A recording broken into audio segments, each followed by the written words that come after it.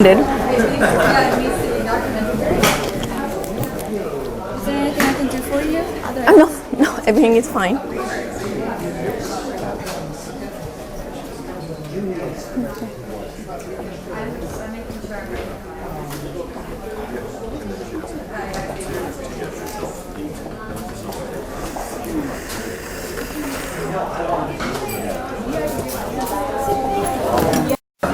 Quick announcements before we get to our plenary for today.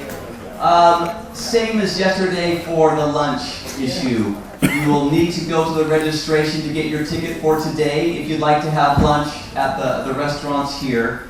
I know it might be confusing why do you have to go there every day, but it just helps us know how many people are actually going to show up there so the restaurants can be prepared. That's why we just didn't load you with all the tickets yesterday. So if you are going to have the lunch there today, after the plenary, sometime before noon, just get up there and get your tickets. And it's the same setup as yesterday. Also, there is a presentation that we were not able to do yesterday. We're going to move it to today.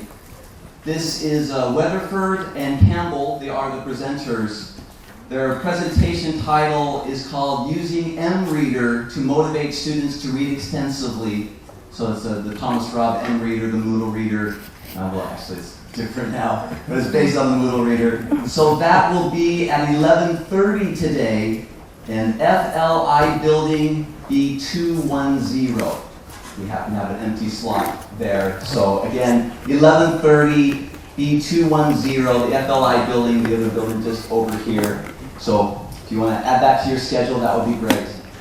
And before we get to our plenary speaker, Mark Riley from JALT has some good words to say for us. Go ahead and give him a round of applause. Thank you. I know you want to take over on me. We have a journal. There's some great presentations here. You have some great papers. Please write for our journal. We have a peer-reviewed journal. There's a great paper in it by a guy called Paul Nation. Was that? Paul Nation. Got some great words in it. Lots of words.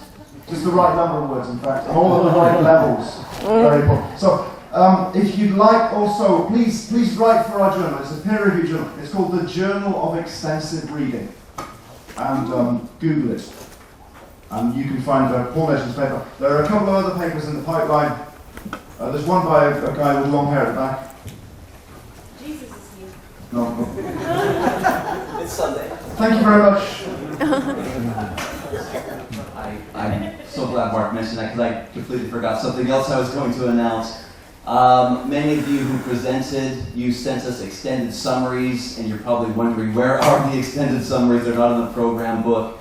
We are going to update our PDF on our website, and that will have the complete extended summaries and everything else. If you're interested in extending your extended summary to a journal article, you could print it with us and then develop it further, send it on to Mark and their journal. I think we could work that out as well. Okay, enough of me. This time, our Dr. Dunn is now going to introduce our plenary speaker. Good morning. Yeah, how is Korea staying? Is it good? How about the lunch? Yeah. Not bad? Yeah. I'm Youngju Jeon. I'm a professor in Mogon University in Daejeon. Yeah, it is 1 hour distance from Seoul. Anyway, I'm so glad I can introduce to Professor Keiko Koda. I'm so nervous because Keiko Koda is so great scholar in our field, so it's very honorable for me to introduce her. She is professor of Carnegie Mellon University, USA. Her major is second language acquisition and Japanese in the Department of Modern Languages at Carnegie Mellon University. Yeah, and especially recently she published this book. The title is Insights into Second Language Reading: A Cross-Linguistic Approach.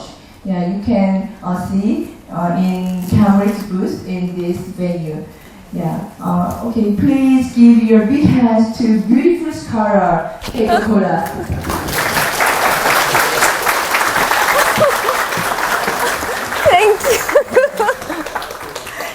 thank you so much.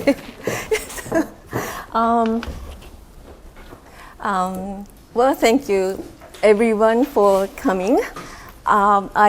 First I would like to thank the extensive.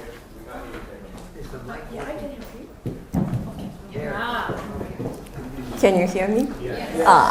Sorry about that. Well, thank you for coming this morning. I would like to thank the Extensive Reading Foundation and the Korean English Extensive Reading Association for putting together such a wonderful conference. It is really truly amazing to see all these wonderful programs and exciting research projects sort of popping up at the same time in many different places. It's really, really truly amazing to me. Great experience.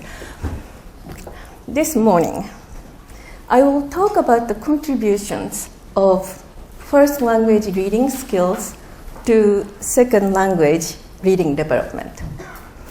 In specific, I'd like to emphasize the importance of print input in learning to read and the role of meta-linguistic awareness as a foundational competence that enables children to... Is it me?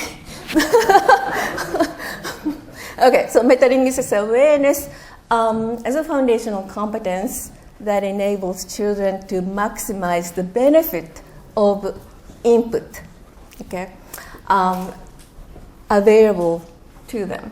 My goal this morning here is to provide some research-based insight that is directly related to two of the many benefits of extensive reading. One is decoding development, decoding fluency development, and vocabulary learning through reading. Okay, so I will begin with a few basic things about reading development in first language monolingual children and talk about meta-linguistic awareness as a foundational competence. I will then describe how meta-linguistic awareness and other reading skills are shared across languages based on a recently completed project involving 4 very different cases of biliteracy development. According to the universal grammar of reading, reading is embedded between 2 major systems. One is children's spoken language, and the other is its writing system. You see very simple looking equation on the screen, but this simple looking equation determines the initial task in learning to read in all languages. Okay? That is making links between... This microphone scares me. Maybe try use the radio mic. I think there's maybe one behind you. The relax mic with the... Okay. The switch is on the bottom. There'll be a red light when it's on. Can you hear me? Yeah. Okay. Thank you. Okay. Universal requirements being to make links between the 2 systems. Okay, that's the first thing children have to do. So, learning to read is essentially learning to map spoken language elements onto the graphic symbols that encode those elements. Okay. Many people seem to think that learning to read begins when letters and symbols are introduced in school. Models of reading development underscore the importance of so-called pre-reading stage, when children read the print in their environment in everyday life. It's called environmental print reading. Okay? Here is an example of environmental print reading in North America, and maybe here too. We often see children at around age 3, 4 point to the golden arch and read the whole thing holistically without translating individual letters to their sounds. This is a very clever experiment done a long time ago, but it's really clever. I am introducing this study because it looked at the transition from environmental print reading to word reading. The study was conducted with 102 children between ages 3 and 5.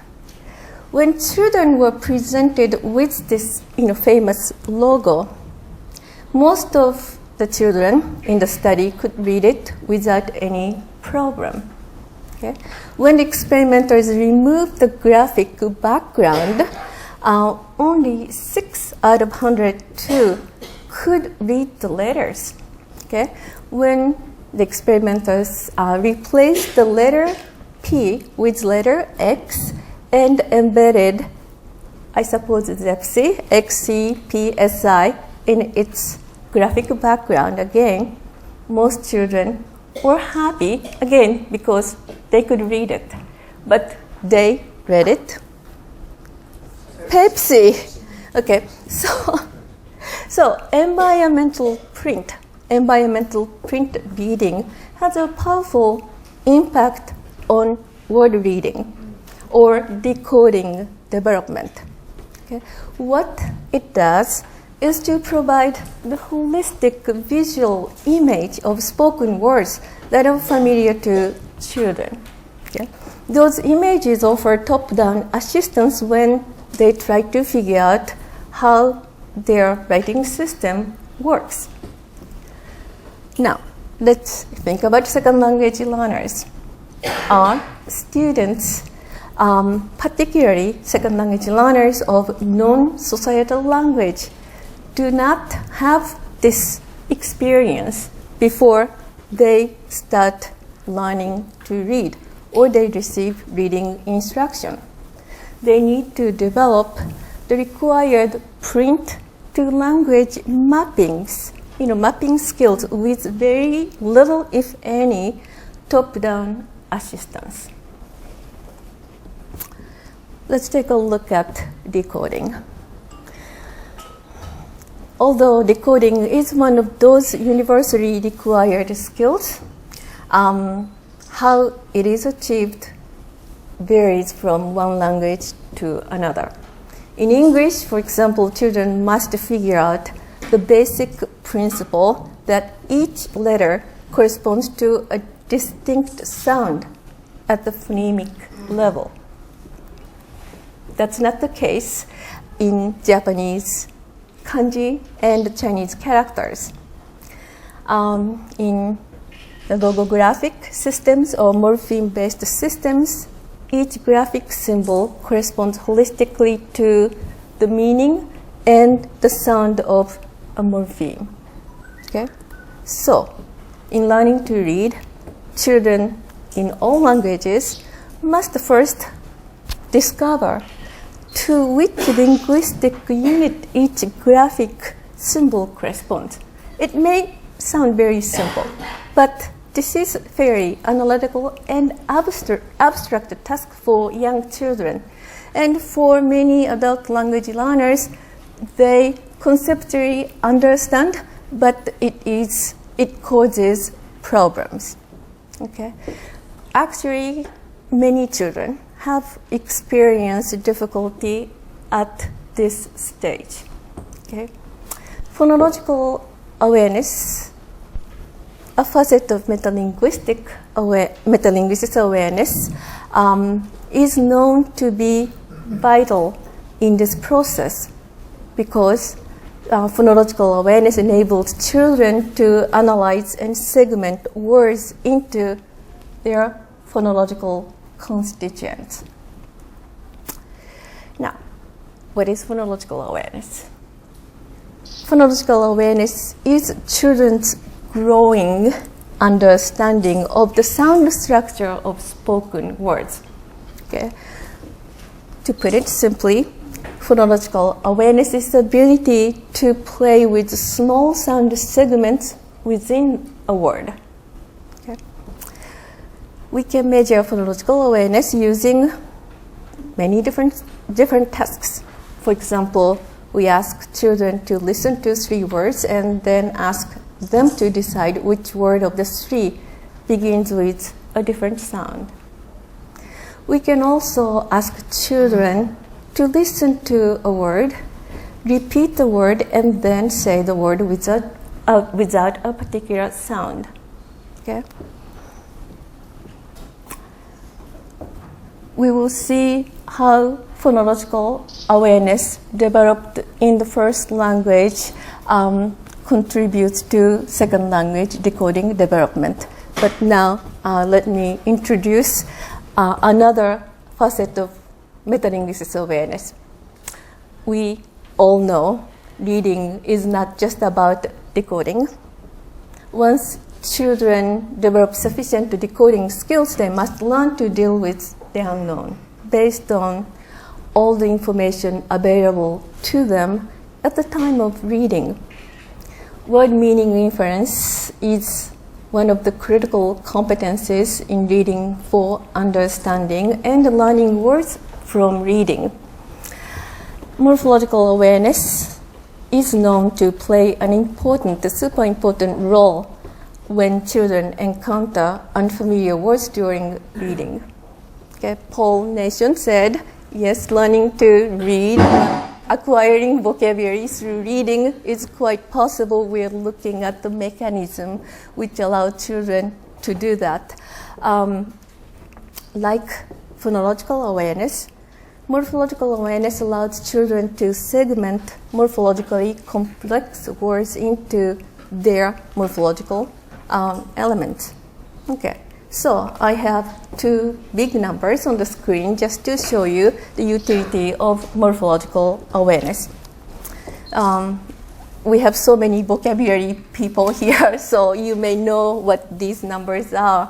The first big number, 88,500. Can you guess what this number represents? Okay. The first number is an estimate of the number of distinct word families children in U.S. schools encounter in printed school materials for 6 years between grade 3 and grade 9. According to this estimate, an average student in 5th grade would encounter almost 10,000 different words a year that he or she did not know before. A lot of input again. And children learn many of those words. Okay? So, the important thing here is that more than half the words children encounter beyond 4th grade are morphologically complex words consisting of familiar morphological elements. So, you can see the ability to segment morphologically complex words like, am I doing something wrong?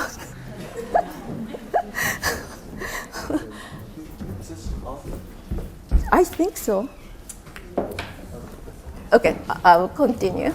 Well, anyway, the ability to segment morphologically complex words like unladylike into unladylike is a powerful tool for learning new words or unknown elements during reading comprehension. Okay, so these are some examples of tasks that are designed to measure morphological awareness. In the first example, children need to distinguish word pairs sharing morphological components from those sharing just graphic elements. The second task is designed. Excuse me, can we change the microphone? Okay. The second task is designed to estimate children's understanding of the structure of compound words. children are asked to choose between plain paper and paper plane as a name for the paper for making planes.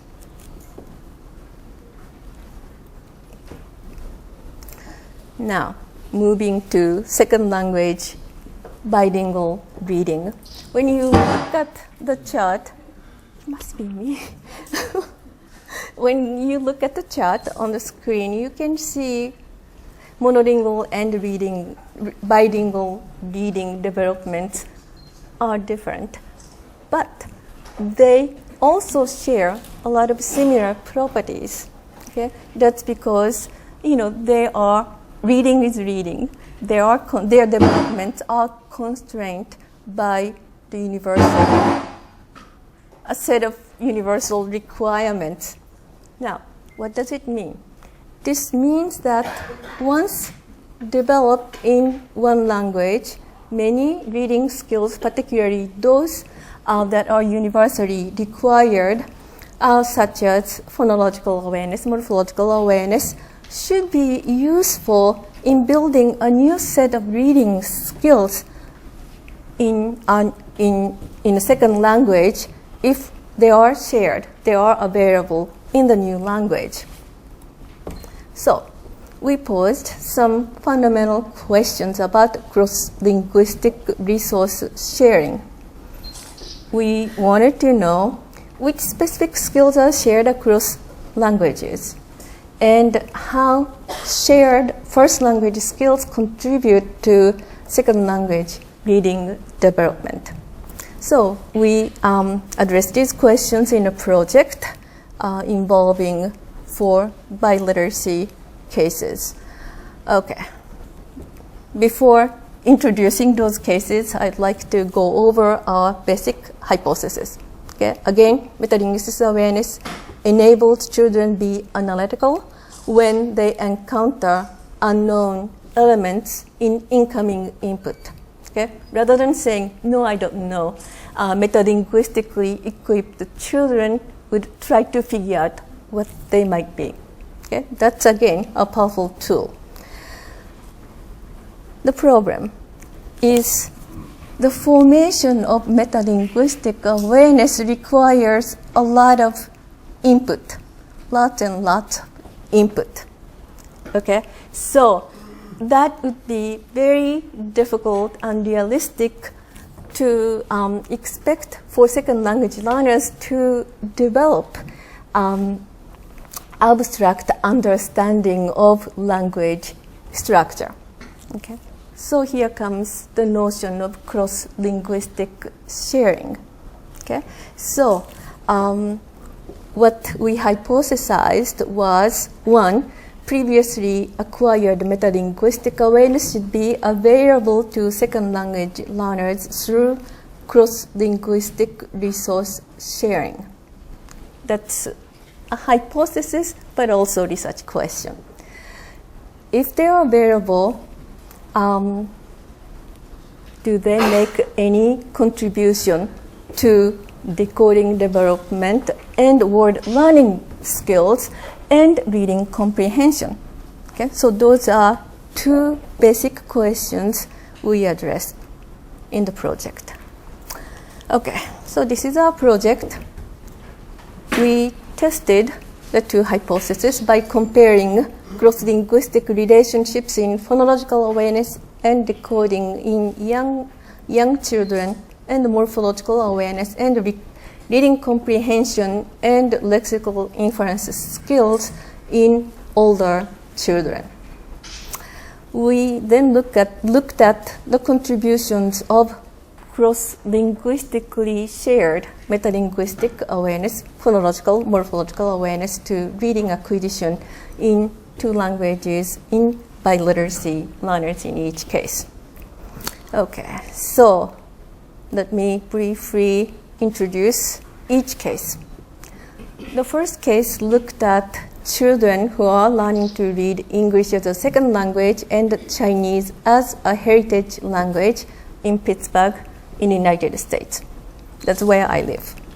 So we have lots of data from this group. Typically, CHL children grow up speaking Chinese at home, attending local elementary schools during the week, and go to a weekend Chinese school. At the weekend school, children spend 2 hours on Chinese language, 1 hour on math, and 1 hour on cultural activities. So, their Chinese literacy builds on well-developed spoken language, but their input, print input, is extremely limited once a week, just classroom type of input. So we want to know how first language metering awareness help those children develop decoding skills and word learning skills and so on.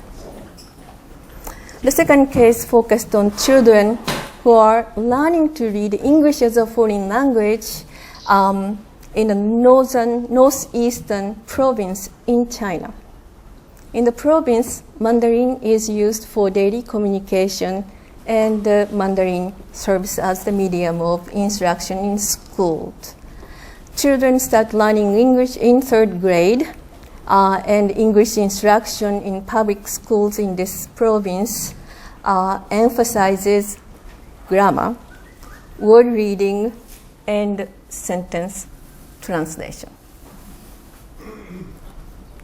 The third case is very different, very interesting case. It involves multilingual children in a very poor community in India. Children in this group grow up speaking 2 or 3 languages at home and in the community. At the time of data collection, the focal group of children attended an NGO school where they learned literacy in Kannada, the most commonly shared language in the community. Typically, Kannada is children's second or later oral language and their first written language. Okay? They started learning English in the 2nd year of schooling. English is their 3rd or later oral language and a 2nd written language. So it's just really complicated. So when we are talking about children's home literacy environment, print input, and so on, we typically look at how many books in the bookcases and with what kind of print-related materials displayed on the wall. Here we are talking about the children living in homes without walls. So that is a kind of print environment we are talking about here. Again, it is very, very interesting how children's oral language-based metalinguistics awareness plays a role in their literacy and biliteracy development. The final case looked at the children from Brazilian immigrant families in Japan. Unlike Chinese-speaking families in Pittsburgh, Brazilian immigrant families live in a self-contained community and use Portuguese almost exclusively for daily communication. Children grow up speaking Portuguese at home and learn to speak and read Japanese at about the same time in 1st grade. At the time of data collection, children received 15 to 20 minutes literacy instruction in Portuguese in after-school program. This table summarizes the languages involved in each case. Children's home language is not always the language of instruction, and additional literacy does not always occur in a 2nd language. So, just for the sake of simplicity and description, I use the term L1 to refer to primary literacy and L2 to additional literacy. We compared phonological awareness and decoding skills across 3 cases, including the Chinese-English biliteracy case in Pittsburgh, the Japanese-Portuguese case in Japan, and the Kannada-English case in India. So, our PA databases involve 5 languages and 7 writing systems. These are Yeah, I think okay. Okay, these are wow. Yeah, how about just wire the microphone? Yeah, we are very sorry because there are so many videotape recording equipment. So, yeah. How about using tape microphone?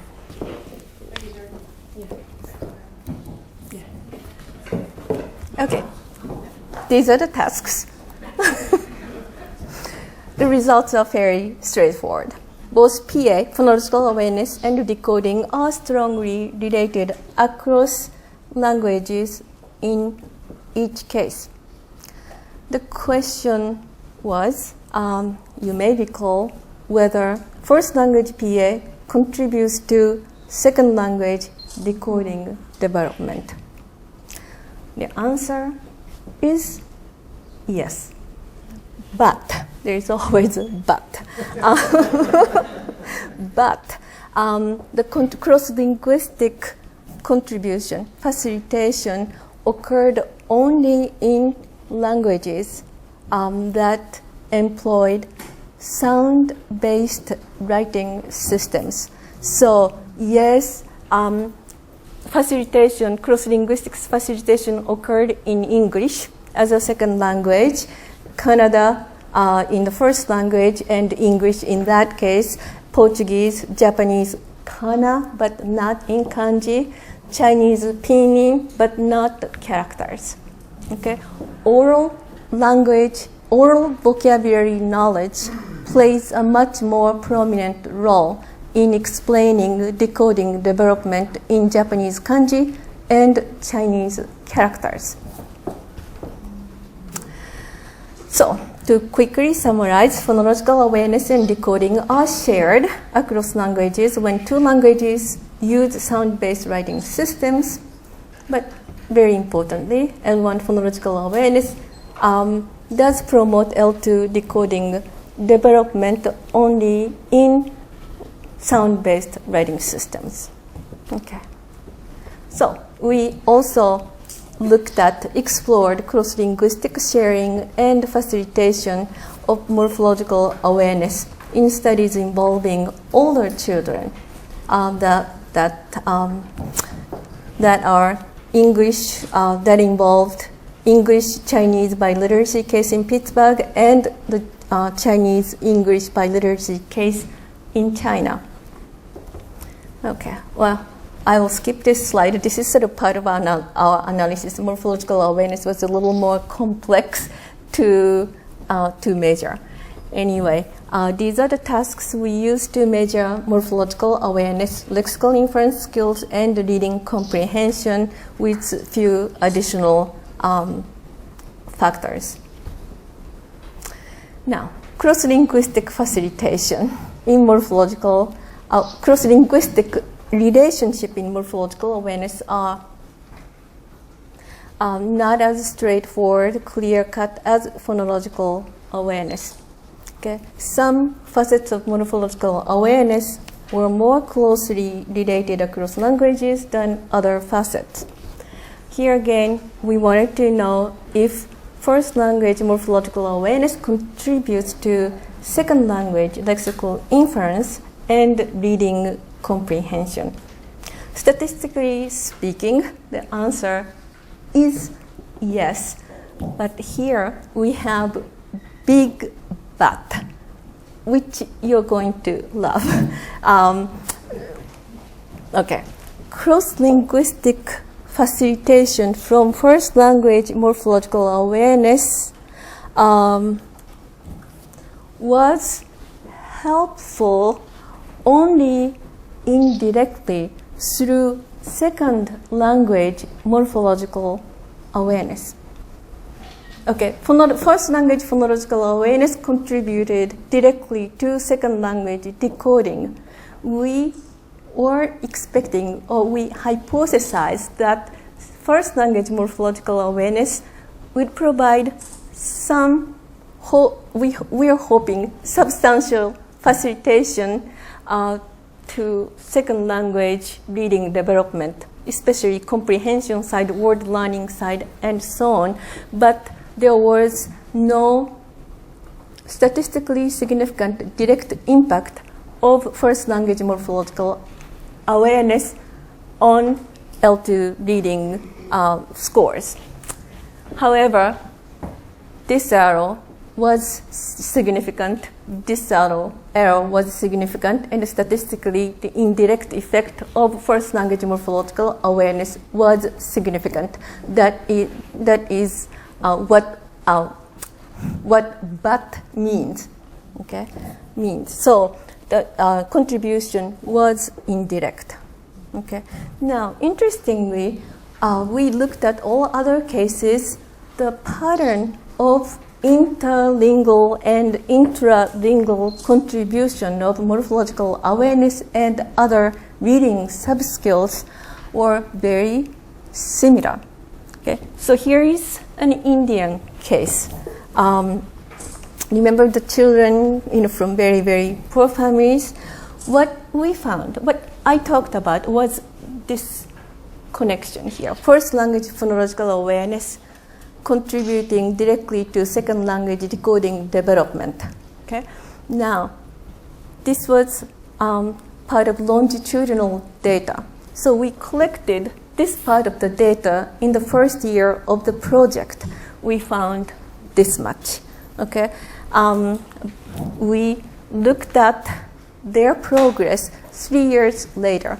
We measured their reading comprehension. We did not do morphological awareness in this study. What happened was first language decoding contributed to second language decoding, and second language decoding contributed to second language reading comprehension, but we did not find any direct contribution from first language decoding to second language reading. Okay. So, by comparing the 4 cases of biliteracy development, we have learned a few things. Okay. First, cross-linguistic sharing does occur. That's great news. Okay. But the way cross-linguistic sharing occurs is very local. It occurs only between the same subskills, a pair of subskills. So decoding to decoding, phonological awareness to phonological awareness, comprehension skills, and so on. Okay, so that's one issue we found, except for phonological awareness. Okay, all subskills from the first language contributed to second language reading development indirectly, only indirectly through their second language counterparts. What does it mean? What does it mean? First language reading subskills, particularly metalinguistics awareness, provides facilitation. Okay? They are available to second language learners, but these valuable resources are sitting there doing nothing unless you use them. Okay, that's basically what our data suggests. Okay, so yes, cross-linguistic transfer occurs. That's great. That supports all these other study findings which have been conducted before us. Great, but what we learned was this very interesting inter kind of facilitation patterns. Okay, so what we do, we suggest is to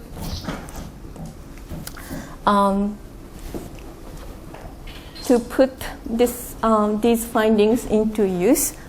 But cross-linguistic resource sharing, well, what we found from cross-linguistic resource sharing is that some skills need explicit instruction. They're there, but children or even adult learners may not be aware. So you don't have to provide extensive instruction, explanation. That sort of things are not, very useful. But just a reminder that seems very useful. And shared skills must be used in the second language. Okay, they just cannot be put automatically. They have to be linguistically conditioned. Okay. And of course, these are the things you practice in your classroom, so I do not have to really emphasize. But again, our research and the previous research has consistently suggests that print input is very important. We cannot change social print environment. We cannot control what's available to children outside of our classrooms, but we can maximize print input to the extent possible in classrooms and in our instructional environment. That seems extremely important. And this, I know this is not the case in this group, but in many foreign language programs, at least in the United States, tend to wait the literacy instruction until students develop some level of oral proficiency, vocabulary knowledge, and grammar, and so forth. But holistic visual image really does a lot of good. So do not delay print exposure. Start exposing children to print right away. Okay. Metalinguistics awareness serves as a tool for learning through reading. So just to promote analytical and constructive approaches to word reading and word learning during reading. It seems like students already, metalinguistics awareness is there, transferred from their first language.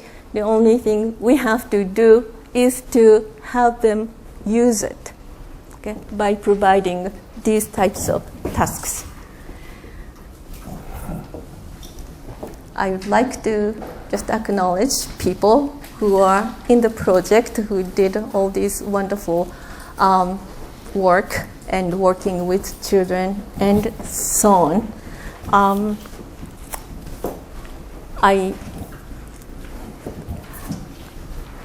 I do not have more time, right? Yes. So I got X mark. So I will stop here. Thank you very much for being here and staying with me. If you have questions, do I have time for questions? No. Well, thank you very much.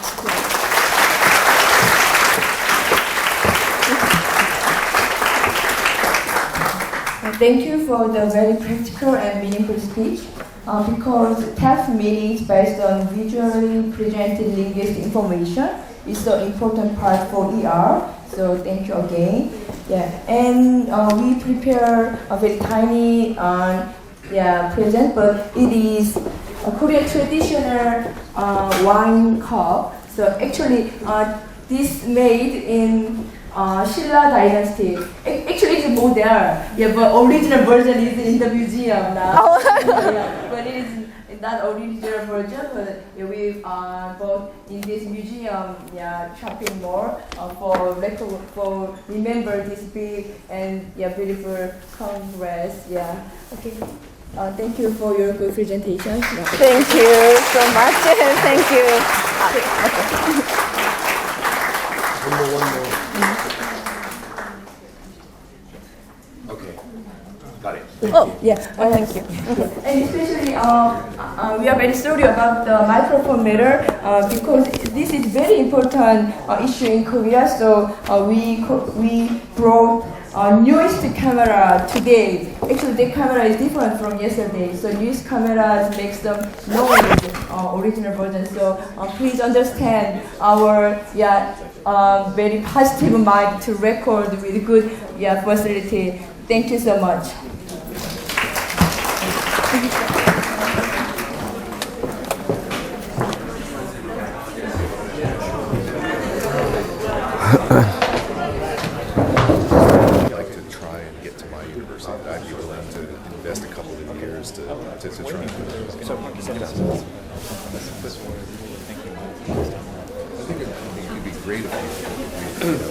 Okay, good morning, everyone.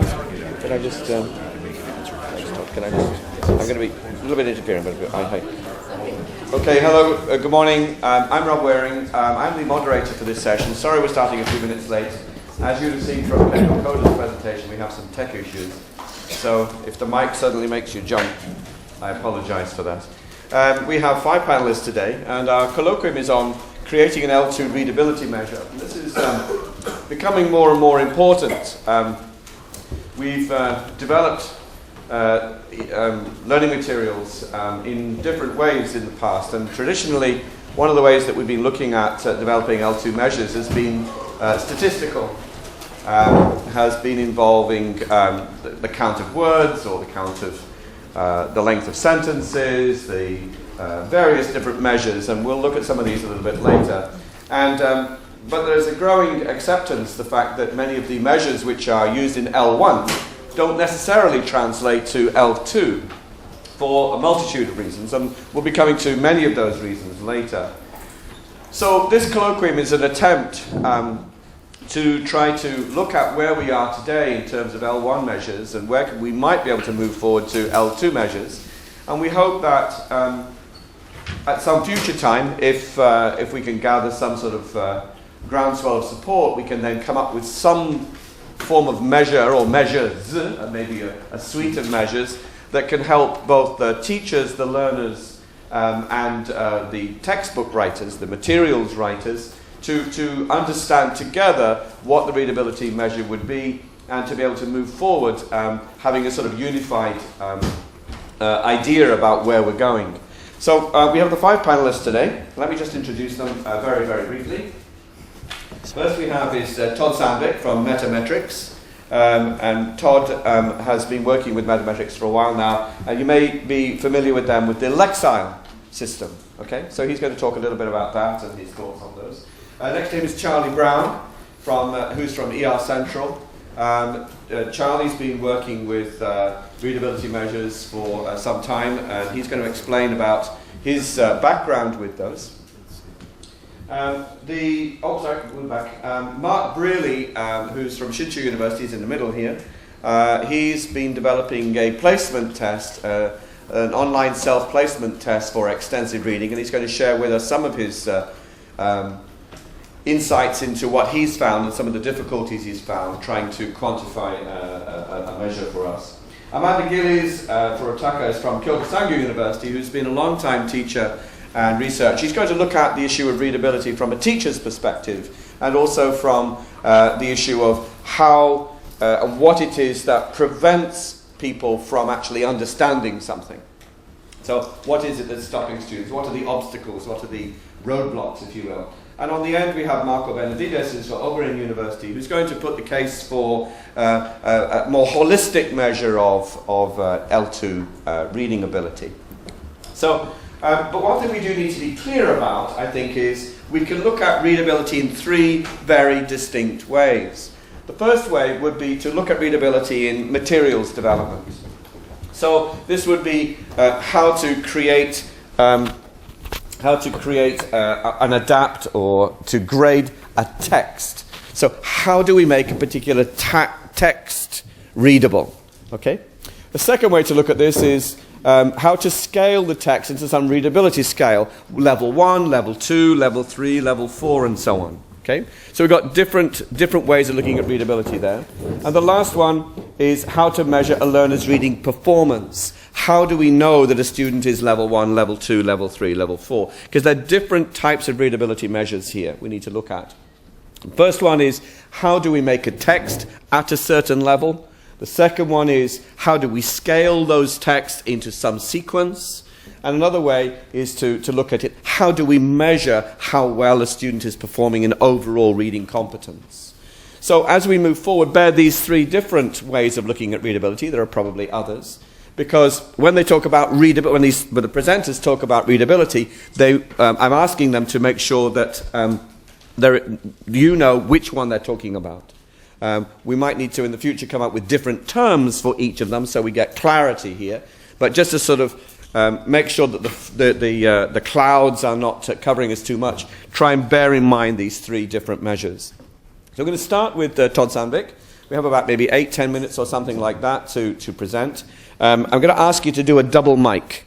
You have to do this one, yes, if you wouldn't mind, the main mic, and this one is for the camera. So if you wouldn't mind just wearing that one, you go. So let's first have a listen to Todd. Sure. Thank you, Rob. So my name is Todd, and I work for Metametrics, which is the company that developed the Lexile measure.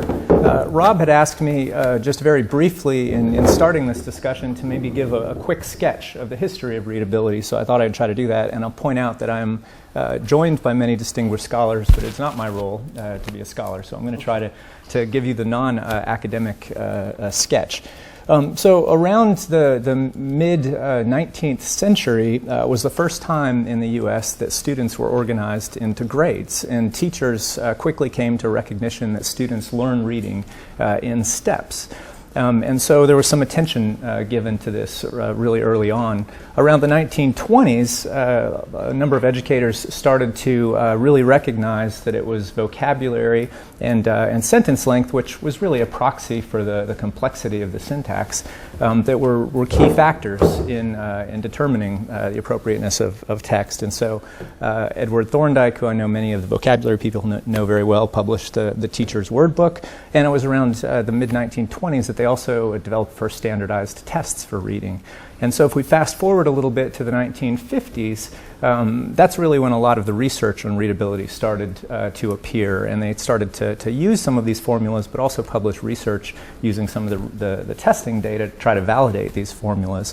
It was also around this time that people started to recognize that the things that we're talking about in conventional readability are really the things that are easy to quantify, but other things like motivation, background knowledge, I know some of the things we're going to talk about here today, were really essential in how a student interacted with a text and ultimately contributed to comprehension. So if we go ahead a few more years, by the 1980s there were over 200 readability formulas, and well over 1,000 studies that were all trying to validate these different formulas and speak of them. And so you all, I'm sure, are familiar with many of them: Flesch-Kincaid, the Frye readability graph, DRP, Spache. There are many of these readability formulas. And it's maybe worth noting, too, that at least in the United States, there was also some recognition in the 80s or 90s that these things they were held up in court. So in other words, the readability formulas were actually used in court to examine different kinds of things like predatory lending and health consent. And so they recognized that there was something to this that was real.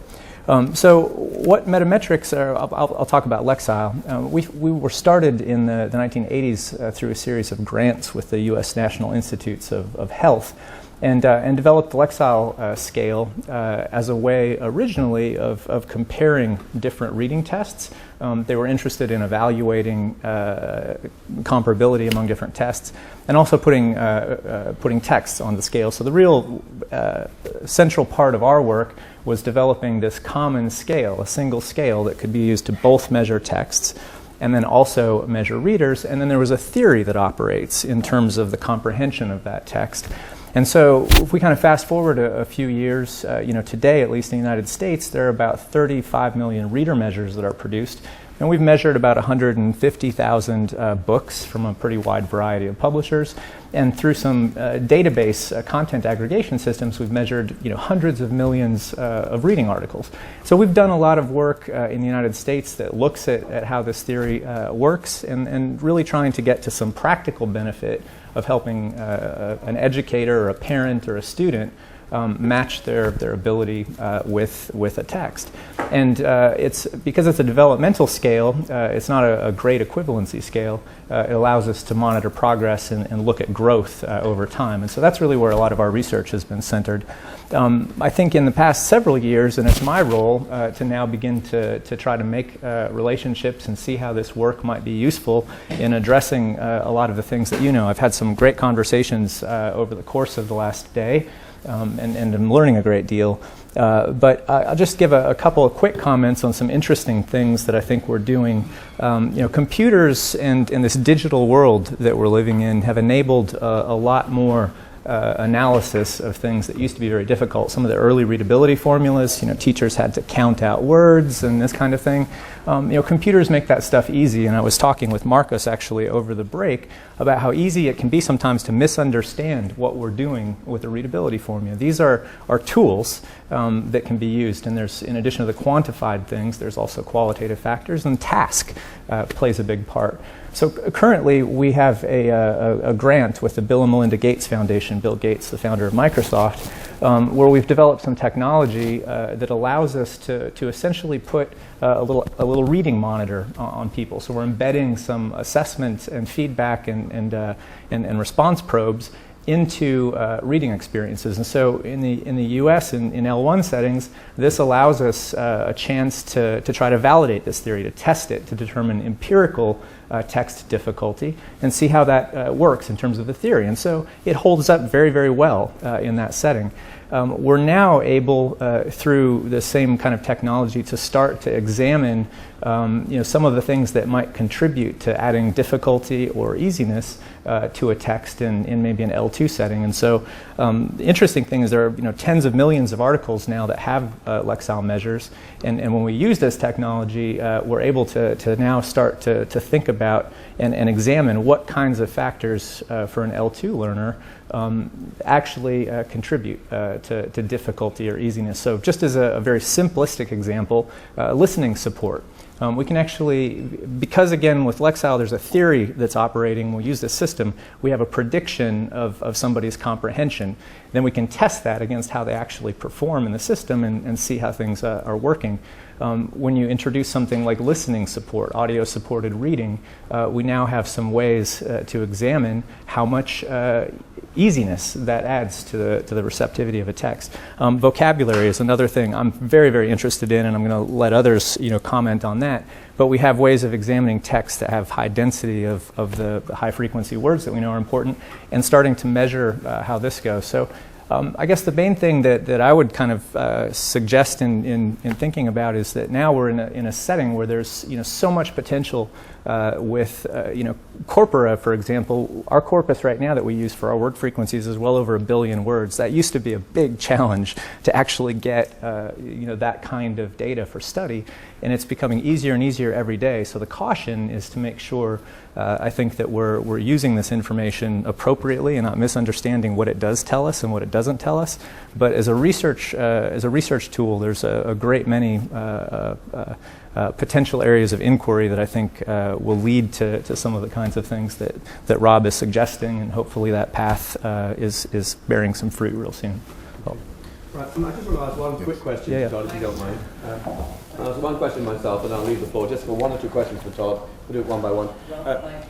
Mike, yeah, okay, just to say, I'm going to ask one question myself to Todd. You said that you're starting to look at L2 now. Yes. Your sort of early work that you're looking at here, compared to the L1 measures, Yes. How is it going? And do you find there's a lot of translation? Do you find there's quite a bit of adjusting likely to happen? What do you think?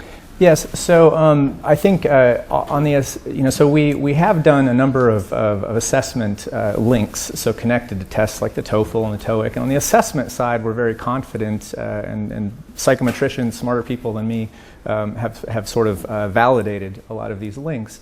And so what we're trying to do now is test the match. So when a Lexile measure is used to match a reader in text, there's a predicted comprehension, a forecast of comprehension. And as we've been talking about, and I'm sure we'll hear more, there's a lot of other factors that contribute to somebody's comprehension of text. And so what we're interested in is starting to examine the kinds of things, like vocabulary is a good example, background knowledge, these other kinds of things that might be exhibited in a text that actually lead to some mismatch. So to date, at least with the technology that I was describing, we're running some pilots in places like the Philippines and Hong Kong and Japan and here in Korea. And what we're finding is that there is a very strong correlation. The text reader theory, the Lexile side, is holding up very, very well, and we think it's still beneficial. But what we're that's at an aggregate level. You can take a lot of data and roll it all up, and it tells a good story. So we're trying to examine much more closely, the text measures in particular, because this is something that can be adjusted. If an adjustment is required, or if there are other factors that we can bring to the text match. Those are the kinds of things that we're trying to find out. So does anybody have just maybe 1-2 questions directly for Todd? Yes. Todd to Todd. Mm-hmm. Sorry. Todd. I'm just curious. So, like you hear now, so you hear today, it's like attention, right? When you do these tests, is anybody doing?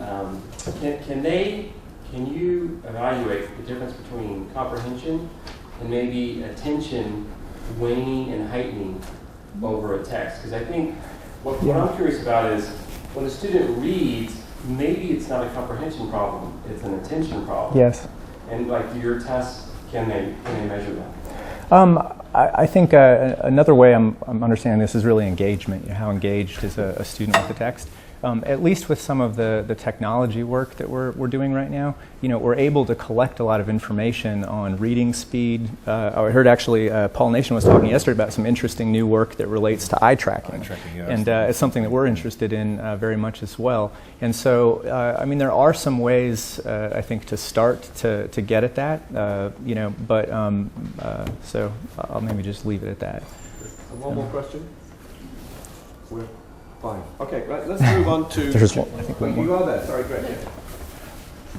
Yeah.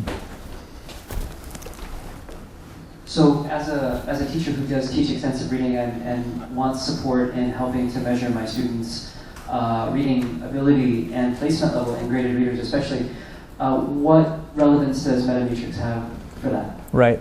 So, a large part of what we do, I mentioned measuring all of these texts and trying to make those text measures available. One of the other things that we do is work with test publishers. We don't make a test of our own. What we try to do is connect to other assessments that are in the market or that are being used and provide this information as supplemental information. So there are a number of companies here in Korea that we've been working with. ETS, we've linked things like the TOEFL and the TOEIC and their TOEFL Junior test, which is coming along.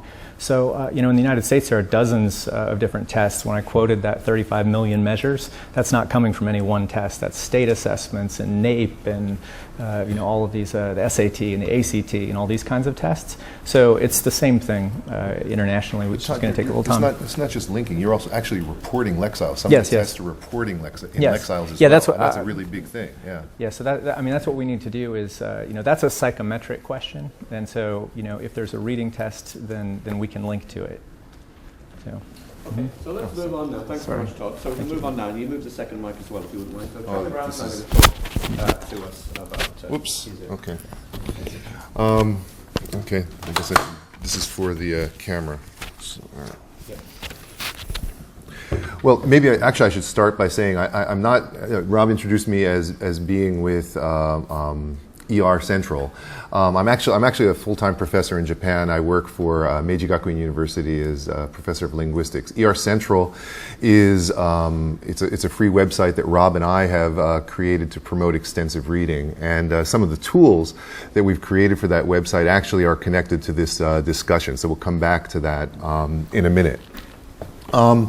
In terms of Rob's sort of three areas that he talked about, three ways to look at readability. I think my perspective is really thinking about readability from the point of view of both wanting to have a good way to grade second language learning reading materials. Especially this is an extensive reading congress, and I think everybody here, we're all involved in looking at and trying to use graded reading materials. So I'm very interested in trying to figure out ways to rate the difficulty of materials for second language learners.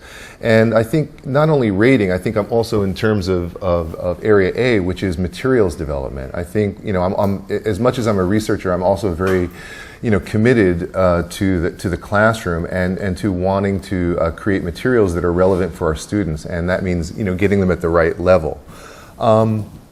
I think my first real awareness of readability formula and some of the problems was back in the early 90s when I was a master's student. I think I was doing a course, actually it was with Paul Nation, and I did a paper for him, and I was looking at the effectiveness of the Flesch-Kincaid, which is almost ubiquitous in terms of it's everywhere you look you see the Flesch-Kincaid, and it seemed at least at that point in my career, it seemed like that was the yardstick. And that's how we measured. Oh, this is grade 9 text. This is a grade 10 text. It's a nice, easily interpretable number.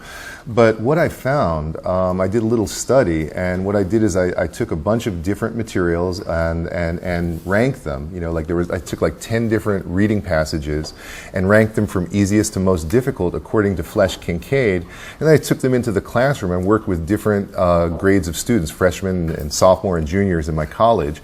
And what I found is that in almost every case, the rating that the Flesch-Kincaid gave was very, very different. The rank order that Flesch-Kincaid said this was the easiest and this was the hardest, there were huge differences in what the students were telling me. The students were ranking them very, very differently. I put them in groups and had them read and have them rank from easiest to most difficult. And I could see that there was something that the Flesch-Kincaid was not tapping into. And when you look at the formula, if you look at the Flesch-Kincaid formula, basically what it's looking at is basically just two factors, and that is sentence length and syllable length. And I think the theory behind the Flesch-Kincaid is that sentences that are longer, have more words in it, are more difficult than sentences that are shorter, and that words with more syllables are harder than words with fewer syllables. I mean, I think that's a good general assumption to make, but what happens is when you actually take that and analyze text and put it in front of EFL learners, there was just something that wasn't working right. And this is just as I was really getting involved with looking at the importance of high-frequency vocabulary, of learning high-frequency vocabulary, and how important that was in terms of being able to read and deal with unsimplified texts. And it turns out that this is true also for simplified texts.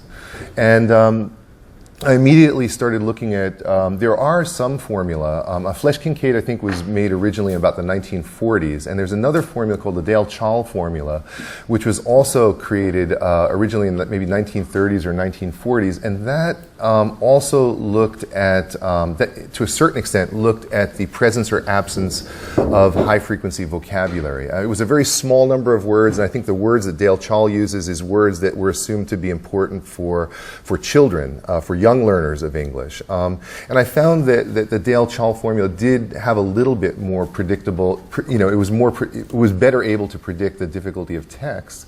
But around that time, I started playing with Paul Nation's range program and what I think many of you know, the vocab profile version of it, which is the tool that Tom Cobb created on his Lex Tutor site. And I was really impressed with how much better that was able to predict the difficulty of the text for my students. And the vocab profile tool is basically looking at, it's analyzing text in terms of presence or absence of the high frequency words on the general service list by Michael West and the academic word list by Avril Coxhead. And I really thought that this was a good step in the right direction. And so I started to, really, do more with looking at frequency in terms of, in terms of rating the difficulty of text. I thought that, especially for EFL situation, it seemed to have more explanatory power. But one of the problems with the vocab profile tool, and I think this leads to part of the area that Rob and I started working together in, is that as good as the vocab profile tool is, it was, number one, I felt it wasn't granular enough, because in the classic version of vocab profile, you're just looking at the first 1,000 of the GSL, second 1,000 of GSL, and then AWL. So there's only like basically 3 levels, and then it's out of list. And this was just not, especially for graded materials. We're looking at, for learners who are just starting to learn English, there is a big difference between something with 400 head words and something with 600 head words and 1,000 head words. So just going up in a couple of 100-word blocks makes a big difference in terms of comprehensibility. And so I felt that it, even the newer version of vocab profile, which uses 20 levels for the BNC, those are 1,000-word blocks. And down at the bottom end, where you're looking at the first 1,000, second 1,000, third 1,000, by 3,000 head words, you're already at 90% coverage. And so that's 3 levels for 3,000 words was not enough. And so I think when we look at extensive reading and we look at running extensive reading libraries in our schools, we're working with books from many different publishers, and I think immediately what I saw there, another problem I saw there, is that the publishers were using different lists of vocabulary, different lists of head words, and they were using different scales. And this made it very difficult. I think this, for me, trying to run an extensive reading program, trying to figure out which books, correlated, which Longman books correlated with which Cambridge books, it was really difficult. We needed a different kind of a yardstick. And when I became aware of the ERF scale, the Extensive Reading Foundation scale, which has 16 levels, going up from, what's it? 18? 20. No, I'm getting to that. It's not, it was not, no. It's a story. Okay. But yeah, we didn't get to the end of the story yet. So the ERF scale, as of a few months ago, there were 16 levels that went from 0 to 4,500 head words, which is really, that's a lot of levels for only, 4,500 head words. And that was I thought that was a really good in terms of running in terms of running extensive reading programs, because it put all of the different books on the same scale. But there wasn't really an online tool that used that scale, and that's really what Rob and I started to do when we tried to create this tool called the OGTE, which is the Online Graded Text Editor.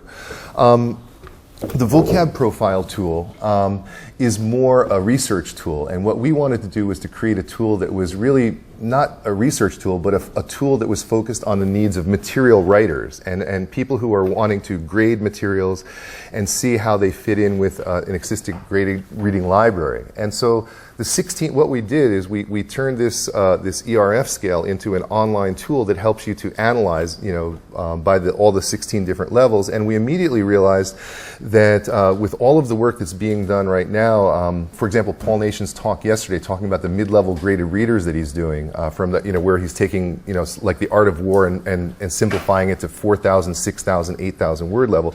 That's well above the 4,500 head words, and we realized we needed to expand that, and that's where we moved it from 16 levels to 20 levels. So we're basically right now using a tool that will analyze and help you to write and edit text from up to about 18,000 words, which is kind of very high intermediate, upper and maybe lower native speaker level.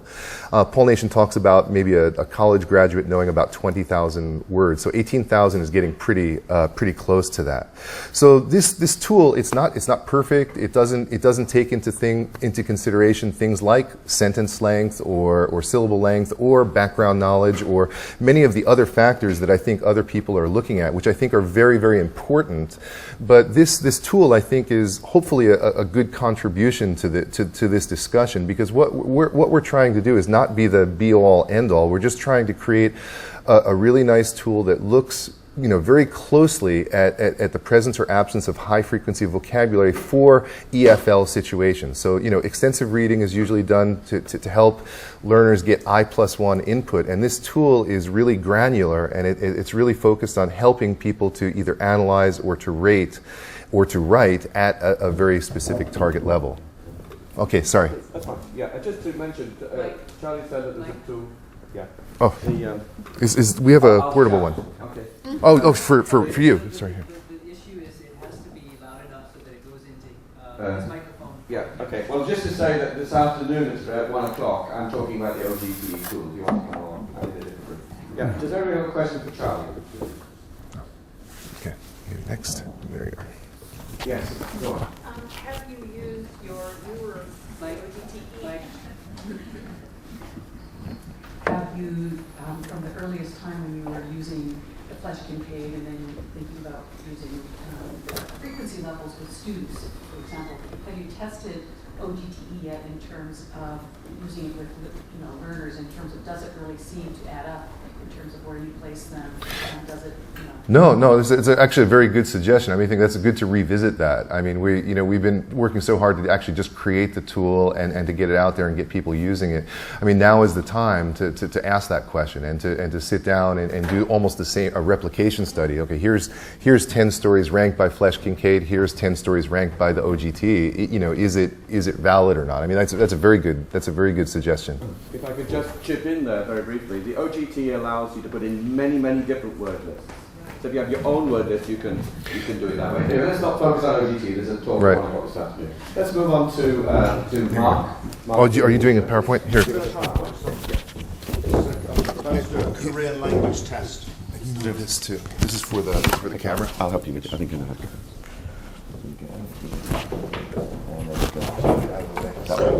Rob's much better at Korean reading than I am, I think. Oh, hang on. This is the one? Is that the one? I needs to open. I need to find. Oh, okay. So when you that one, yeah. Is that the save, isn't it? I recognise the icon for the file. This is not the one. No, it's not. This is. Oh yeah, there's one. That's the one. Yes. This is the one. No. Oh yes, this one. Hang on. No, That's mine. That's yours. Ah, here we go. Let's turn them right off. Where are you, man? It's on the. It's not on the desktop. It's on the. You didn't open it up? No. Did you open it up already in here? It should be there. Yeah. Well, that's this one. Right? But it's not there. So. Can you go back to? Can you open the? Try and find it again. The next one. The file. Yeah. That's save, isn't it? That's saved, right? Okay. Hey. Okay. Start talking and I'll try and find it.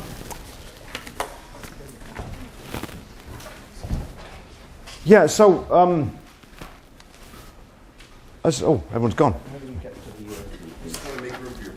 Oh, thank you. It's for the USB. Yeah, yes. And it's an ERFPT interface up. No, up. Yeah. And the PowerPoint. Let's look at that environmental yes. print knowledge we're getting from your history. This is the one. That's the one we got. This is the.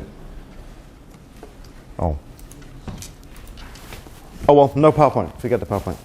Forget the PowerPoint. This one? Is that the one? Yes, this is the one. This is the one. Good, okay, good.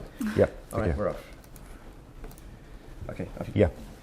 I'm just going to show you. We when I started as a teacher doing extensive reading, one of the things that became apparent very quickly is that it's very dangerous giving difficult books to students. And what at first we thought were very easy books, we found out were in fact still too difficult. So we started off our library with level 1, thinking we have university students, so level 1 they should be at level 1, probably level 2, level 3. But when they started reading, they couldn't read fluently. Some of them could. Many of them could not read fluently at level 1, so we then started to get starters and get lower level books. So reading, I think especially at the beginning when the students start reading at the right level is very, very important. So we need there's a very strong need, like as a teacher, there's a very strong need to find what the students' levels were. And I suppose this was the idea behind the placement test. which, when we started, there was no online placement test for graded reading, for measuring graded reading level. The EPA test, which some of you may know the EPA test. Do you know the EPA? EPA? Yes? Yes? No? Okay, good. Yes. The Edinburgh Project on Extensive Reading. They have a paper test. This is, well, it's now, I think it's probably now impossible to get hold of. It's going to be digital. So the EPR has handed over the baton to the ERF. But this test was on paper, commercial, and difficult to get. The test took about an hour, and the test basically included passages that you read a story, and then there are questions about the story at maybe 2 or 3 intervals within the story. The story says, go and answer the questions. So one problem was that the answers involved writing. So we decided that we don't want writing. If a reading test has writing and the students get the question wrong, we don't know whether it's because they couldn't read or because they couldn't write. So having writing questions is problematic in a reading test. What we've done is, the aim of the test is to rough match the fluent reading ability to read the published graded readers. And we've used which Charlie mentioned, we've used the ERF scale, the 16 levels at the moment. We've used a scale, which I'll go back to in a moment to talk about that. And that's based on the readers that there are. The EPA also has a level system. The EPA test was based on the EPA levels, which were, the ERF levels are more granular, are more finely defined. And there's another reading scale that's out there, is the Yomiyasusa level, developed in Japan for graded readers. And if you look at the books, of course each publisher has their own level system. So what we really need is something, a yardstick, as Charlie said, that will show us when the students go to the library, which book should I read? And so we need that's what we need. And we need and to be what we need really is we need a one dimension, we need a linear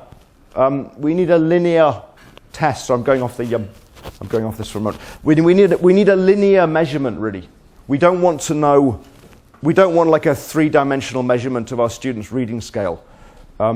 Because where would we, when they get to the library, they have to go onto the 4th floor, walk 3 paces to the left and 2 paces forward, and there are no books on this shelf. Yeah. So we need what we really need to do for the students is, and what this test is, the idea behind, the assumption behind the test is that if you get a series of books, if you get a series of texts, you can line them up from the easiest text to the most difficult text, and you can put them in order. And then you can get your students, and in the same way with your students, you can say, well, this student's better at reading than this student's weaker at reading, so you can line up the students, line up the texts, and get the students. That's the assumption behind the test. And obviously, this assumption is wrong. You can't really do that. You can't say, this student may be much better at reading detective novels. He's really good at reading Sherlock Holmes stories, but not very good with romance, for example. Or someone may be very good with fiction, not very good with non-fiction. So in this test, what we've done with this test is we've chosen, this is only fiction. We don't use non-fiction for this test. It's because there are probably differences between students' ability at reading fiction and non-fiction. Yep. So this uses published graded readers. It's being developed. It's being developed still. It's funded by the ERF and supported by these publishers. Technically, it's adaptive. So I'll show you. I'll show this if it's easy to show this. Then okay. Go to the next one. Next. So this is what the test looks like.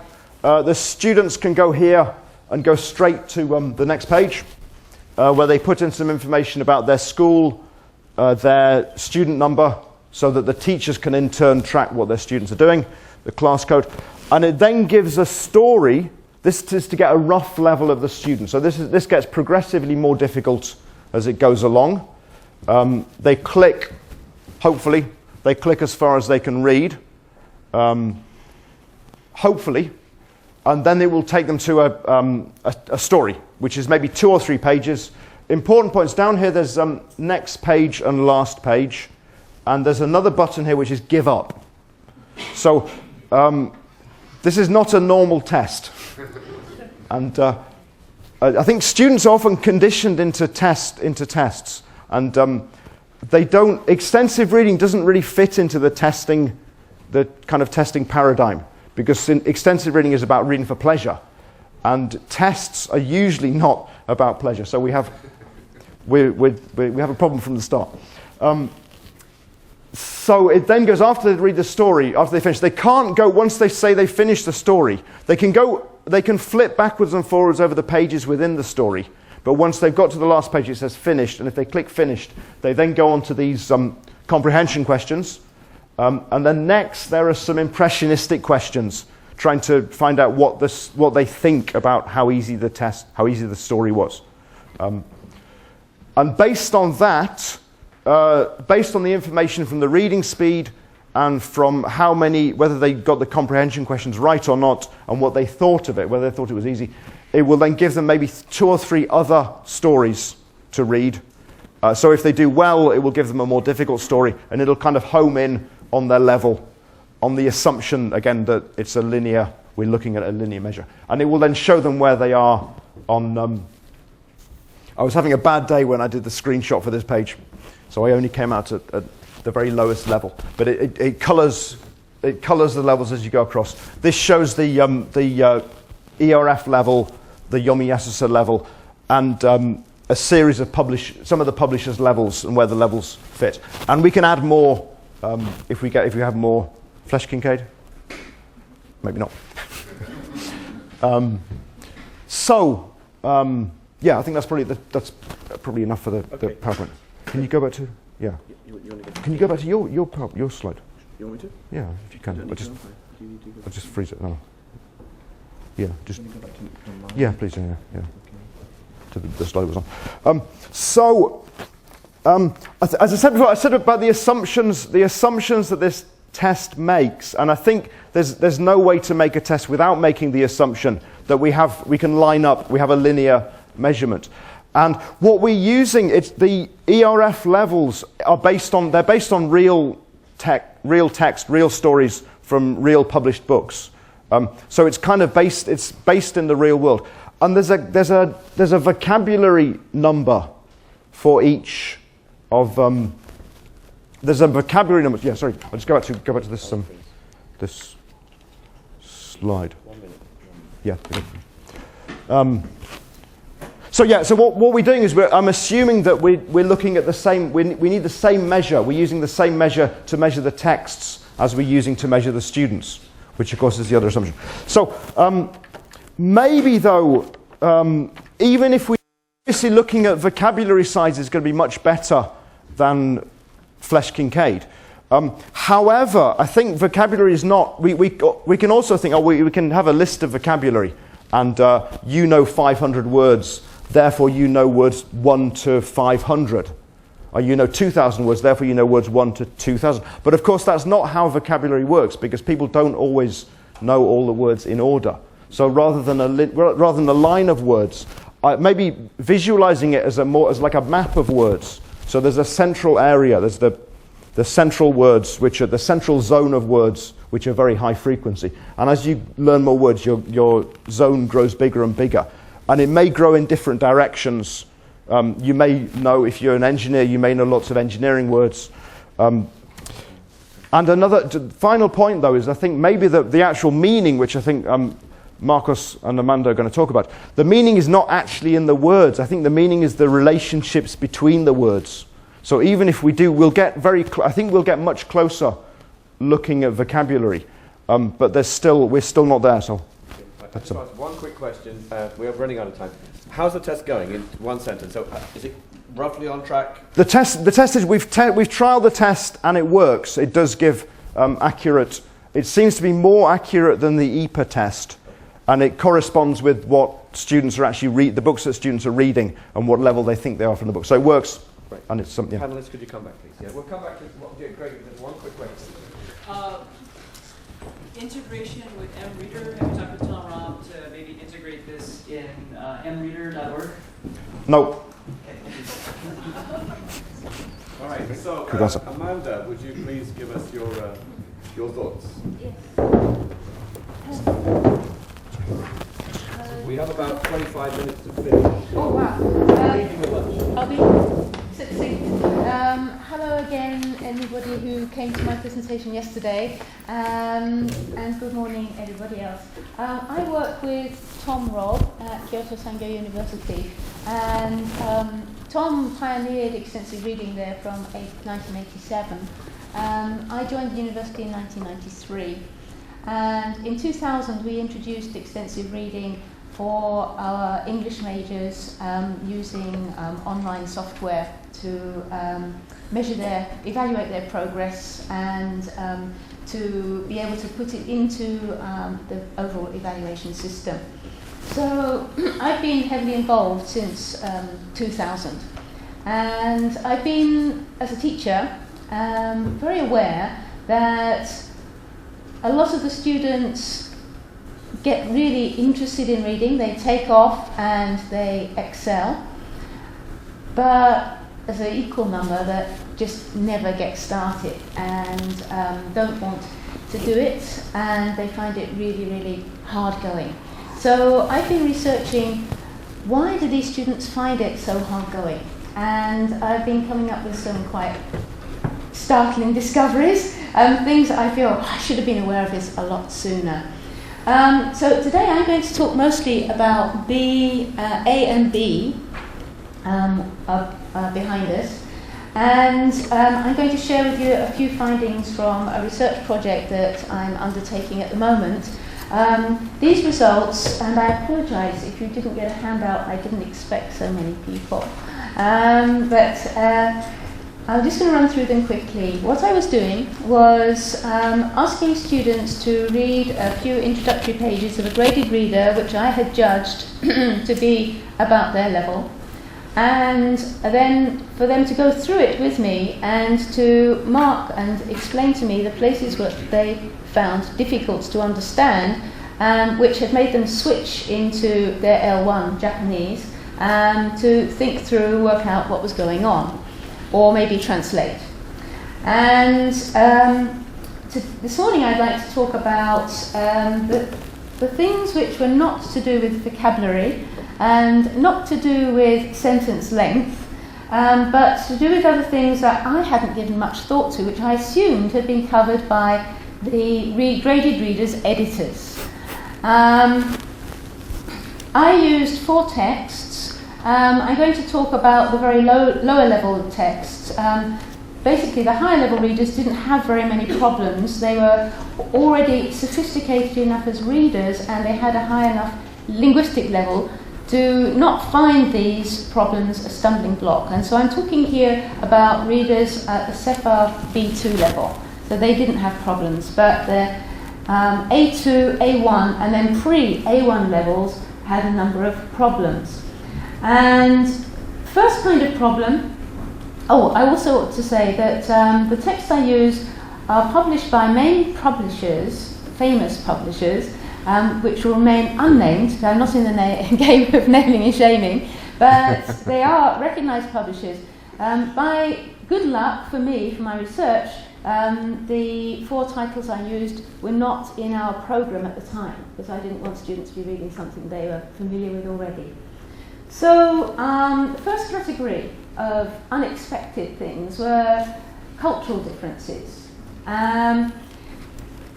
It's very difficult for graded readers, and I sympathise extremely with the writers I'm sitting among, because the audience for graded readers is worldwide, and you can't take into account all cultural differences.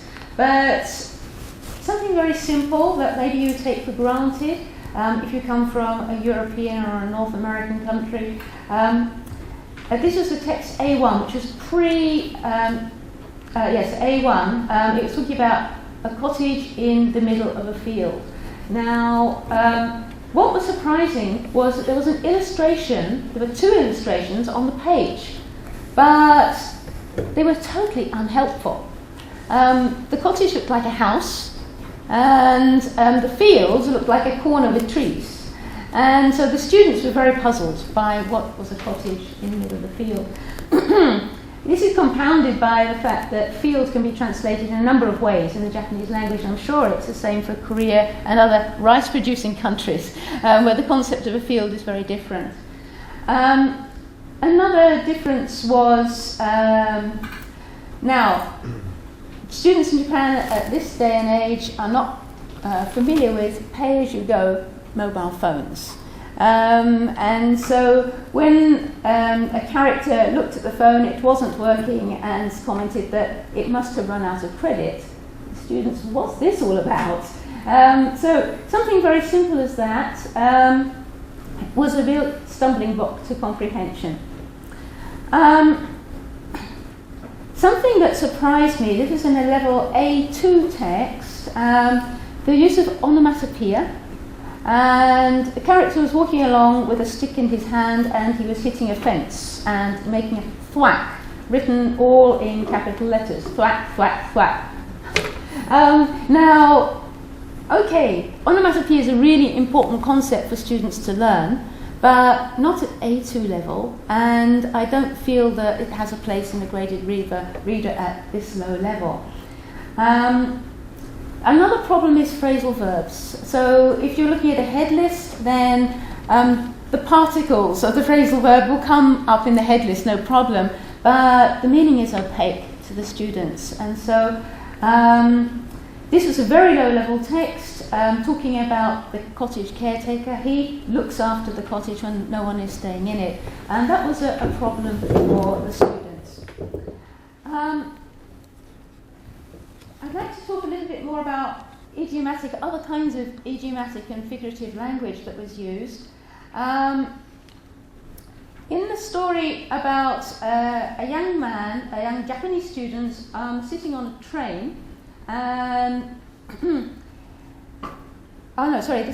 this is idiomatic and figurative expressions. This first story is about 2 young boys. This is the one with the banging the stick, who was a bad boy, and who had they'd stolen the woman's phone that didn't have any credit.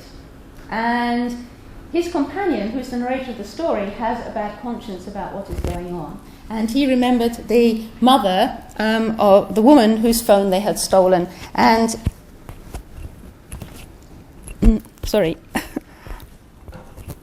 and it said, I couldn't get the woman's face out of my head. Now, this was really difficult for the students to understand. It didn't need to be expressed in that way. Yes, I couldn't forget the woman's face. Yeah, it would be far simpler. And then his companion, when he's remembering the incident that the naughty boy, it was very exciting for him to have stolen the phone, his face came alive as he remembered. Yeah, so again, this was very difficult for the students to grasp what was being said. The next level up book, the B1 level book, which would be like a lower intermediate level story, it starts off with the character sitting in a train. He's a Japanese student traveling in Europe, and the opening scene describes the scenery as it flashes past the window. But the reader is not told that this young boy is sitting in the train looking out of the window. It just says the trees and the bridges rushed past.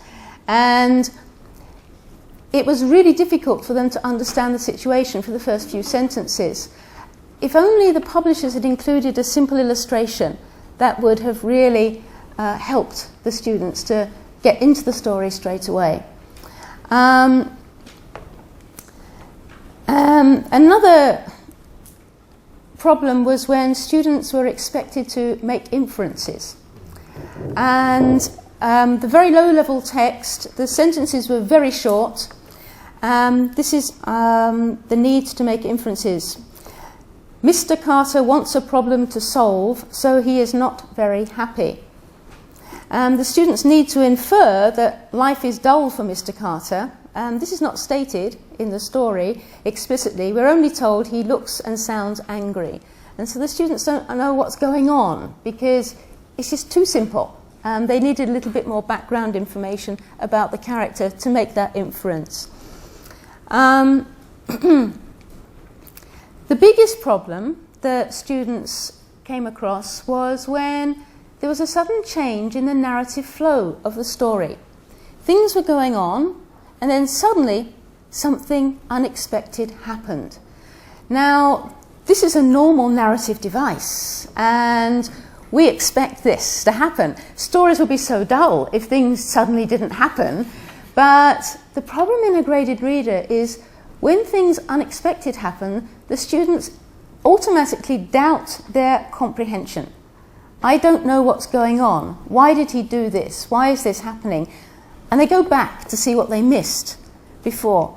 And so this is a problem that writers of graded readers will need to grapple with, but it's something that I think needs to be highlighted, that the students do find that a problem. And I think I'm probably running out of time, so I'll stop there. Do we have one question for Amanda? Clarification question? Yes, Todd. Yeah, I'm just curious. I actually do similar stuff related to this, research about the vocabulary. Have you talked to any of the writers and asked them about their sensitivity about these issues when they actually do the rewritings? I haven't had the courage yet because I'm sitting next to one and there's another one at the end of the panel. I would love to have the chance, but I think it's the editors that I need to talk to. This is very recent research, and it's a very small sample. I'm actually continuing it this year with junior high and senior high students to refine my understanding of what's going on, and also using different series of graded readers. But I really want to go and talk to, especially to the publishers of this series that I found that was so problematic. Yeah, and I will be. Briefly answer to that, as an editor myself of 3 series, these debates are immense amongst authors. You get one set of writers who say, it's all about story, don't worry about them not understanding it, they'll get it. Other people, I'm more on this end, say, make it clear, make it absolutely clear what they're doing so they can comprehend it. And to be honest, I've lost 3 relationships over this. It's a serious matter amongst different types of approaches of authors. So, Marcus. And you need this one. I need both. To what Amanda is saying, and this is what brought me to the table as well. A little background on me, perhaps, that I think will inform where I stand on this stuff. I teach at a J.F. Oberlin University in Tokyo. I've been teaching in Japan for about 15 years now. And I'm on the curriculum team. We've just recently switched at our school. We have quite a large program, and we've just switched to a new reading program that I think would make Professor Nation very, very happy. We're using the Reading for Speed and Fluency, so the skills side is speed and fluency building. We have a very strong ER component now. And we also have sort of a homework component where students do a lot of flashcard type work on a system called Quizlet. So I recommend that as a good way to do flashcard type things. So that's my professional, my day job, as it were. I also write graded readers. I was the editor for a series from McGraw-Hill called Choose Your Own Adventure. And we adapted some of those original stories that maybe some of you are familiar with. They're a lot of fun. We adapted them to be a little bit easier in terms of vocabulary for language learners.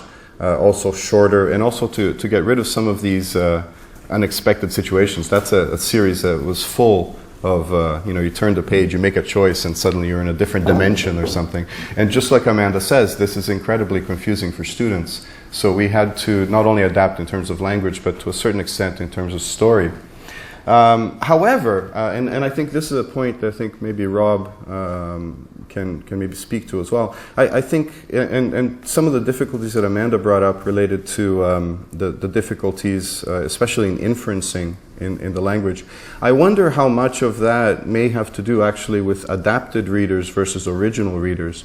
Because when I was adapting the Choose Your Own Adventure, there's only so far you can go when you're using established material. I was actually a little bit fortunate in that Choose Your Own Adventure is seen as a kind of trashy, sort of pulpy, fun kind of thing. I wasn't adapting Jane Austen, for example. I wonder how much of this more sort of poetic use of language writers might feel like they should put in there because they're adapting these classics. So my feeling, very strong feeling, is that I really think that original graded readers, and Rob does this a lot now, original graded readers are much easier because they're adapted from the bottom up. You don't have to take Shakespeare and then try to funnel it into something that is very tough to do. So I really highly recommend original stories. And the other part of my bio that may be interesting, and it actually relates very well to my stance on readability, is that I'm an ESL learner myself. I learned English as a second language like many people in the room. My family moved to Canada when I was 11 and from Brazil. So in my situation, well, of course the effects from my first language to my second are very different from Japanese or Korean students. As a speaker of Portuguese, for example, I came in pretty much with an academic word list already in my head. The scientific words in English come from Latin, and so they're the established words in Portuguese. So it's very different. But my point is that I distinctly remember learning English as a second language, and I remember, in fact, the very first book I read. I was always a very big reader. And the first book I read in English was a 1,200, Isaac Asimov, page-long Isaac Asimov story, unadapted and very difficult, the opposite of extensive reading, really. But I succeeded because I had a lot of help from outside. My father was a big science fiction fan, and he would sit down at dinner and talk about the story as he read it. Gave me the book later. I'd started reading. We'd start talking about some of the concepts in the story. And that helped, that really brought me up. And in the end, I finished the book. At the beginning, I don't know how much I was understanding, a very small percentage. But through that conversation, in the end, by the time I finished the series, which was probably 3,000 pages, the 3 books in the series, I was understanding it quite well, and I knew the book quite well. So now, in my position now, talking to my students about how they should choose graded readers, we look at things like headword counts and these more objective scales. And it's simple, it's easy. Find the 300 level, find the 500 level. But I think we need some caveats here. I'm not against, and in fact, I think we live in a fantastic age with, you've got a corpus online if you want to go and access it right now. Several, in fact. It's a fantastic time to be looking at language learning. But I think there are some really important caveats. And when it comes to reading, one of the really important things to me is that we have this number printed on the graded reader cover. It says 300 words, 500 words, 700 words. It lends a certain credence. It appears more valid, perhaps, to a higher extent than we should perhaps. Teachers, I think, especially more inexperienced teachers, will have a sense that this is the way. Look at this only. When really we should be maybe looking more at a checklist of things that students should look into. And I think a lot of what Amanda said is really important. There's a lot of other really simple, some stuff you can count, how many characters in a story. That's a really important, the names of characters. I studied Russian literature in English in university, and you'd be reading a book with a character named Mikhail that also gets called Misha, that also gets called Mika, by different characters in the same book, and then War and Peace, dozens of main characters. You just get lost, and for students it's the same thing. The linearity of the plot and that kind of thing is also very important. So some of the stuff you can actually really measure. Some of it, because it's at the textual level, you can't really until you finish the book, right? You have to finish the book before you can say this was easy or not. And some of the language-specific things, I think, have to do with the context at the narrative level as well. Amanda brought up the example of I can't get her out of my head. And that's right, if you're looking at a very short passage and you look at that, you may not understand. But if you're reading a romance story that's all about the relationship between a character and another character, and then at one point later, further down the story, this comes up, I think from that context it becomes much easier to understand. So there's so many factors and variables that, to me the important thing is to keep these caveats in mind. Don't simply tell your student, read 500 level books. We need to tell them to consider a whole range of things, including interests and other things as well. I'll cut it here and we can go on to other... We have a question for Marcus there, clarification or something. Yes, I think you're exactly right. I think you're exactly right, and that vocabulary is a really good place to start. Will we ever have kind of guidelines for what should be at different levels on these kind of things? I know it's so hard to quantify it. Yeah, it's not only hard to quantify, I'm not sure if it's really all that efficient to even try to do it. I mean, if you're looking at genres that you're interested in, for example, in my case I was reading science fiction at a very high level for me, but I managed to get through it because of the support and because of all that other stuff. I've got students, and I think we all do, we all have students that want to be challenged, and you tell them, no, read a very easy level, and they come back and they still want to try to read that other book. Well, let them. I mean, help them if you can, and give them the reasons why they should be going at an easy level. But in the end, if they really want to be challenged and read, 200 headwords above their level, great, I think. Right, so general questions for any of the panelists, please. Rob, can I just jump into Yeah, onto this discussion? No, it's just really, I just sort of was very interested in both of your comments and your question. It made me think of something that came up over the course of the past couple of months. I read very closely about 30 or 40 graded readers at the upper intermediate level. And it became apparent very quickly that number of characters was a real issue. So when you were talking about the difference between original fiction for graded readers versus adapted graded readers, I almost always found the adapted ones more difficult. And when I thought about why it was difficult, I think very often it was just that by chapter 1 there were 9 characters, whereas the original fiction was very often just 2 or 3 or 4. I mean the original one, right?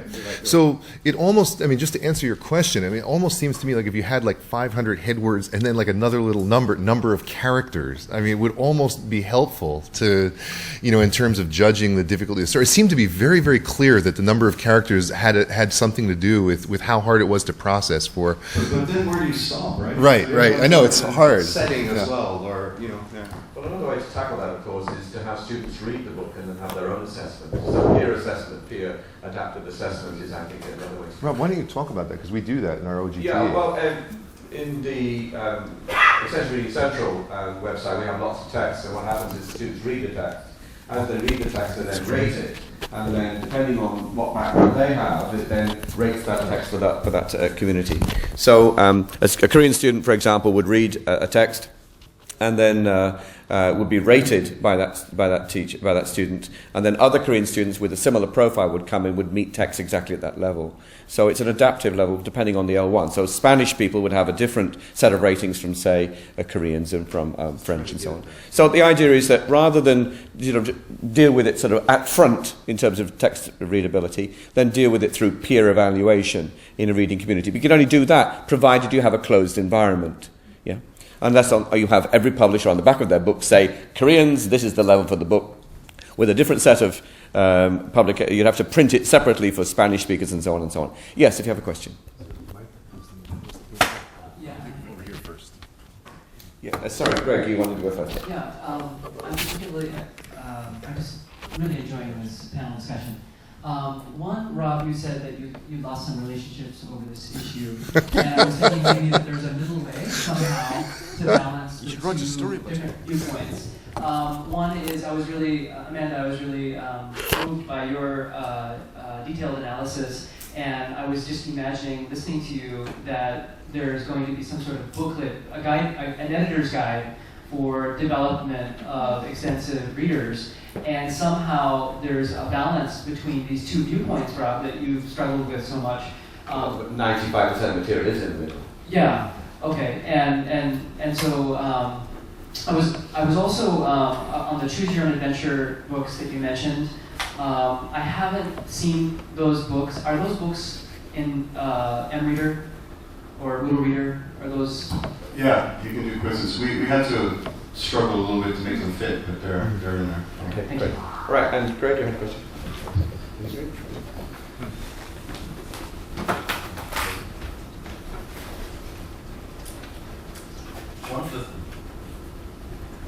One of the themes that seems to come up, even from the panelists as they describe their experience, is kind of getting into a theme and a stream of reading. And it seems like, Mark was your co-author, I sat in on his presentation on narrow reading yesterday, and it seems like one of the elements that seems to be missing is there don't seem to be a lot of streams where students can get into a certain author's writing style and phraseology and character development where they're going to be able to make those leaps. You have your choice between the adapted versions of classics. You have these unfamiliar, unrelated to life original stories. You have some movie and TV plots, but there seems to be very little development of a stream of characters where learners would then be able to get into, you like this author, you like this genre, you like these characters, and that seems to be very prevalent in L1 and our own reading experience, but not so prevalent in the graded materials. Yeah, you do find that. There are two series that popped into mind. The Oxford Reading Tree, maybe you're familiar with it, 800 stories, but it's L1 literacy, has repeated set of characters. The Foundation Reading Library by Sengate, I'm the author, sorry, does have a series of repeating characters in a single setting, but they're very unusual. And I think we do need more of that. I do speak to that. Building Blocks Library also. Building Blocks Library, yes, by MPI, published in Japan. And there is the authorial factor. I mean, it's slighter in graded reading, but if you read Jennifer Bassett, for example, or anyone who's written many graded readers, I think you'll see that there is a bit of a distinctive voice. As an editor, I try very hard to make sure that there is a kind of unifying sort of voice to the narrative in my books as well. No, and I was just going to add, in addition to graded material, there's also ungraded material that's out of copyright. Because if you go onto, for example, I just thought the Gutenberg site. I mean, there's a whole section of children's literature, and one of the ones that came to mind right away was the Wizard of Oz, which we all know the movie, but there's actually a series of stories with the same character, and written fairly simply. And so there are those kind of options as well. But I think it's very good if you get set to a certain set of characters to continue. One more. We're competing with lunch. We'll ask one more question. I'm going to ask one question of everybody. Yes, one more question, anybody. Yes, please. I was just curious about the ERF The ERF scale? Yeah, the scale, and how much of that was holistic based and how much of it was just vocabulary and... Okay, well, I have to answer that because I'm the one who made the scale. The question is about the ERF scale, how was it developed? It's not developed in any way to do with reading ability. Nothing at all. It's to do with what did the publishers say these books are at what level. So Cambridge said level 1 was 400 head words and the 700 head words and so on and so on and so on. Cambridge said level 1 was 300, 900, whatever. So the scale is simply based on what are currently published head words and where do we fit into that scale. That's all they are. There's no scale of readability, there's no word list behind it, nothing at all. It's just where are we. And so the words that are inside that, which from the OGT program, we're working on ER Central, are not connected to that, but they use those levels, but there's no word list for the ER scale. Okay, and I think I wonder if I could just very quickly, under 30 seconds, mention my little raffle that... Go ahead. It's got a tie-in, actually. If anyone here is actually interested in writing graded readers, I've got a new series I'm working on right now, and I'm very much hoping to use the grading tool that you guys are coming up with. So it may be the first series that uses it, perhaps. I'm doing a little raffle, and this is the fun part. If you win the raffle, we will write you in as a character in the story. Talking about too many characters, we'll add one more just for you. We'll illustrate you and write you into the story. So how you can enter the raffle is on your way out. Just get one of these yellow cards from me that has a number on it, then we'll do a little raffle later. If you've got a card already, I may have given them out yesterday, and you don't have a number on it, get another one from me now, and I'll give you, and then you can enter the raffle. Thank you very much. Sorry. All right, so if we could close by having one sentence, possibly two sentence answer to the question of where do we go from here in terms of L2 readability and scales and that type of thing. Where do we go from here? We can start with Todd at this end. Where do we go from here? Sure. So just very quickly, I mean, I think some of the quantitative dimension of these readability tools can be helpful. It's a tool, but it's ultimately about trying to reduce the frustration of the learner and about trying to make that reading process more efficient. Reading is a skill. You have to do it to get better. And we know a lot about the difficulty materials that students are going to encounter in their professional and post-secondary lives. We've got to get them there. And so that is all about engagement, motivation, the kinds of things that I think everybody here has been speaking of. Okay, thanks. Charlie? When you say where do we go from here, it depends on what we're talking about. And I think in terms of, for me, it's about, I'm interested in materials for second language learners. And I think the more that we can look very closely at presence or absence of high frequency vocabulary and make the measures very granular, the better. And once we have that accomplished, it's not accomplished yet, but once we have that accomplished, I think some of the other things that we're talking about in terms of looking at background knowledge, schema, number of characters, other things, I think those are the more qualitative aspects or more difficult to measure ones. If we can figure out a way to get that into the mix as well, I think that's great. But right now, I just want to get a really good, strong, granular, quantitative measure that's going to help us both to measure the difficulty of materials and to be able to write them at level.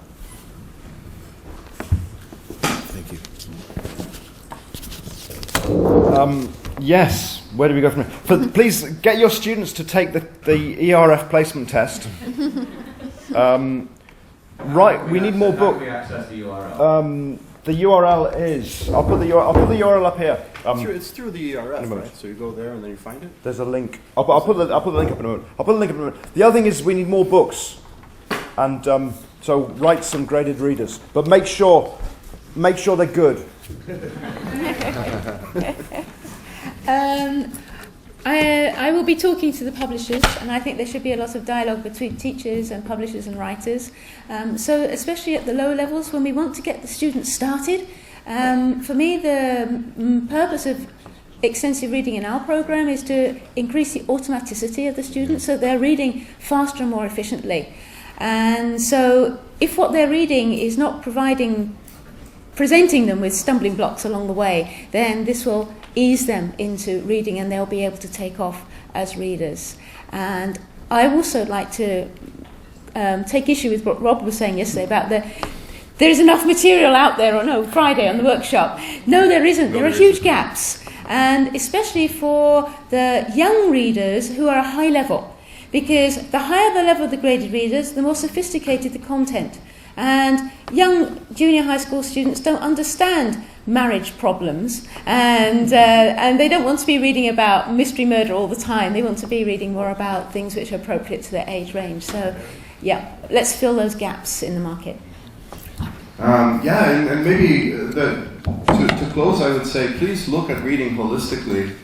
It's very nice to have head word counts. It's very nice to have different tests and measures that look at various, especially specific, discrete aspects of reading. But let's not forget that there's a whole sort of subjective side to things. There's a whole classroom side to things, how much support the students get.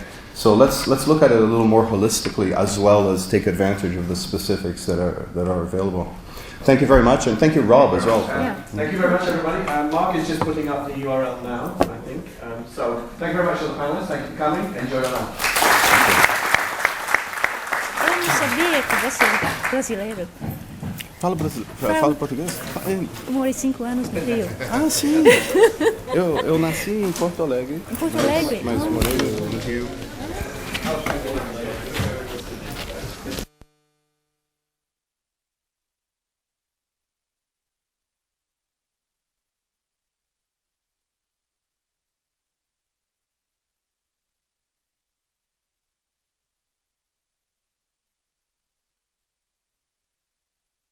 And this is Junko Yamanaka, Tom Robb, and Richard Day.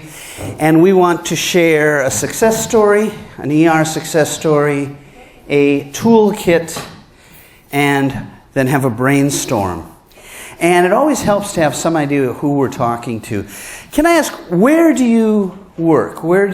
How many of you are in a country where ER is popular? How many of you are from Korea?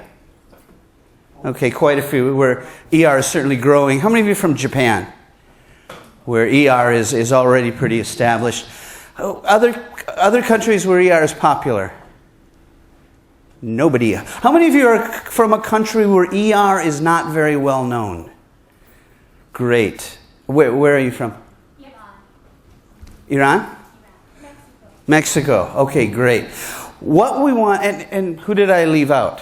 So we got Japan, Korea, Mexico, Iran. Is that everybody? Hawaii, that in America where ER is unknown, basically. Except for Hawaii. Okay, what we want to do is start off by sharing a success story, which is extensive reading in Japan. And our purpose is not to brag, okay? Our purpose is to share some of the things that people in Japan have been doing over the past couple of decades that have made extensive reading popular, in hopes that these are things you can be using at whatever level. The level of your country, if ER is unknown, in your community, in your school, whatever, okay? And so I want to start off with, and then after that we'll share a toolkit for promoting extensive reading, and then a brainstorm where we can share what we can do to support each other. And all of us are part of the Extensive Reading Foundation. What can the Extensive Reading Foundation do to support you? Okay, so I'm going to start out with the success story, and I'll do it from kind of a personal way, my own getting involved, and getting involved first with ER and then with promoting it. And I live in Sendai, Japan. And in Japan we have an organization called JALT, Japan Association for Language Teaching, which has chapters all over the country. And I got to Japan in 1982, and about a year later, do you guys remember this picture? This is Julian Bamford. Julian Bamford is Richard's co-author on a couple of books. And he came to Sendai and did a presentation on extensive reading using graded readers. And I had never heard of him before, of Julian or of graded readers. And I was working for a conversation school, and a quality conversation school, which made it one of few. And we were looking for ways to make ourselves different than other schools. So even though it was a conversation school, we started an extensive reading program. And that was my introduction to it. And Julian was doing that at chapters all over the country, and the JALT magazine, The Language Teacher, and for those JALTies here, this is the first issue of The Language Teachers that went by that name, 1984, April of 1984. Julian published an article called Extensive Reading with Graded Readers, and later that year he revised it, published it in Reading in a Foreign Language. And that's kind of what got things started. And a lot of people, including everybody at this table, Richard's in Hawaii, but was sometimes a visiting professor in Japan. And Tom and Junko and I all live in Japan. And Rob Waring and a bunch of people started doing presentations at conferences, started spreading the word, and it grew. And it was interesting sometimes in the early 90s, I published with Pearson. It was Longman at the time. And Longman had all these great readers. And I asked the managing director, why aren't you promoting them? Why aren't you pushing these? Because they're great books. And he said, well, nobody buys those. You see, maybe they buy one for, read a book this summer. But there was no extensive reading movement at that point. Then in 97, Rob Waring edited a special issue of the JALT Language Teacher, and you'll notice essentially the usual suspects: Julian and Richard, Rob Waring, Paul Nation, David Hill, myself, Beneko Mace. Anyway, but out of this special issue, and this, I'm thinking, can you do this in Korea? Can you do this in Iran? Can you do this in Mexico? Get some people together, raise awareness. We took the same group of people who did this special issue and put together a colloquium at JALT, at the National JALT Conference. And this really became a key. Started in '97, it's been going every year since. And we were actively promoting it. We were trying to get ER noticed, to the point that we did things like made badges that said, Extensive Reading Missionary. And ER works, or just ER. Remember, this is the late 90s and early 2000s, and people say ER. But you guys are into medical dramas or something? but it got people talking. It got people asking questions. And then something very important happened in the colloquium, and this was a real key. The colloquium evolved into a colloquium. So, yeah, we're going to have a few people known. The colloquium evolved into a colloquium/poster session. So rather than 4 or 5 people at a table in the front, we had presentations all over the room, which meant a couple of things happened. We got new blood every year. New ideas, new people involved, and it's much easier to convince people to talk to a small group as opposed to stand on the stage, so it's easier to get people involved, and Daniel pointed this out the other day, and then you get them to write an article for the magazine about what they've been talking about. So the colloquium as poster session worked really well, and to make it more worthwhile, by this time the publishers got it. And they realized they had a bunch of academics, but I mean, extensive reading, you need something to read. They had a bunch of academics who were enthusiastic about readers, so they donated books to the colloquium, and we did a book giveaway. And what we would often do is when you walked in the room, you picked up a book, which you got to keep, okay? So that made it attractive to come to the session. But we'd always try to get more. So if we had a room that held 100 people, we'd try to get 150 books. And then rather than every other person getting a second book, because you can't do anything with 2 books, we would do, it happened in various ways, but very often it'd be like, everybody stand up. Now, if you have funding, and in Japan basically that means if you're a full-time university person, you probably have access to funds. And if you're anything else, you probably don't. So people who had funding to buy books, sit down. And then we do a big rock, scissors, paper contest with everybody else. And somebody walked out with a box of 50 books, with a library. And that was very useful, very important. So that's our rock, scissors, paper contest. So those are a few things that we did. One other thing that was very, very important is the Extensive Reading SIG, Extensive Reading Special Interest Group, which, do you want to stand up or raise your hand? This is Daniel Stewart who founded that.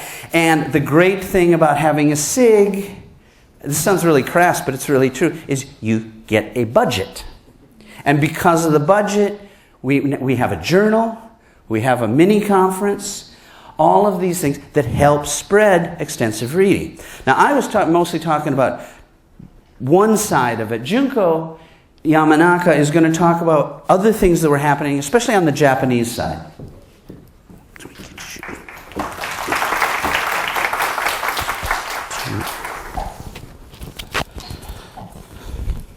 If you've been wondering why everybody's passing the mics, this mic is for the camera. Hello. I'm Junko Yamanaka. I teach in Nagoya, in the central part of Japan. Okay. And this way. Okay. So the first time I met ER was at JALT. Actually, JALT Hamamatsu in 1986. And that is when I wanted to get information about ER because my colleague kept recommending that we should implement extensive reading into our curriculum, but we didn't know how. So I wanted to really learn about it. So I went to JALT 86 Hamamatsu and went to 2 sessions. One by Julian Bamford, and the other one by Beniko Mason. And I really learned a lot from these two people. And actually, I took some book report sheet that Julian said we can go ahead use it. So at first we're using it. So anyway, so we started an ER program which was integrated into a reading program. The student read outside, and in class they were doing intensive reading. But we started one, and we found out it was great. It was working so great, and we're so happy about that. And of course, as we went on, we had problems that we had to solve. But in general, we're very happy. It was a great way to improve the students' proficiency, reading, and other skills. And we're finding out many things about extensive reading. And when 10 years passed, I wrote a paper for our school academic journal, this one. And I explained about this program. Okay? But like Keiko Koda said, there's always a but. At that time, during the 10 years, it seemed as though, nothing was going on among other Japanese teachers. I heard nothing. We had no communication. At that time, there was no, PC, I didn't have one. Computer, it wasn't a computer time in Japan. It was in general. And so no communication and nothing I heard from other Japanese teachers. So it was like, hello, is anybody doing ER? kind of thing. But changes came during the next decade, very huge change. So, a huge growth of interest among Japanese teachers. And many things are happening, I think. And in 2004, Japan Extensive Reading Association, JERA, was formed. So a lot must happen during that time. So what was behind this growth? I wondered and I thought about it. Of course, biggest element is JELT. There, as Mark said, there are many presentations and there are colloquial special issues going on at JELT. I think people got information through them. And then books about ER started being published. Of course, during that time, Dan Bamford and Bamford and Day, and what's that? Japanese books by I lost the name. Furukawa and what's the 1 million? Sakai. Thank you. Sorry, they're important names, but just slipped. Maybe I'm nervous. And there were more variety in material by publishers' efforts. And for example, they started publishing starter levels. And at some point, the student levels were, in general going down. And then when our students started ER, level 1 was just okay for the lowest level students. But then gradually, our lowest level student, I was teaching in a language school, a vocational school, in Senmon-gakko in Japanese at that time. And then gradually the student level went down. It was true with other, university students also. So level 1 was not easy enough for many of my students. And then publishers started, selling starter levels, and also there were more leveled readers available. And then publishers had new series, one series after another, and there were more varieties to choose from. and that was also good. And and then internet age came. People were using internet, and then was able to exchange ideas and get information from. Like Furukawa-san has a very good site for Japanese people, and also for ordering books. And they have a package of material, that kind of thing. Oh yeah, too late. So, and in those years, local teachers in my area started asking me to give talks locally. So they were interested in knowing about ER. So like Jasele Chubu invited me to Mie, Tsusiri for that district, and I talked to junior high, senior high, and some university teachers. And then public high school in Mie Prefecture, there's one particular high school, they ordered a set of books, but they didn't know what to do about them. So they invited me to explain about it to the teachers and give a session to their students. And every year after that, since that, I'm invited for the summer seminar for the students. And private high school in Nagoya is a very well-known high school, many students. And the teachers, some of the teachers were very enthusiastic about starting ER, and some of them have already started partly, and then they invited me to, in order to, to give a talk, in order for them to make the thing as a whole school, program. So they started it. They're doing it now.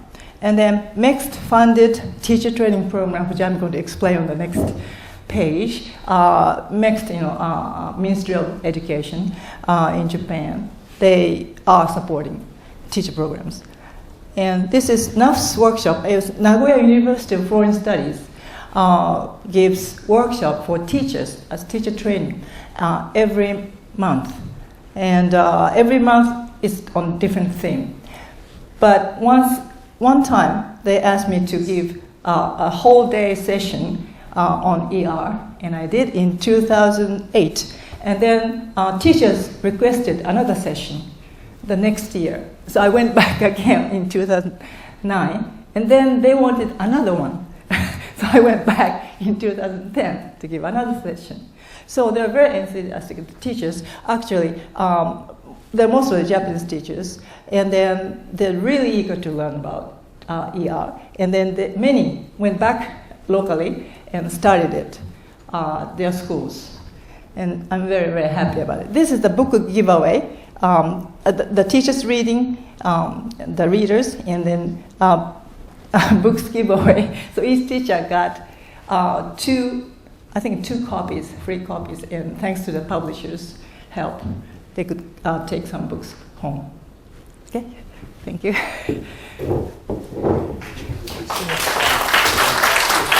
Change the slide. Oh, okay, good. Change the slide? Can you pass the mic? Yes.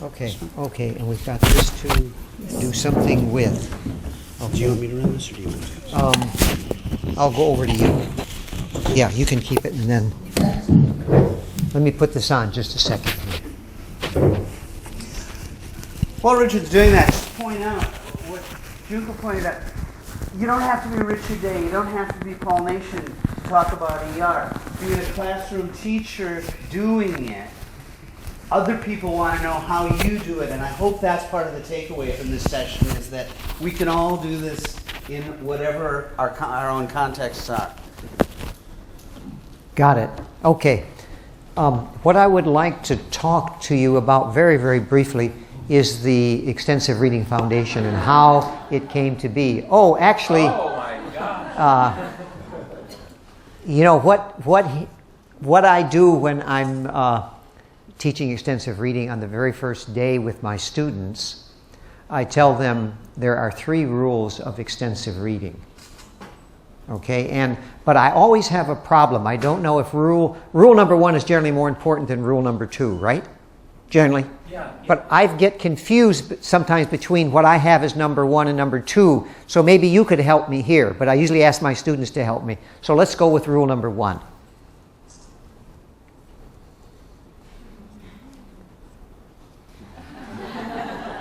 Oh, okay. What happens generally is that number 1 stops and we don't get 2 and 3. Right? And then I say, all right, now, what is number 2? Let me know if number 2 is more important than number 1. And then by that, they get the idea.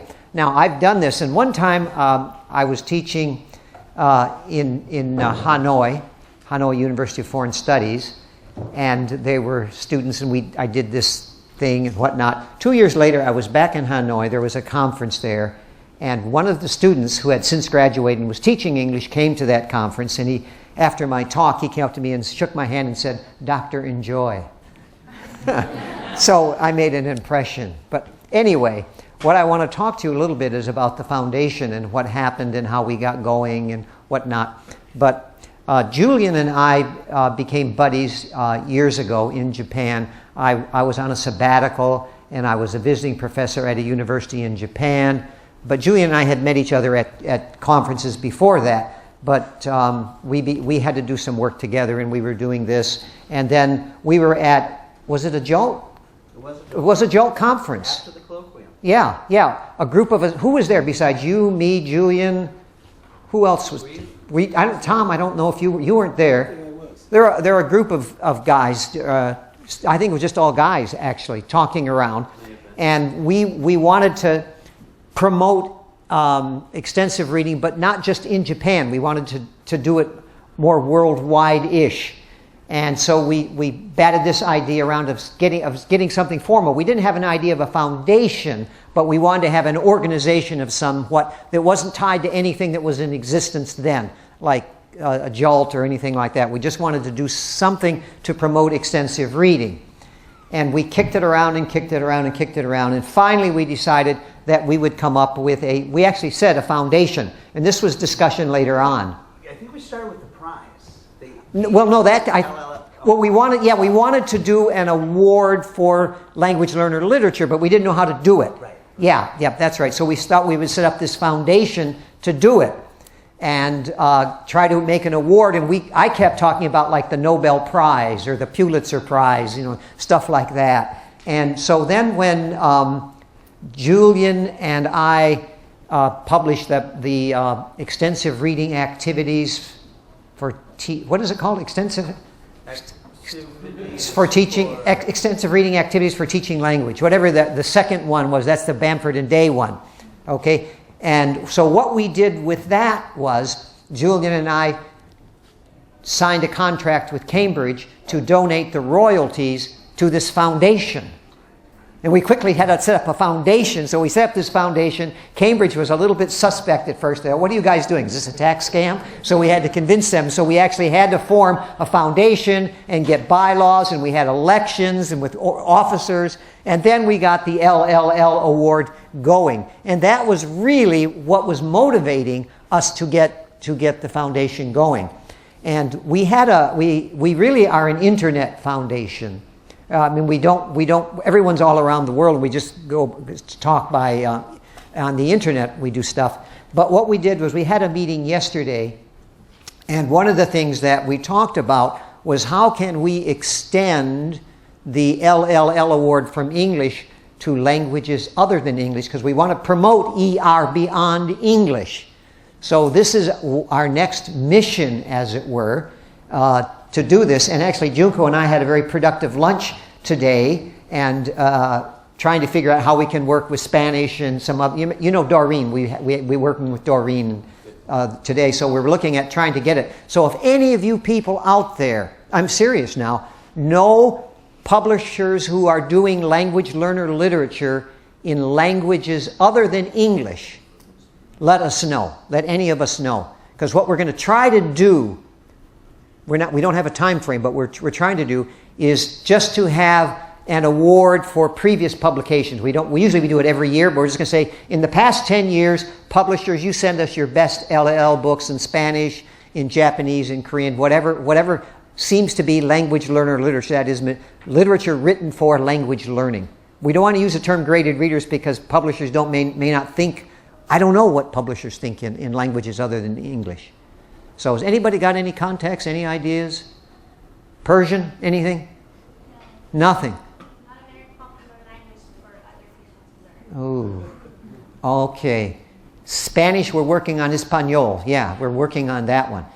Anybody else? Yes, Aurora. I think I mentioned before, but the Japanese one for Nihongo, I think it's Kagen Taroku, but I'm sure, yeah, Dr. Yamada knows. Okay, Hangu. Can you repeat the comment for the camera?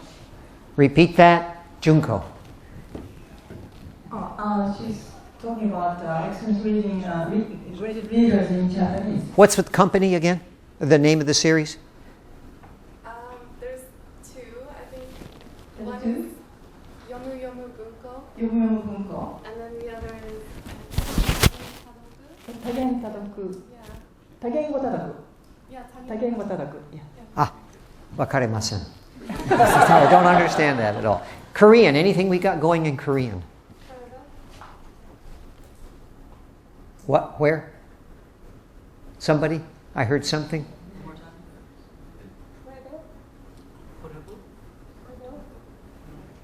No? Okay. Like a Prevel, some kind of company of young women. Okay. And they're publishing literature for L2 learners, Korean, or children? Yeah, well, that's not what we're looking at.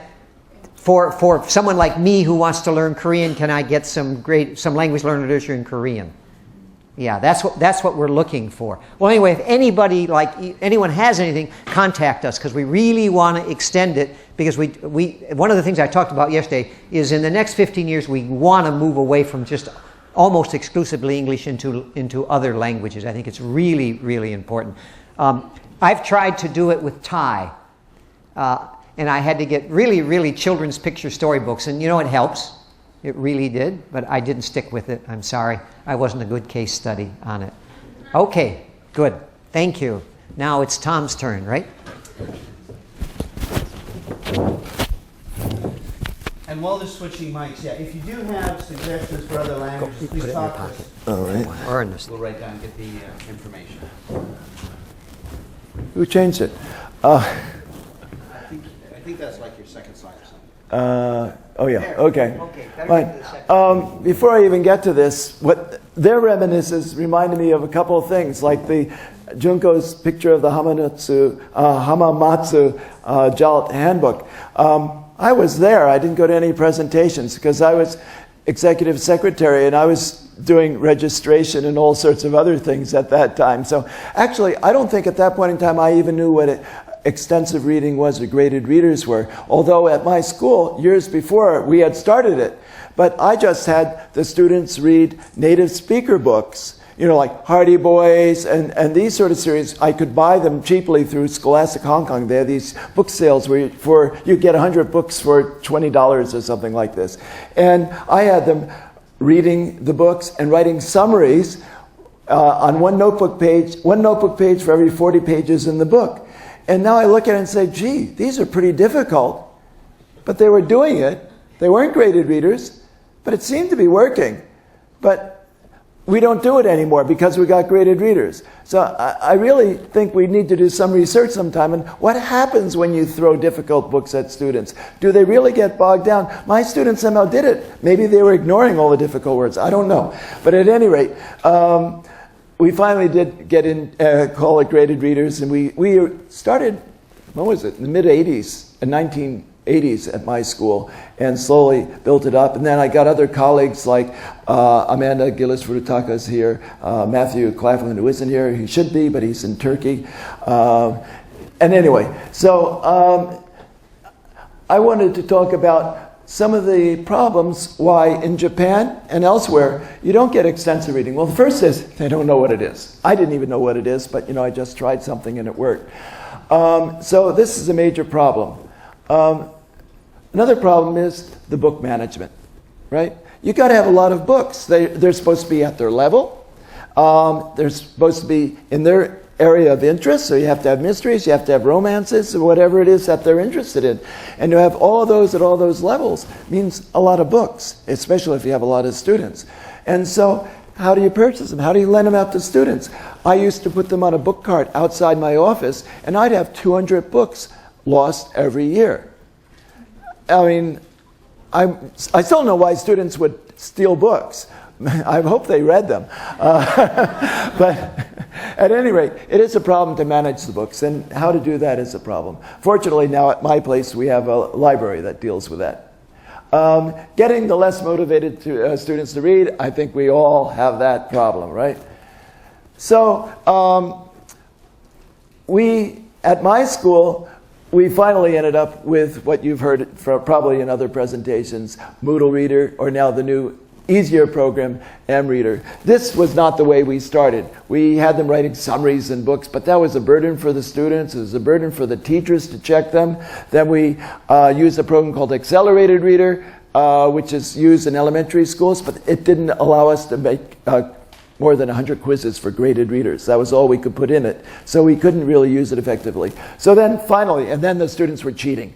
And because it only had 10 questions per book, and they're always the same. So the information passed from student to student, so it really wasn't an accurate measure of whether they read or not. So now we have the ERWC2 program. If you would like to know more about it, and you don't have my email address, I'll tell you. It's just tom@tomrob.com.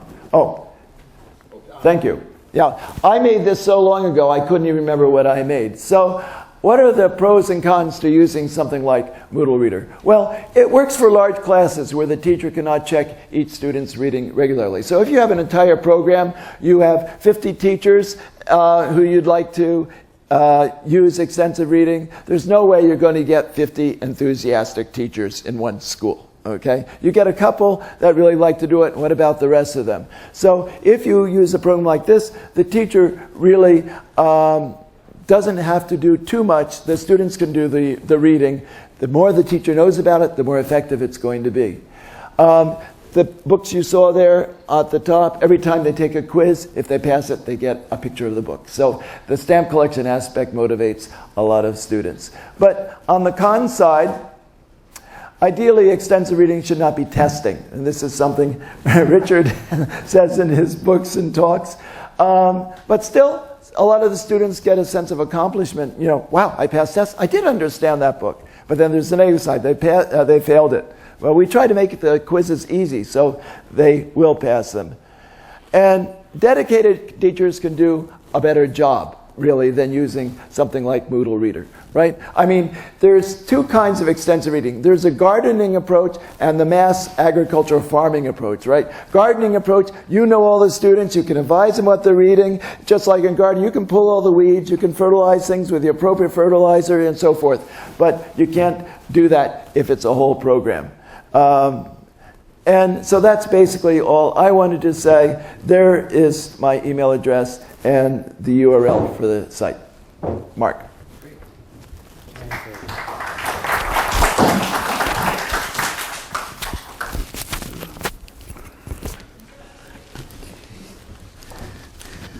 Okay, so that's some of the background, and I hope there are ideas you can use. What I'd like to do now is very quickly introduce the toolkit. And the toolkit is a new web page. It just went up about Wednesday of last week, at erfoundation.org. And what we tried to do is put together some resources that if you want, it's like an ERPR kit. Okay? So if you want to introduce and do PR for extensive reading, whether that's at your school, just with your colleagues, or at your local organization, whatever that is, or at a regional, national level, whatever. There's a bunch of tools here. And just let me give you a quick introduction. ER promo ideas. There's a list of possible things you can do. There are posters. And how many times this conference have you seen...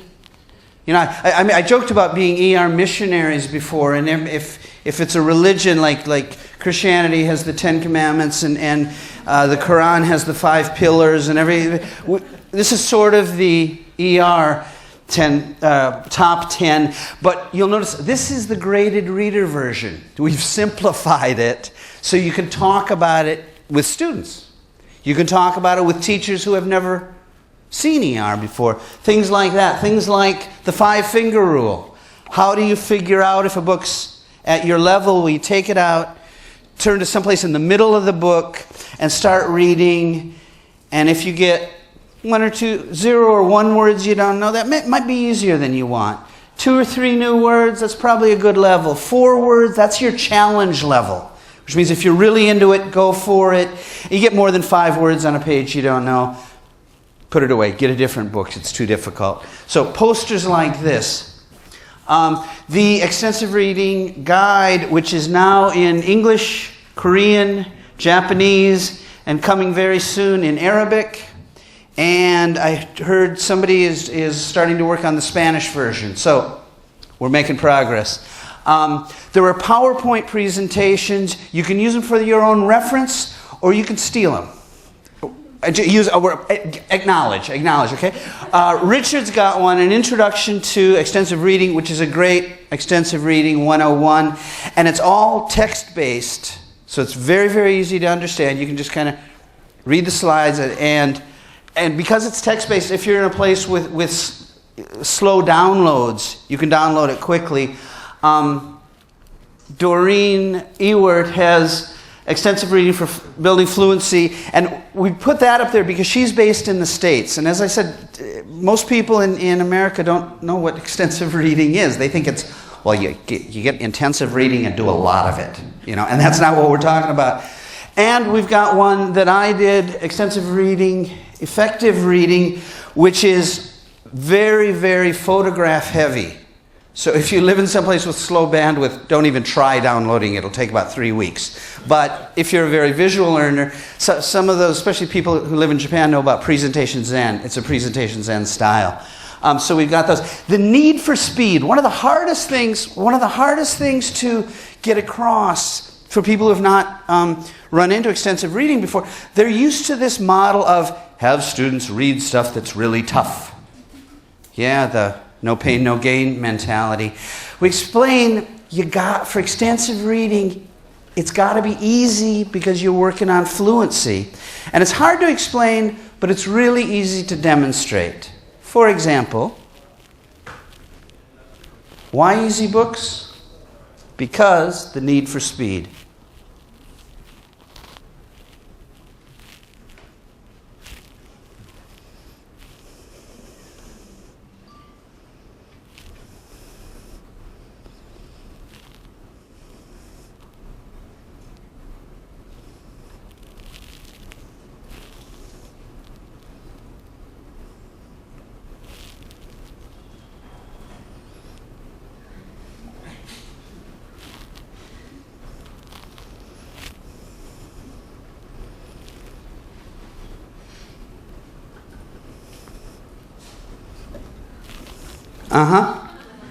And it is, the monkey mind, where it's like, it's really, really difficult because you're thinking forward, you're thinking backwards, and it's really hard to understand when you read too slowly. And we have this text, which you were able to understand because you're a native speaker or a very fluent English speaker. You were able to understand, but that's what's happening to our students.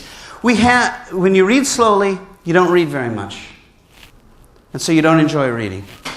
And so you don't understand very much, so you read slowly, etc. It's a negative spiral. We want to turn that around, reading faster, you understand more, you enjoy reading, you read more, so you read faster, the positive spiral. Now, we have this little bit in English, Arabic, Bahasa, Italian, Japanese, Korean, and Spanish on the website. You can download it to use with other teachers, download it to use with your students. Okay, that is the toolkit. Now, we had hoped to have a brainstorm, and I just got the 3 minutes sign. So we don't have time for a brainstorm, but what we would like is what can the Extensive Reading Foundation do to support you? Now, all of this stuff is already on the website, and it's all free, and there's a bunch of other stuff. Go to erfoundation.org. We have time for maybe 1 or 2 questions or comments? To anybody. Yeah, Greg? Okay. That's cool. I've wanted this for some time, and I don't know if this really relates so much to supporting people doing ER, but this supports me in the classroom with a certain set of students. My students really have demanded and requested impact issues in the classroom. They like that conversation textbook. For those of you who don't know, Junko and Richard did a textbook called Impact Issues, which is extremely popular in Korea. Unfortunately, Longman, in my opinion, destroyed the textbook by making it too long and watered down. And I'm wondering if you have any plans to continue developing that kind of textbook, expanding it, deepening it, and I don't know. Do you have any comments on that? I'm really wishing that there was more kind of textbook material like that. See us after. Okay, thank you. Okay, maybe one last question or comment? And I just got the 1 minute sign. Marcos? Hi. I just wanted to make a comment about Moodle Reader. We've got a really large program at our school in Tokyo, and so we've got many teachers, and just so we said, it's sort of the best case scenario for that kind of thing. It's fantastic. I really, really recommend it. Or M-Reader, which is the new version Tom Robb mentioned. It's been such a great way of getting all the teachers on board using extensive reading, even the ones who are a bit skeptical about it in the beginning. So I really, really highly recommend that. Great. This is Marcos Benavides, and for those of you who don't know, he's got a new company called Atama eBooks that is doing Find Your Own Adventure type books, and he's got a thing on Kickstarter right now. So if you want to help out and help out ER and help out Marcos, talk to him. Okay, I'm sorry, we're out of time. We want to thank all of you for coming. We hope that you thank you. We hope that you found something useful that you can take home and use in your own school or organization or with your colleagues. Anyway, thank you all very much. And I do hope you'll visit the website. And if you want to hang out, I'm going to be talking about SSR and rethinking SSR in a few minutes.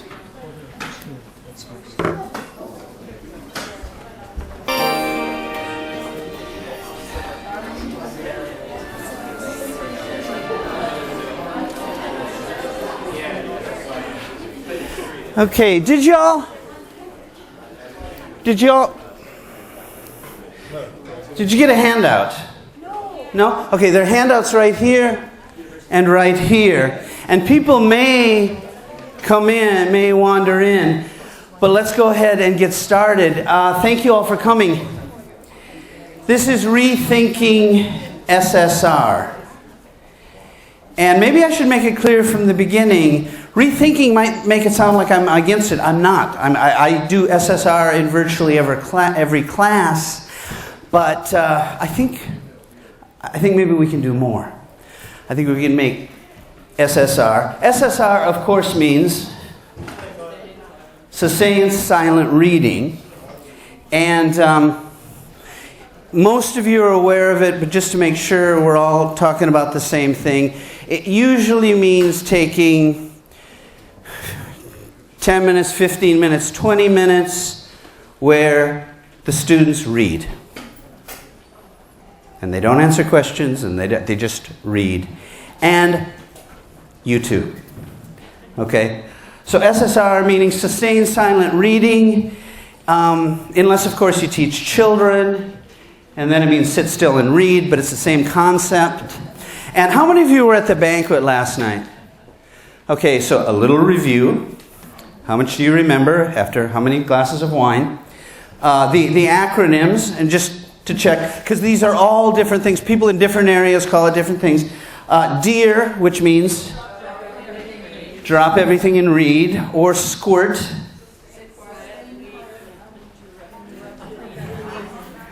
Okay, sustained, quiet, uninterrupted reading time, which I understand a lot of teachers in the UK use SQUIRT. SURF, which Richard Day uses in Hawaii. For fun, unless it's late Friday afternoon and the teacher is exhausted, and then it's other things. But grab. We didn't do this one last night. Go read a book. And finally, Otter, Our Time to Enjoy Reading, which I think exists for the same reason we have so many cats on YouTube. I mean, it's just the cuteness factor. But these all mean SSR, Sustained Silent Reading, giving students reading time. And I think it's very, very useful, but I think we also need to think about it, rethink about it. 2 years ago at the first World Congress, Bill Grabe, who was the keynote speaker, pointed out, he questioned it. He pointed out that the research is incomplete. And he recommended a paper from the reading teacher by Ray Rutzel, who's Utah State University, called Scaffolded Silent Reading. And I read it and it was interesting. And you can find this online. It's on the bibliography in your last page. And I found out Rutzel and somebody named Hebert had written a book called Revisiting Silent Reading. And I found this very useful. It was a very useful read. 2 words of caution. Mostly they're talking about children learning to read their native tongue. There are, okay, and how many of you teach children? A few, so most of you are teaching adults, university adults or something. So that's going to be different, okay? And I would keep that in mind. Some of the studies in there include ESL classes, but keep in mind, we're talking those 2 variables, age and whether it's L1 or L2. But one of the things they point out is in America, the National Reading Panel, in a year 2000 report, stated that research evidence is insufficient to offer unqualified endorsement for SSR. Now, there's a couple things going on here. They said there's not enough experimental evidence. And experimental evidence on humans for something like education is really, really tough. I mean, it works on testing medicine, because you can easily have, the placebo group and the other group. But with humans, there's so much going on. Now, there's a lot of correlation evidence. But also, everything has a context. And the context of this report was, the National Reading Panel is this group that's appointed by the government, by the Congress, to advise the Department of Education. Okay, so these are experts. But this is the early 2000s, No Child Left Behind. The law, the American education law, which Sir Ken Robinson pointed out, America having an education law called No Child Left Behind proves that Americans do understand irony. But that's the context, okay? They were trying to, because they're so heavy into evidence-based high-stakes testing, everything has to be test-proven. I think there are 2 things to take caution. Number 1, this is an education-related website that uses the Comic Sans font. I think that initially makes them suspect, that's my opinion. But more importantly, there is a lot of correlational evidence, but you can't prove causality, or it's very, very difficult. And so correlation, we know that people who read a lot read better. But that's a correlation. That's not causality. And I came across this cartoon that I liked, for those of you who are into statistics. I used to think that correlation implied causation. And a friend said, and then I took a statistics class, and so now I don't. Sounds like the class helped. Oh, maybe. 2, 3, 4. Anyway, just keep in mind, we do know that SSR correlates to progress, but we can't say there's causation. But most of you are teachers, and you know it works. for most of your students. And if we don't do anything, it's going to continue to work for most of your students. But what about the other ones? You know, we sometimes pretend that the ER is one size fits all. Well, we know enough about multiple intelligences, we know enough about learning styles to know that one size does not fit all. And we have the student who you've got 15 minutes for SSR, and she comes to class 5 minutes late, and she forgot her book, so she has to go and get a book, and then and she's probably sleep deprived anyway because she has a part-time job and she was up until 2 in the morning, and she kind of stares at the page. And since there's no questions, nothing, we're not really going anywhere with it. This is the student I'm worried about. Okay. Now, most of the students are with the program anyway. Okay, and I don't think we have to worry about them. But are there some little things we can do that will improve it? Now, I'd like to give you a metaphor to explain this. Okay, I live in Japan, but I'm from South Dakota in America. And unless you're American, you're where? I've never. It's in the South. Not really. South Dakota's there. And if you've heard of South Dakota, this is what you know about it, which is beautiful. But most of the state is not like that. Most of the state is like this. This is a time-lapse photography. Please notice the variation on elevation. There is more elevation variation on this campus than in my entire home state. Bill Bryson describes South Dakota is the world's first drive-through sensory deprivation chamber. Okay, and that's what it's like. Now, this is, we're going to do driving metaphors through this whole session. This is where I learned how to drive, okay? And this is where I went to undergrad, and then I moved to Illinois, and I was living in southern Illinois. That's where I became a reading teacher, and then later an ESL teacher. And one time, 3 or 4 of the teachers from my school decided to go to a conference in Chicago. And this being America, you have to drive. That's the only way to get anywhere. And so we said, who's going to drive? And I had a car. So my friend said, okay, Mark, you have a car. It was a Volkswagen, which is not great for 4 people, but that was our choice. So I will drive. And I said, I can do that. But please understand, I'm from, this is what Chicago roads look like. There's probably more concrete in this picture than in my whole state, okay? And so, but my friend, another teacher at my school, said, Mark, I used to live in Chicago. You drive, I'll navigate. What he didn't tell me is when he lived in Chicago, he didn't have a car because you could take trains everywhere. So we get to Chicago, we're on the Dan Ryan Expressway, and I'm nervous, but my friend, my colleague says, Mark, do you see those tall buildings? Aim for them. And that was the extent. And where I'm going with this, and what I think with some of our students, what we're doing with SSR, it's kind of like, remember our drop everything and read? Well, Ray Retzel says, what if we take the same approach to driving? We have the drop everything and drive driving school. Goes by the acronym DEAD. You know, aren't what we're doing, if we just say, hey, open your book, read, isn't that kind of like, see that reading success? Aim for it. And that's going to work with a lot of people. But we have some other choices. And one is engaged silent reading. And this is based on the work of Emily Swan, Cassandra Coddington, and John Guthrie. And the references are on your handout. And they suggest there are some things we can do. Number one, you start out with mastery goals. Now, as teachers with SSR, we have our goals. We want them to read because we want them to learn to love to read, and they have to do that to get there. But mastery goals means we have to check somehow.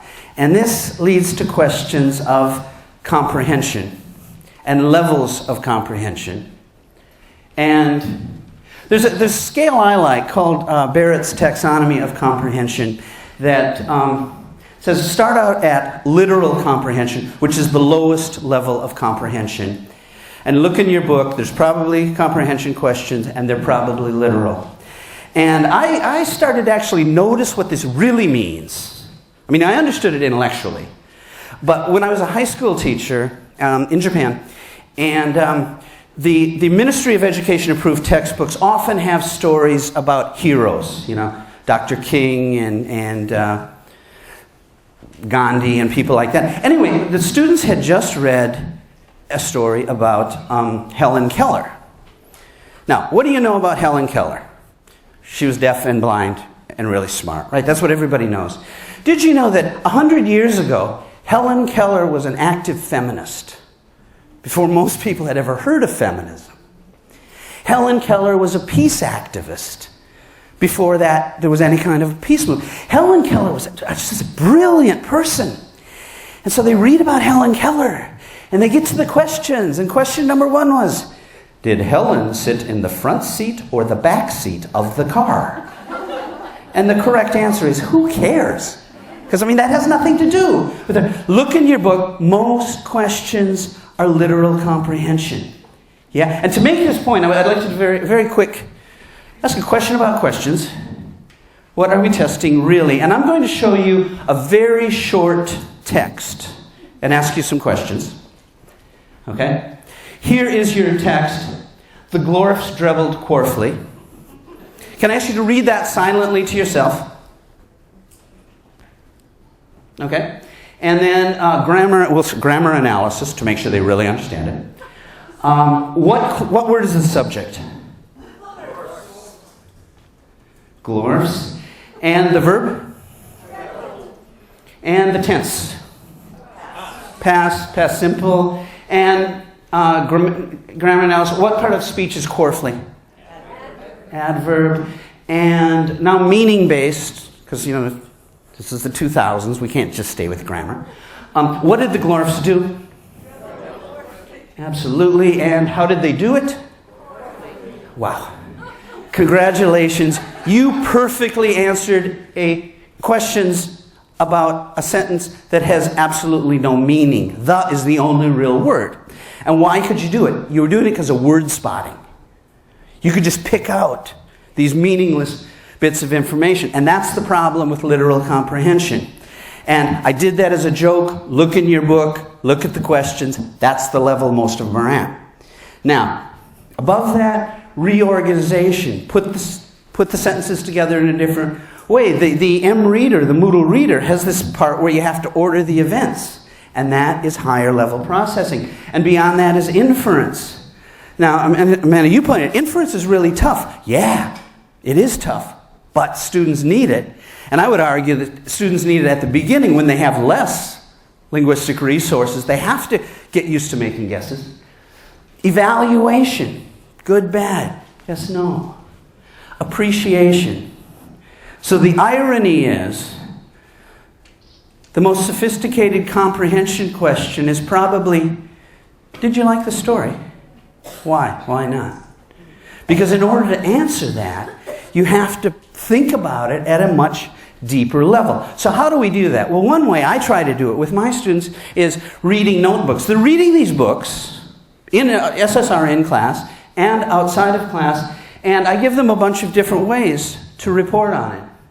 Okay, a basic report, there's nothing fancy here. What happened? But what's your opinion? Because by adding your opinion, you're getting at evaluation. What did you think? Did you like it? Why or why not? One thing you'll notice I put write quickly 10 minutes or less. This is a reading class. I want most of the time to be about reading, not about writing reports. A couple months later, I introduced draw a picture. Don't copy a picture from the book. Draw it.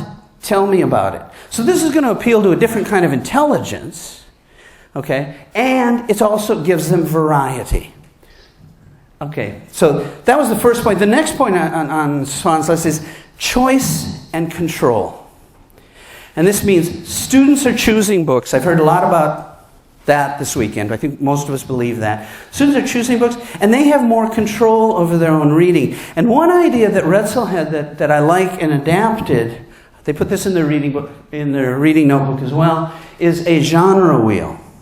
And every time they read a book, okay, They put the handout in their notebook, and I give them a little row of dots from a stationery store. And every time they read a book, they decide what the genre was and put a dot there.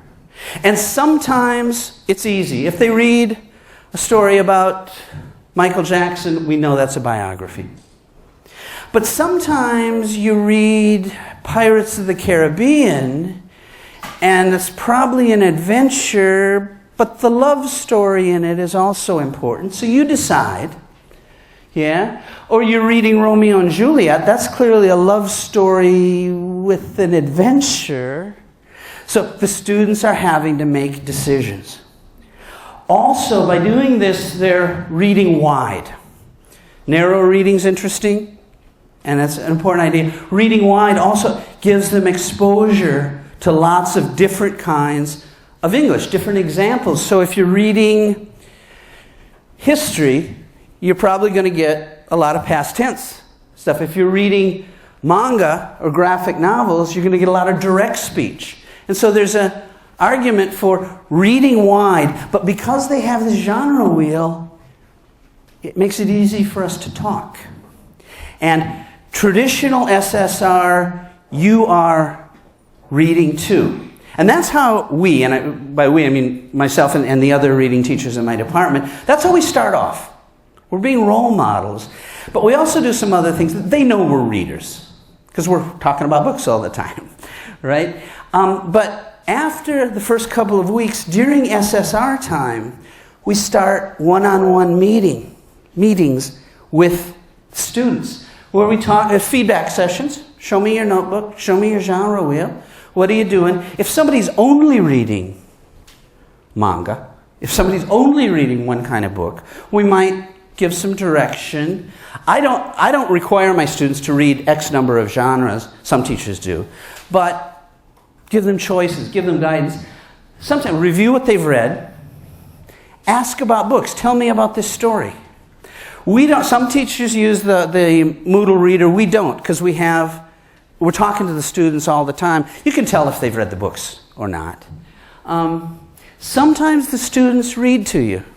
Now, most trained reading teachers are very hesitant about reading aloud, especially with adults. I think group reading aloud is pretty useless. It's kind of choral mumbling usually. But one-to-one, the student reading to you tells you a lot about comprehension. Yeah? And I find students kind of like it. You know, it's one-to-one, and they know that you're interested. They know that you care about what they're doing. So, that's something else. Content and task relevance. Yeah, here we are. We're in Korea. My students are in Japan. I'm asking them to read English. Where's the relevance? Well, we can build it in, again, through the reports that they're doing. I ask the student to look through the book, look at the front cover, look at the back cover, read the blurb, and then flip through and find 3 pictures. One at the beginning, one in the middle, one at the end, and write 3 questions. And then read the book, answer their own questions. So they are creating their own tasks, which is going to hopefully lead to higher levels of processing. The story and you. Again, this is another kind of intelligence. This is interpersonal intelligence. What was the same or different about the story and your own life? And that's challenging. And some students do it at a superficial level. I remember a student who read Gulliver's Travels and this is not like my life because I've never been around little people. And I said, how about kindergarten? Okay, but I had another student who read about Princess Diana and wrote, her life was full of tragedy. Mine too. Last year my father died. And I hadn't known that. But you could see she was really feeling it, processing deeply. So we can do things like that. Interesting texts, and that's important. And we cannot determine it. The students have to determine what's interesting, building in some kind of a feedback loop. One way to do that is to have them talk about it. Instant book reports. Yeah? So one reason to do instant book reports, yeah, you're doing SSR, well, it's going somewhere because in 15 minutes you're going to talk to your partner about this. And I give them a frame to start with. I'm reading, I read a book called I'm reading a book called whatever. It's a detective story, it's a love story, it's about topic. The main characters are, and you can do names and jobs and personalities. In the story there was a problem, blah, blah, blah, because there's always a problem. No problem, no story. And I liked it or didn't like it because, and just to give you a quick example, because I'd like to do this, any Carl Hyacin fans?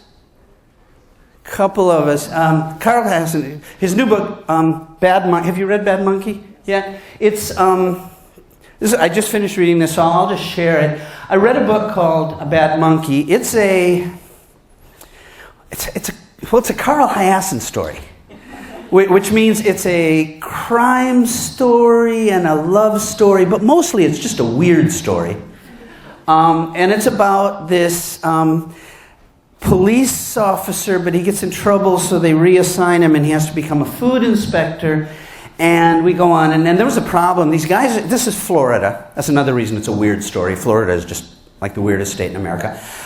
These guys are out fishing, and they pull in a human arm that has been severed, and the fingers have been adjusted. Well, anyway, it's an interesting story. Can I ask you, what I do with my students is I give them a minute or two of think time. You know, think, you're going to talk about the story. What are you going to say? How are you going to say it? And can I ask you to just take a minute, thinking time, and after about 30 seconds, I'm going to ask you to turn to the person next to you and do an instant book report about any book you've been reading recently. It can be in English or any other language, but a language that the person next to you understands, right? Okay? Right. About 30 seconds of think time.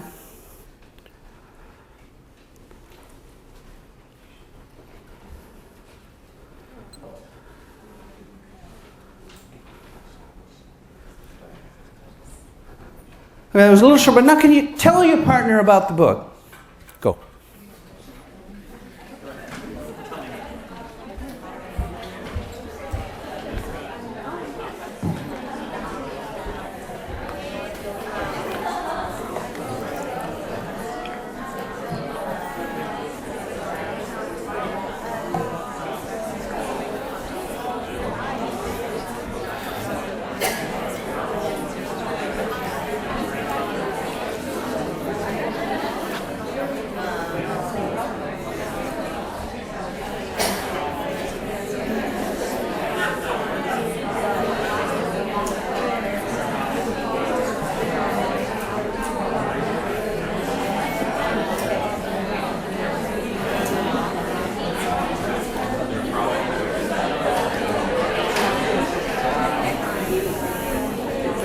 Okay, you get the idea. What you were doing there, number one, if you're the student who's flaking out during SSR, you don't have anything to talk about. Yeah? It is assigning a task, and that's useful. It is sharing about a book. It's probably getting at appreciation, which is useful. But I would say maybe the most important thing is social collaboration. Yeah? Learning is social. Humans are social animals. We need that contact, and reading becomes what they're being social about, and that can be useful. Took the same idea and applied it to this Let's Talk game, which is in your handout. And take a minute to look at the questions and see what you notice.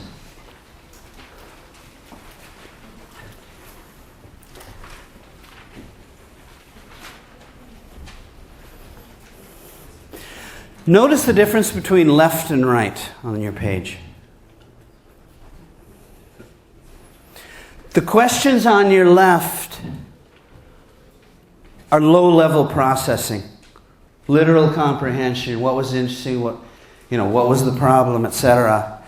The questions on the right are higher level. How did the story make you feel? Can you think of a different title? Describe the character's home from your imagination. Yeah? And I point this out to students, say, you choose the questions you want.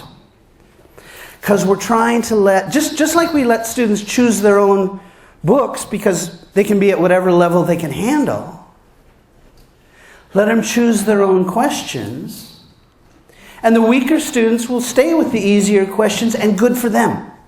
Because that's where they can achieve success. And if the stronger students go as high as they can go, you want that. So it's building in something social. Can we take, again, about 1 minute, this way, the other way. So last time, one person, we didn't have enough time for 2 people to tell about their story. The person who was listening last time, please choose any question you like, about 1 minute to tell your partner.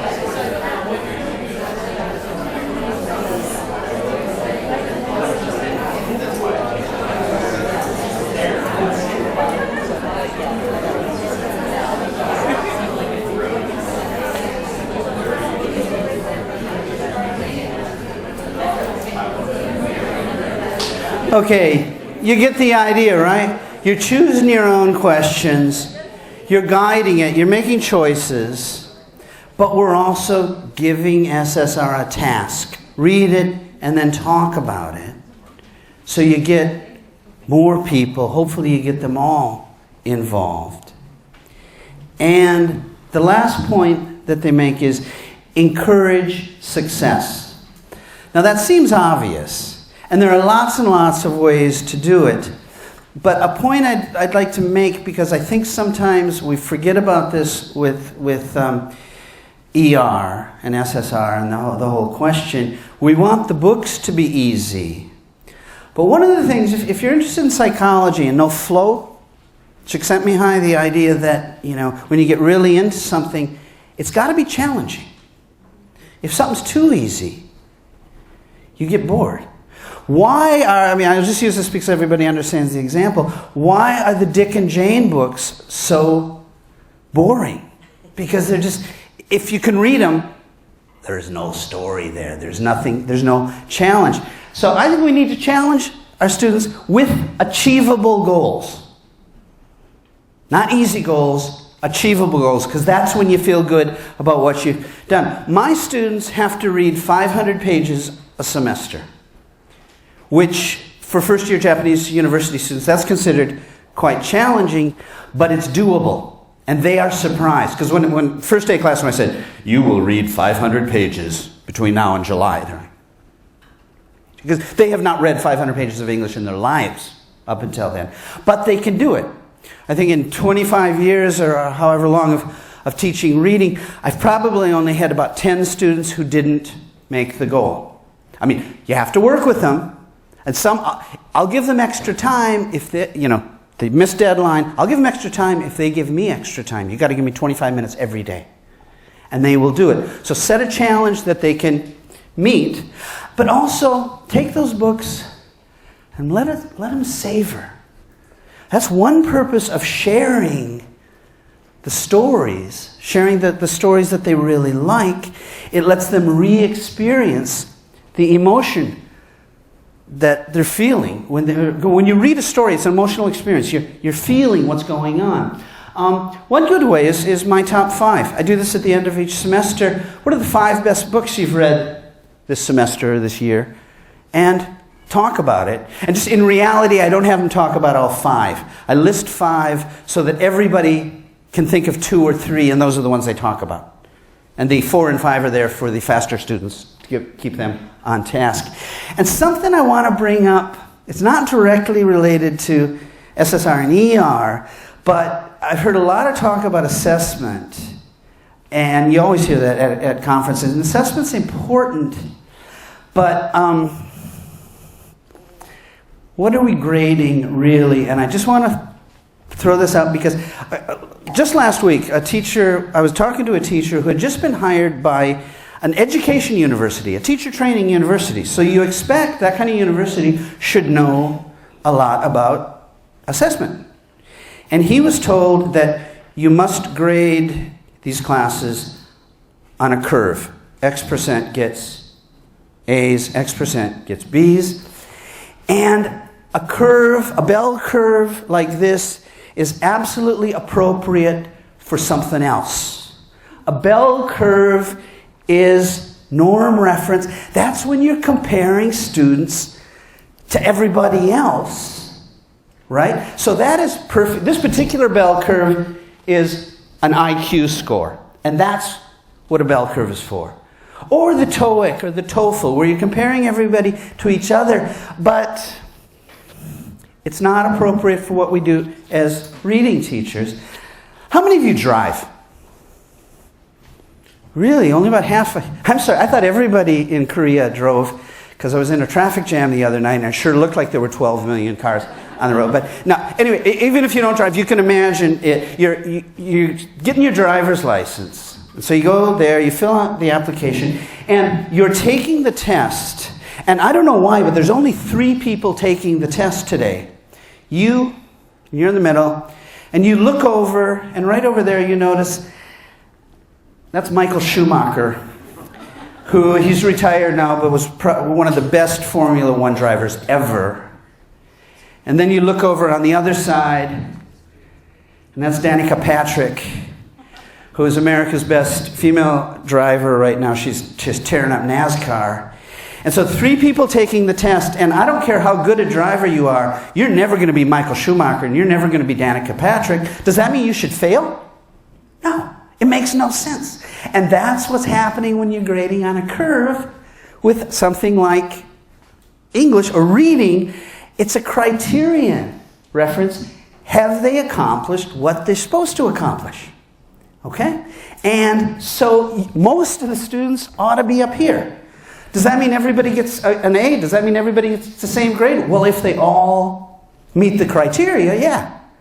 But it doesn't mean, again, we're challenging them. Doesn't mean make it easy. So I said, my students have to read 500 pages. Well, that gets you a C.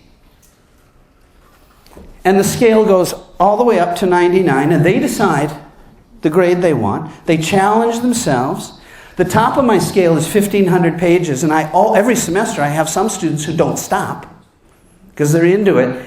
The grades have ceased to be important, and that's what you want. Because what's the real purpose of SSR? It's about, we're trying to teach, we're trying to create a motivation experience. Now, we're teachers, and we have to give grades.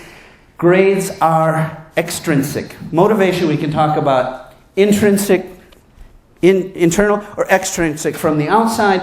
Grades are extrinsic. With SSR, we're trying to create motivation. And so think about what we're trying to do with rethinking SSR. We're trying to reframe it from you're in this class to get a grade to you're in this class to learn to love reading. And that's why we're doing this experience. And so mastery goals gives deeper understanding, and that is just more rewarding. Choice and control, the learners choose, but it doesn't mean we're turning over control completely. We're guiding them. We're saying, here's a book you might want to try. That one seems pretty tough. We're talking it through. We're giving feedback.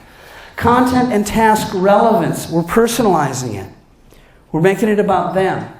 Social collaboration, we're giving them a reason with book talks and sharing and reports. We're building in that social collaboration, which is in itself reinforcing both the reading and the love of reading, and interesting texts.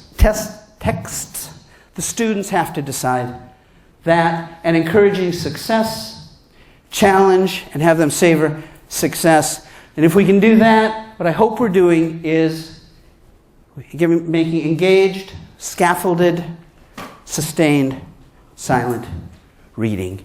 Thank you all very much.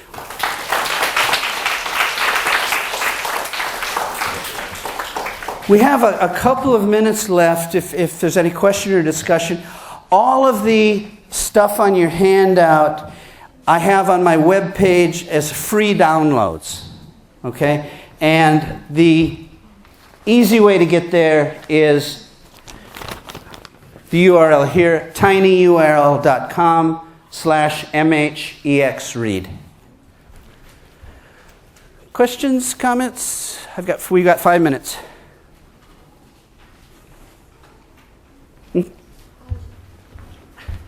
How do you keep the students from lying about how much they're reading? How can you control that? Great question. How do you keep the students from lying about their reading? Two or three parts to that answer, okay? I'm very lucky. Our reading classes are about 25 people, okay? So they're reasonable size. Tom Robb was talking earlier about the Moodle Reader. If you're doing, okay, and I've got the most reading classes, but I've only got a total of about 75 students. So over a couple of classes. So that means I have a personal relationship with each student. That's part of it. We also have a culture. And I'm very fortunate to be in a department with a very strong teaching culture. I mean, research is important and all that stuff, but we're there to teach the students. And I'm curious, where do you teach? What country? Korea. Korea. The Japanese, by Japanese I mean people teaching in Japan, I think will relate to this. I'm curious what people in Korea will relate. Well, in Japan, like Korea, it's tough to get into university, at least a good university, but basically everybody graduates. In order to not graduate, you have to kill a teacher or something like that. I mean, you're going to graduate. So I tell my students, it would be real easy to cheat yourself because you're going to graduate. And the grade you get in this class nobody's ever going to look at your grades. The only thing that matters is what you can do. You either got the skills or you don't. And students understand that. And so, number one, and part of the culture, we don't have a culture of, I need to cheat to get the best grade and stuff. And so that's part of it, just that atmosphere. But then I'm meeting with every student regularly. Tell me about that book. And if they are cheating, if they didn't read the book, or they only read the blurb, and you can tell. And if they can't talk about it, and I'm in a situation where I could say, did you really read it? And they know that I'm not going to go crazy and they're not going to fail. I'll just say, okay, just cross that out because you didn't really read that. And I find it's not a problem. That's my teaching situation. I know that's not everybody's teaching situation.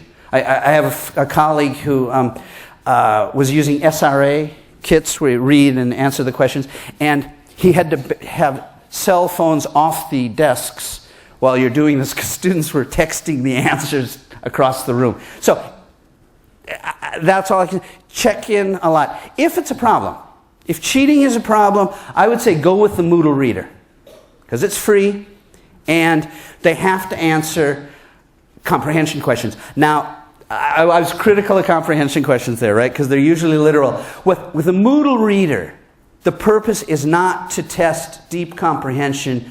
The purpose is to say, did you actually read it? In which case, literal comprehension is fine. Okay, so that's what I would suggest. Moodle Reader or M-Reader Uh-huh. also allows you to check the teachers. If you're not working in a department where all the teachers are on board, Moodle Reader allows you to check that the teachers are actually monitoring the reading also. And also allows you to check if the teachers are getting the students to read. So in other situations, it's not about monitoring the students, it's about monitoring the teachers. Okay, and if you, okay, did you hear that? He's using Moodle Reader, which also makes sure the other teachers, and some universities, I've got 1 minute, so I got to do this quick. Some universities, I hate to say this, all universities rely too much on part-timers, on adjunct. And in most cases, and some are like factories, with just many, many, many teachers, and you have to. I'm fortunate to be in a fairly small department where all of our reading teachers love being reading teachers. And so I don't have that, but that can be an issue. I'll tell you what, I'm out of time. I need to clean up so the next person can get here. But afterwards, I'll be outside if anybody wants to talk more. Thank you all very much, and I hope you're having a great conference, and good luck with what you're doing.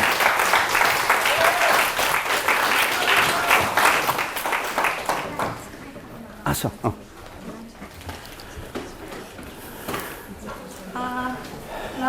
You can ask audience, not using microphone. Later. Okay. This is power on. Okay. Off. All right. Okay. Thank you. I'm gonna let you know when the time's up. Yeah. Okay. Okay. So you're the one that's going to let me know about the time. Okay. The topic of my presentation today, I would like to share a quotation with you. Man is what he reads. Do you agree with me? Yes. All right.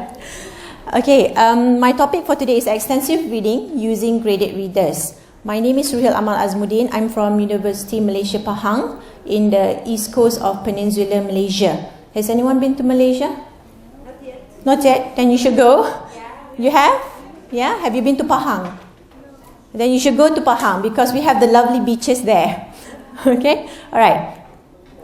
So before I get into detail about what my presentation is, I just want to give you a brief preview of what the presentation will cover. Alright, so my presentation will start off with introduction, where I'm also going to talk to you about the research hypothesis that I use for my presentation, research hypothesis that I use for my study, sorry, and then literature review and methodology, where I collect quantitative data for my study and how the results based on the collection. And I'll end my presentation with the discussion part. Right? So let me begin with introduction. Research has proven to us that there are a lot of benefits of using extensive reading on reading, especially for ESL learners. All right? Especially in reading comprehension, speed, vocabulary, as well as grammar. So that is from the researchers there. However, in Malaysia, extensive reading is particularly absent in tertiary education, especially in public universities in the east coast of Malaysia. Okay, so in Malaysia particularly, students who lack English proficiency, are normally deprived of a lot of opportunities. Why do I say that? Is because in Malaysia, most of our public universities, medium of instruction are in English. So when they come in and their English are not so good, sometimes they lack motivation and whatnot. And when they graduate as well, in the work field, normally employers will look for graduates who are proficient in English. So a lot of opportunities are missed for that. So we felt that, the 4 researchers who did this study, felt that the most effective long-term means to help our students to increase their vocabulary and ultimately their proficiency is to motivate them to read extensively. Alright? So, with that idea in mind, we came up with 2 research hypotheses in this study. So the research hypothesis is PPTE scores will be higher than the PPTB scores. Extensive reading version 2 scores will be higher than extensive reading version 1 scores. I do not know whether you're aware of it, but have you heard about EPIR, Edinburgh Project on Extensive Reading? Okay, so our test came from that. So we actually used those tests for the study. So basically, the study wanted to look at pre and post-test results. Right? So I'm going to move on with the literature review. So we know for a fact that graded readers are written for students for English learners with limited syntax as well as lexics. That's according to David Hill, 2008. And graded readers are most of the time used for extensive reading classes. They are sought for extensive reading materials, right? I mean, we use it too. I mean, do you use it? You use? No. Not really. Okay. I use it. All right. So publishers such as CR is Cambridge Readers, Penguin Readers, Macmillan Readers, as well as Oxford Bookworms, publish novels which are of fiction types of materials because they believe that fiction actually develops or improves students' proficiency in learning English. So I'm going to move on to tell you about why introducing ER is important to me in ESL context, especially in the public university. Because to me, proper guidelines and a strong belief that extensive reading will have an abundant benefit on the learning of a new language, incorporating extensive reading will prove to be successful to the students. And at the same time, extensive reading can actually gauge the students' intuition to read more and increase their level of motivation towards English. Okay, so I'm going to move on to methodology. So the participants that we had for our study was 125 students enrolled in our core university English subjects that we offer at the university. At the university, we have 3 levels of English. The first one is English for academic communication, English for technical communication for level 2 of English, and English for professional communication. So in the university, those 3 levels are the core subjects where the students are required to take. So it is basically compulsory subjects. We also have electives, but these students that we use for my study were enrolled in those courses. And the students were aged between 19 to 23 years old from multi-ethnic background. To me, okay, why do I say multi-ethnic background here is because in Malaysia, we have 3 main nationalities, which is the Chinese, the Malays, as well as Indian. But actually, I should say Malay, Chinese, Indian, because most of us are Malays there. So Malays, Chinese, and Indians. So that's why I mention it here. And the students were from 2 of our campuses, our main campus in Pekan, as well as in Gambang. Okay, so data collection. The study was the extensive reading was embedded into a 14-week core university subject, and the class met 4 hours a week. But time spent on extensive reading was approximately 30 minutes per week, not per session, not per class meeting, per week. So this is because I did not require the instructors to give a rigid time allocation, because as you know, like I mentioned earlier on, the students were already enrolled in the core university subjects, so we had topics that we needed to cover. All right, so rigid time was not spent. Okay, I want to share a picture of the common scenario that goes on with my extensive reading program. So students will go to the back of my car and collect books. That's just some of the books. Okay, we have more actually. So what they normally do is they collect books according to their level, and they get to select books according to their interests. So I have a variety of genres in my collection. At the beginning, like I mentioned just now, at the beginning of the semester, what they do is they sit for PPTB. So PPTB actually tells us what reading level are my students at. So when they come and select books, they will normally select their reading level. Okay? So next, this is what I wanted to say just now, sorry. So PPTB, we did it in week 2. ERT version 1, we did it in week 3. PPTE, we did in week 13. And ERT version 2, we did in week 14. Do you know what the PPT stand for? Yeah. Okay, I'll just share with you. PPT is either placement or progress test. And the ERT is the extensive reading test. So it's like sort of the pre and post versions. It's parallel versions that we have. So the test, it reflects improvements after 11 weeks. Alright? Okay, so before I actually describe to you about the results of my study, I just want to share about our graded readers. So we had a total of 344 graded readers. Macmillan readers, we had 71.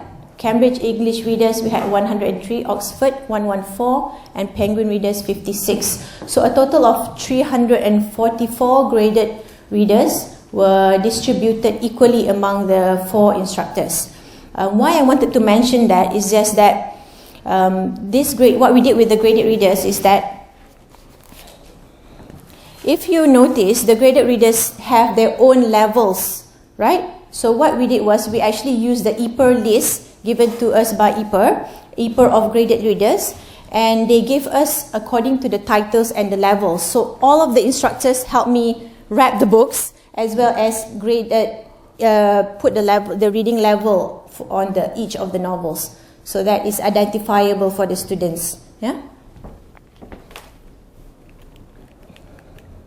Okay, so I'm going to move on to the results of the study. Statistics. Okay, so results here. As you can see in this table, the p-value associated with the statistic contrast is sing one tail, because we wanted to see significant improvement, significant study. So because of that, since the p-value is 0.000,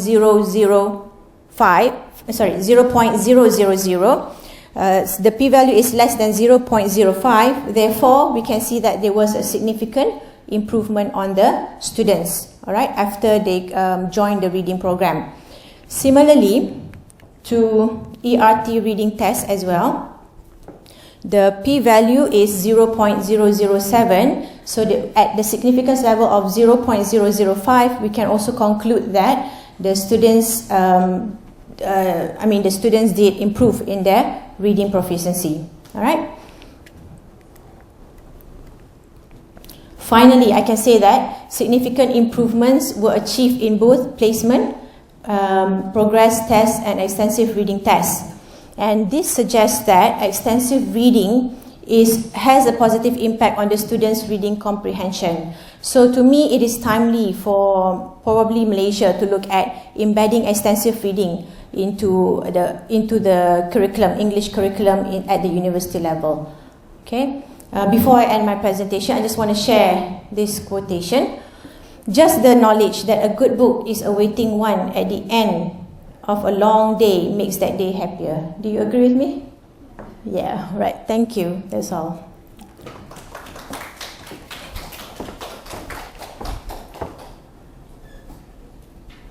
Do you have any questions? No questions? All right, thank you.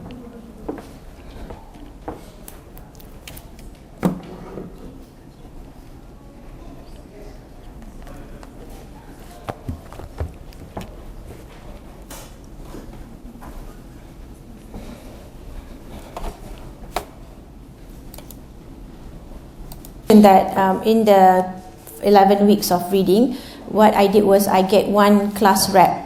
So the class rep will have a list of students' name and also their levels. So whatever books that comes in and out, the class rep will have control of.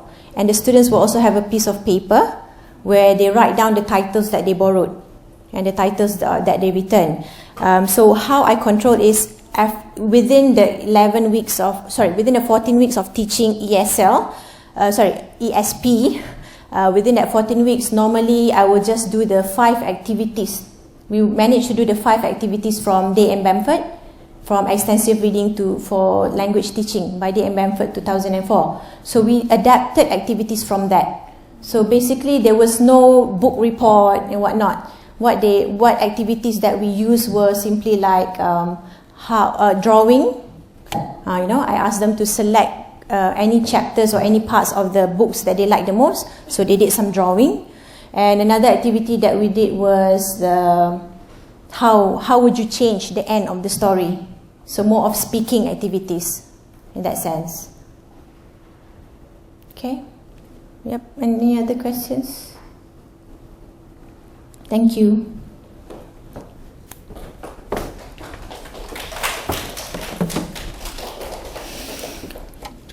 Hey, Melanie. Hello. Did they tell you that I'm in on this too? No. You know what though? talking about these books and writing presentations, it's taking you back to Oh, this is the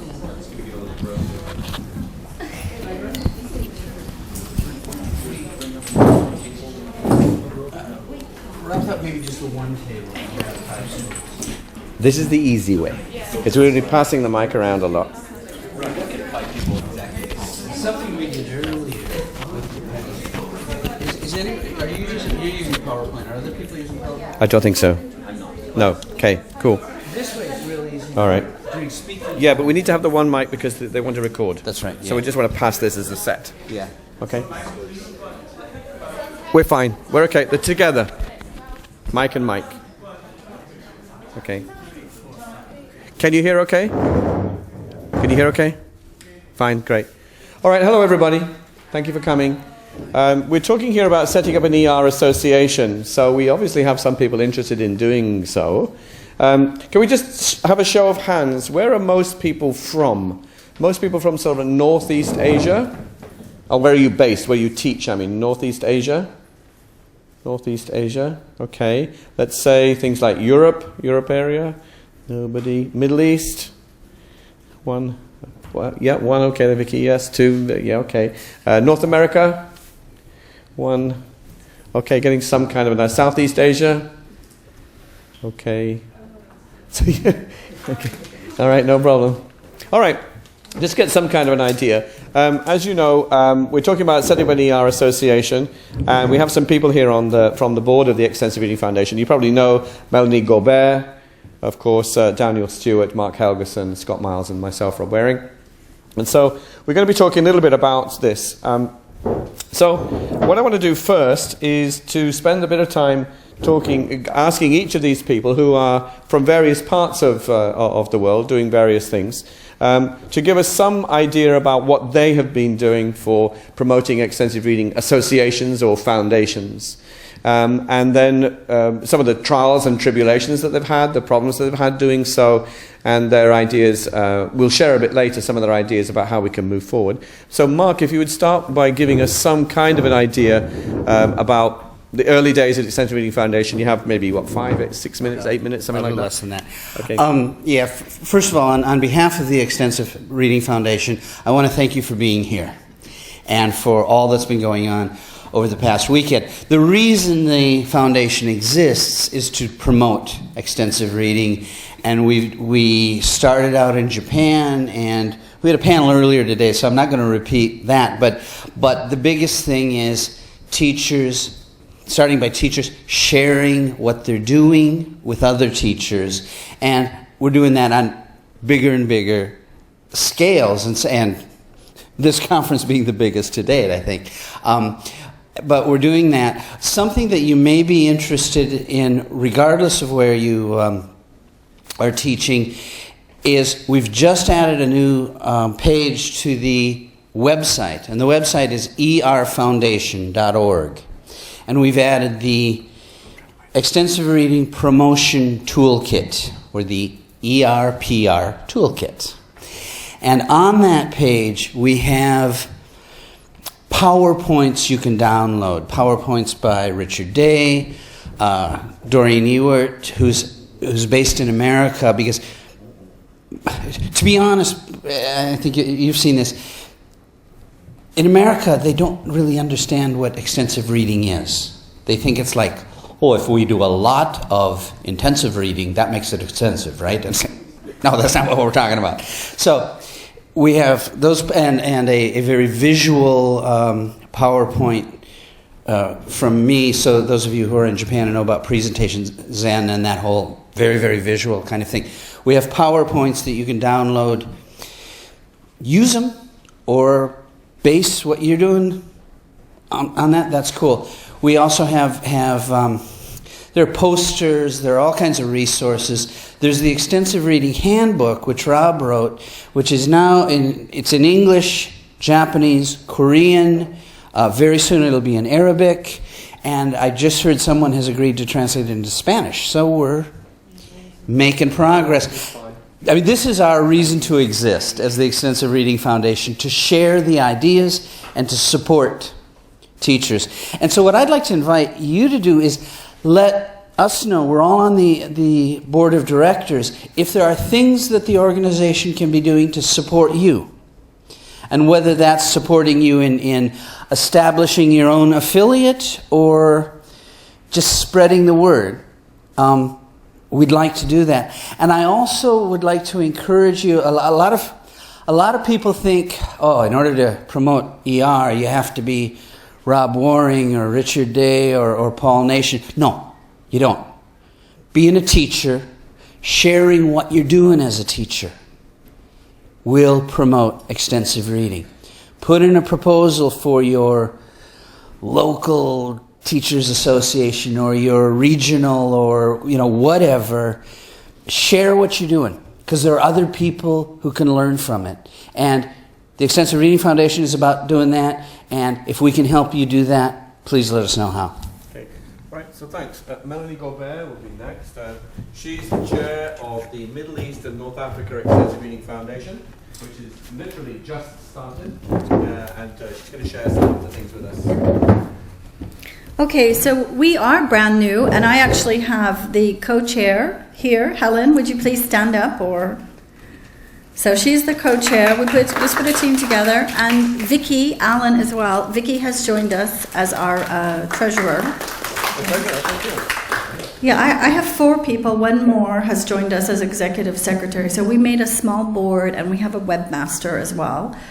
We're about to put a small website online. We have a logo design that comes before the website, but that will be a central place. Now, it has not been without its challenges in the United Arab Emirates, because we did have somebody found a extensive reading special interest group for TESOL Arabia, but he left it, and it has now become just reading. So if you go to one of their events, it might just be for intensive reading, okay? So a future plan is for me to meet with them to see if we can unite under one umbrella, because many teachers believe in extensive reading. But one thing that I have learned here at this conference, that I have an assumption that everyone knows what extensive reading is and everyone knows how to introduce it into their classroom. So one thing that we will certainly be doing, Helen, Vicky, and me, is going to local events to download these PowerPoints to just introduce and go through what is extensive reading. Because we're presenting our research on extensive reading to people who don't know what extensive reading is. And I think that there are people who know about it in pockets using it, and we just, it's really just starting to grow, and we hope it grows bigger. But these kinds of things are not without their challenges, because you have to put together a team of people who will really volunteer their time and not just want their name on a committee or set up an association on paper and then actually not do anything for it. So I would say that you need lots of support, moral support even, if you start an association, and try to make a small team so you don't feel that you're alone, because that's what's been happening in UAE. One person tries to do something about extensive reading, and there's so much more strength in numbers. It's very exciting for me to see how the Extensive Reading Foundation has grown and brought, M-Reader under it, the Language Learner Literature Awards, and the Edinburgh Extensive Reading Project. These were all quite disparate before, but now they've been united, and I think we have one man to thank for that, and he's sitting right here in the chair. So thank you a lot for that. I'm very excited about what's going to happen with extensive reading in the future, because I think, it's happened in Japan, and I'm witnessing it happen in Korea. And I hope that we can make it happen like that in the United Arab Emirates and the Middle Eastern region as well. Thank you. Can I just say that Melody is going to be the chair of, the president of TESOL Arabia in 2015, and it's very, very likely that there'll be either a World Congress there or some sort of strand on extensive reading, something. So if you are planning your finances, your budget, you plan to go to an event, please think about 18 months from now in the UAE. We hope that will happen. So please think about that as one thing for the future. Could we now ask Scott? Scott he's got the longest of all of these titles. He's the executive board member of the Korean English Extensive Reading Association, KIRA, as you know, the ERF board member, and also the founder of Co-TESOL ERWC2. So he's had 3 different things. So lots of experience to share with us. You probably get an extra couple of minutes. There you go. Well, a lot of things that I would say Melanie's already said, so I won't. A lot of the advice that she gave, ditto. I mean, about forming the group and everything. It started about 5 years ago where we went through a special interest group, SIG, as the way to get it started. So you already have a big organization in your country. So we have Co-TESOL here, there's JALT in Japan, and so on. And it's fairly simple to start a SIG within these. So that's the advantage of it, is you can quickly have an organization running. You'll have some support from the large conference and everything, the organization and everything. But there's some limitations also. When Aaron Jolly and I think if you're at the banquet, you know Aaron Jolly very well. He's very, once you meet Aaron, you will not forget Aaron. He's that kind of, and he's got a lot of energy and everything. So he and I got it started. It was kind of a 2-man show for several years. So we did get some other people to come in and help out a lot. But in Korea, expats kind of come and go. I think in Japan it's a little bit more stable, or at least I have that sense. So we've had some very good people help us, and then a couple of years later they're gone. And so that was one of the things, is putting together a good team of people who will work hard, as Melanie talked about, but also who will stay for a long time as well. We felt like we had kind of hit a wall with our extensive reading SIG. Also, it was mostly just an expat thing. So we did have some Koreans who were involved with it, but the officers were almost always just expats. And that's not the goal. That was not really our goal. We want to move extensive reading into the mainstream across the peninsula here in Korea. So with that in mind, Rob Waring actually suggested setting up KIRA, the Korean English Extensive Reading Association, and really make an effort to go beyond just the expats here and get Koreans on board, Koreans as officers. Now, to do that, we actively solicited the right kind of people, one of them of which is Dr. Kim Jong-rol, who you've heard speak, and so on. Very lucky to find him. He's a very powerful person. Politically, among the organizations here, he's been the president of almost every banner that you can see at one time or another, CAPI, CAFL, and so on. And he's very much in support of extensive reading. So, but we had to kind of still sort of drag him in, because he already was the president of CAPI when we approached him. But we said, we know you're busy, but we need you. We really, really need you. If Scott's the president of KIRA, it's just extensive reading SIG Part 2. Right? It's not going to go anywhere more than what the SIG did. So we got him in. It has paid off quite well. And we brought in a lot of other people. Dr. Jun, who you may have seen, I think she introduced the plenary speaker Keiko today, and so on. And she's really getting involved now, going to start a journal for us, and so on. One other thing is that we would like a balance. In my mind, I have a balance of something like 70-30. 70% Korean, 30% expats. It's not just a pure Korean or a pure expat. But I do want it to be weighted towards Koreans, because this is their country. And if it's going to move forward, they're the ones who are going to have to pick up and do it. And this also means that I will need to kind of step back and let them run how they want to run it. And sometimes they'll do it in a way which is incomprehensible to me, or doesn't make any sense, but they know what they're doing. And that's why it's called a foreign country, yeah. Apparently living here 13 years is not even close enough to understanding everything. So, and that's kind of where we are now. I think Rob would agree with me on this, that KIRA is shifting over to purely the Korean control, I think, and that's a very good thing. And I know a lot of you already are in Northeast Asia, but if you are thinking of setting up something, I bet you'll go through the same sort of process. You have to move in the same ways and find the right local people to get things really moving. I think that would do it. Yeah, thank you. Daniel's Stewart he's in Japan. He started the Jolt ERWC2. He's the founding member of that, and for a couple of years was basically the driving force behind it completely. Do you want to move the? Actually, maybe if I can just sit on a chair here, am I right? Okay. Do you want this? That'll be right. Thanks. Okay, cool. Yep. Right, so Daniel.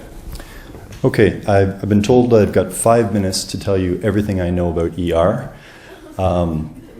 Yeah, exactly. All I want is one word. If you are setting up a SIG or some sort of a group, I want you to remember one word. That's my goal today, and that's opportunities. Setting up a group is just about giving opportunities to people. All right? So there are different ways you can do that. The opportunity that you want is you want somebody who is just a teacher, they're starting ER, you want them to become an expert. Your job is to help as many people as possible become experts. I see 3 ways to do that. You can have conferences, you can have a website, and you can have a journal. I think you need all 3. I'll talk about the conferences first. When you're doing a conference, start small. Start it really small and figure out the way conferences work. An ER conference is not the same as another conference. There are different things you have to consider. The first one we had with Jolt's ERSIG, we had 4 speakers. That's all. But we learned a lot. If you only have 4 people, make sure that you have 2 rooms. You have one person presenting here. The other room, somebody is getting ready. Presenters really like to prepare, get set up, get the PowerPoint figured out. So one person's there, one is over here waiting. Just a short walk between. But if you have 15 minutes between presentations, this one finishes. As they're walking over, they're talking with the other people. They're saying, oh, I liked your question. Or, oh, I like what you wrote in that paper. That's when you get people working together, having that break in between. And when they're walking in between, it's very convenient if you have coffee, drinks, some snacks, and the publishers. If you can get the publishers involved, that's half the battle. They used to have really big budgets. They don't anymore. But they'll pay for coffee. They'll give you some snacks. They don't, maybe in your country they don't know ER, but sure, they'll give you some coffee. And what happens is they find out about ER. They see, oh, everyone comes here when they're going through. Publishers often go to conferences and they're in the basement. The people who go to the conferences never see the books. They're just sitting at a booth waiting for people to come. If you can show that you will bring the customers through here, the following year you're going to get a lot more support. Maybe they'll give you some books. If you have books, you can have giveaways at the end. Then you get more people coming. This is coming and going. Can you hear a word I'm saying? All right. So anyway, just start small, get it bigger. You'll work out the way that things go, but if you start small, you're fine. Second thing is a web page. Web page, again, just start small. But you do need some presence there. If people hear there's an ER conference and they can't find you, they're not going to be there. So you want to have that. Also, very specific things for your country. In Japan, it's useful to have a web page that gives advice for dealing with Japanese administrators. But if you're in Mexico, that's not going to be very useful. So your website should have help for that. I don't know. I'd like to give up on this one. I really like bellowing. I'm better at that. I'm going to keep this because he needs that, but I'm just going to talk loudly. The third thing I want to talk about is having a journal. Now, the journal is very, very important because people have to publish. If you are somebody who is at a university, often you need to publish for your job. Get that journal as soon as you can, a journal for your area. Now, the journal, you'll get support. The ERF will give you support. When we started the journal in Japan, The first publication had 8 famous people in it. Every issue had somebody famous in it. So I think the second one was Richard Day. The third one was Julian Bamford. After that, it was Paul Nation, Stephen Krashen, Rob Waring, Mark Helgeson. Every issue, we had one famous person in it to give prestige to the journal. You can do the same sort of thing. You will get support from the ERF. It gives a place, it gives an opportunity for people to publish. That's what you need if you're going to build experts. It also gives an opportunity for the young people who don't have much experience yet. If you have a journal, you can have very simple articles. We had one section, it was just how I do it, how I do ER at my school. That's something you can write very, very simply, but people have the opportunity to try writing. Maybe next time they'll do something more difficult. Maybe next time they'll do a presentation or a poster session. Everything is about opportunities, building them up so you have more and more experts, so you don't end up with one person running the whole show. That person gets sick and it just collapses. You need a lot of people. So my idea for you is give people opportunities to become experts. Thank you. It cuts in and out a lot. Yeah. This one I'll put to one side, and I'll take this one instead. All right, we've got a second mic here, and I'm going to try and keep the other one as well. All right, so Rob Waring, could you come up, please? All right, here we go. Executive board member, that's me. I'm involved with Kira. As people said, I was one of the people to start it going. Greg Brooks English is not here, but he was also one of the people early on was to help push this. Young Bin, are you here? They were also trying to help build this, and of course Scott and Aaron and everybody. So I have quite a few things to go through. One of the big things that I've noticed was when we really started to push extensive reading back in 1996, 1997 at Jolt, what we had was something that was very successful, a very successful formula we didn't know at the time was successful. We were associated with the Jolt conference. And so what we did was we set up a symposium. And what a symposium does is to have many presenters at one time. You have like an hour and a half symposium, and people have little like poster sessions. And it's kind of changed a bit since then, the way we organize these things, but it was very powerful.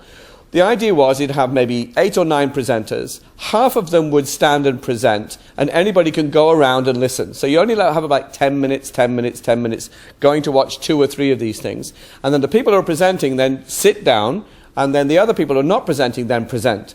So then you have a chance to go around and watch many different things. And often we go to conferences, you've got like a 45-minute speech or a 20-minute speech. You can probably say what's really important in 10 minutes. Yeah? So we found that was very useful because that allowed us not just to have what would have taken a day to do, you can have a lot of that happen in a very short period of time. And it's quite visual being posters. And so initially you started off with 3 or 4 people. We then approached the language teacher journal as part of Jolt. And that allowed us to have a special edition on extensive reading. We called in some favors for various people. And that kick-started us. So the next year after that, we had another symposium with basically the same people with 1 or 2 extras.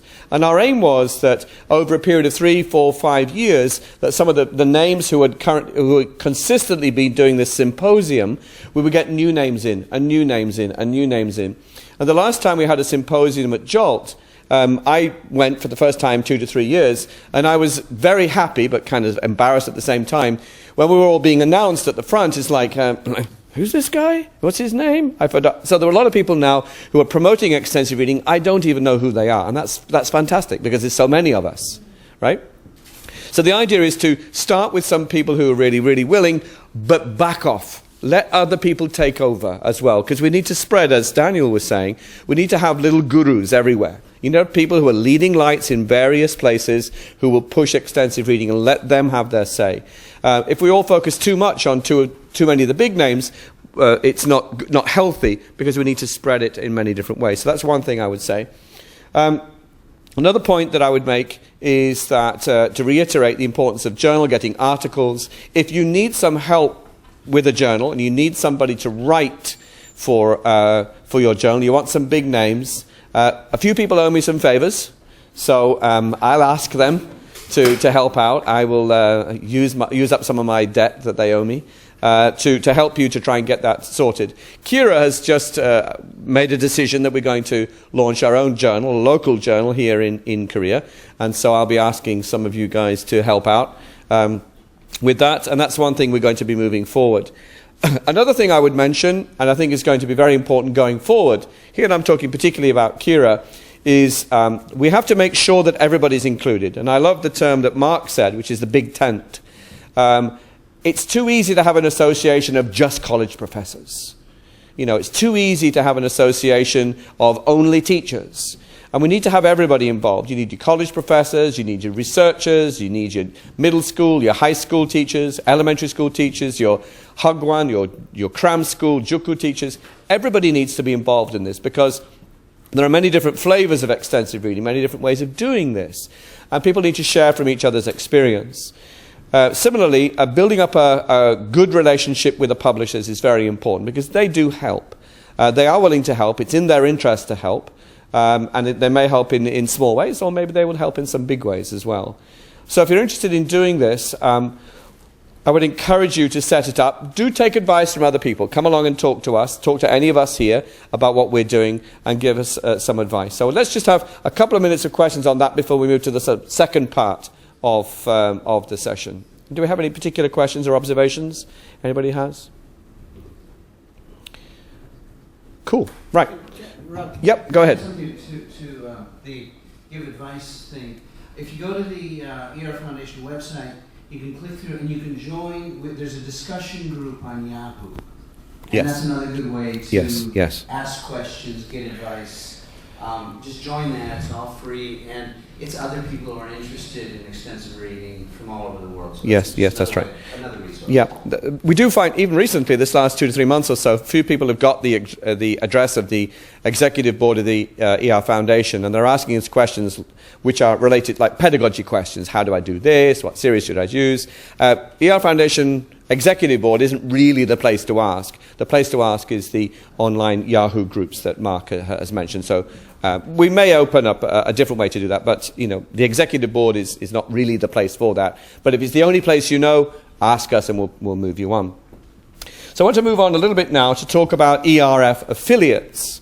Now, the ERF does have affiliate organizations. An affiliate organization is one that's related to the ERF in some semi-formal way. And the reason that we think affiliates are important is because it gives you immediate status. Yes? Giving you some status and gives you a focus. It helps you to use our resources and have access to our resources as well. Now, it's perfectly okay if you don't want to be an affiliate. Totally cool. Go ahead and do something. We found in the last few years down in Jeju Island here in Korea, they set up a Jeju Extensive Reading Foundation. And there was a bit of a surprise. Great. Well, there's about 12 members or so. About 3 months ago, we got an email from the, or was it Facebook page, of ER Foundation in Italy, right? So we're trying to develop relationships with these people to make sure we know what they're doing and so we can help them in some way. So what we'd like to do is to set up various affiliates throughout the place. And we talked about one in Taiwan. We talked about one in Taiwan a couple of years ago at Sandra. It didn't really happen, so we need to talk. So Taiwan is also a place that's building extensive reading. And we want to try and build some of these things. So we've got a few points to make about ERF affiliates. What we would like to do is, I want you to understand, typically it's a loose connection. It might just be an email connection. Obviously there's no financial arrangements, you don't have to buy into it, you don't have to pay any fees. The idea is that the ERF would basically is the global organization, and the affiliates would work locally or regionally. Yes, so a region might be North America. The region might be, you know, Jeju Island, one little island. Yes, so it doesn't matter how big or small you are, but generally we're kind of the global organization, if you will. But I want to make a distinction between associations and foundations. You notice the ERF, not the ERA, but we have Kira with an A, JERA, Japanese Extensive Reading Association.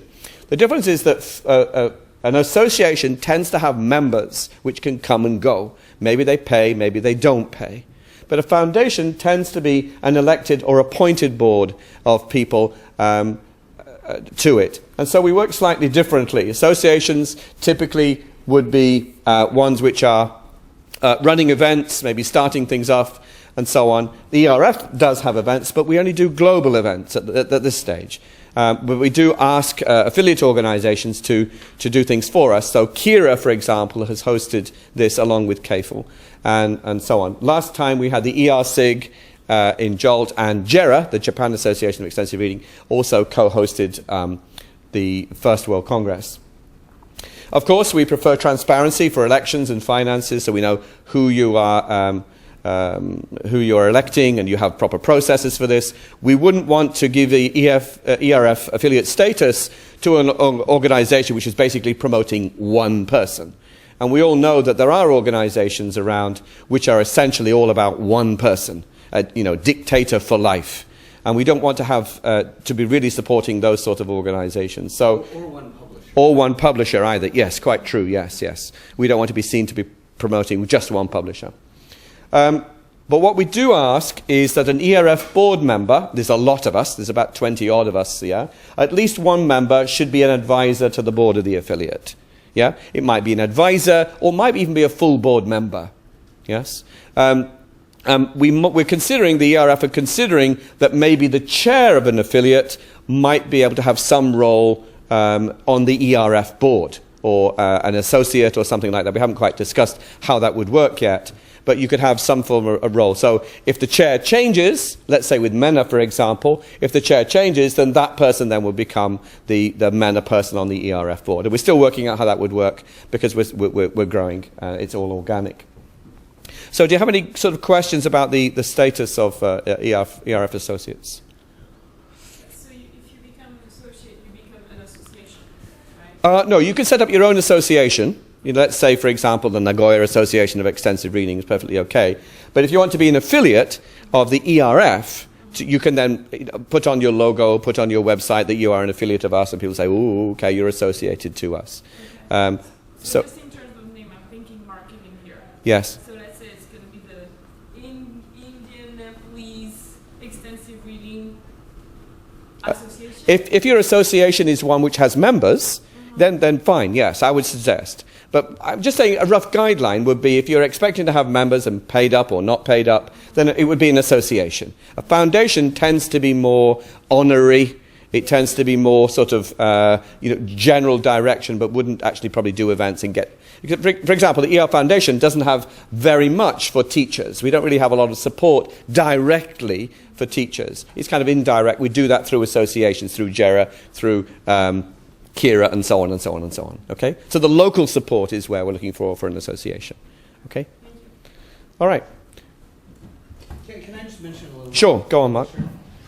One of the things, and we've tried to do from the beginning, is make sure we're not connected with a particular publisher.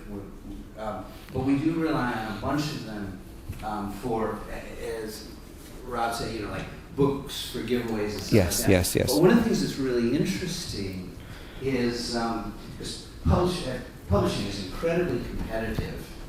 But what happens with most teachers is... Sorry. Go on.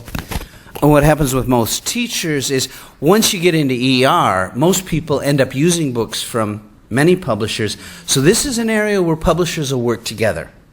And you can get, 20 books from Oxford and 20 books from Compass and 20 books. And the publishers will tend to work together on this. And there's not the, competition in many parts of ELT. Yeah.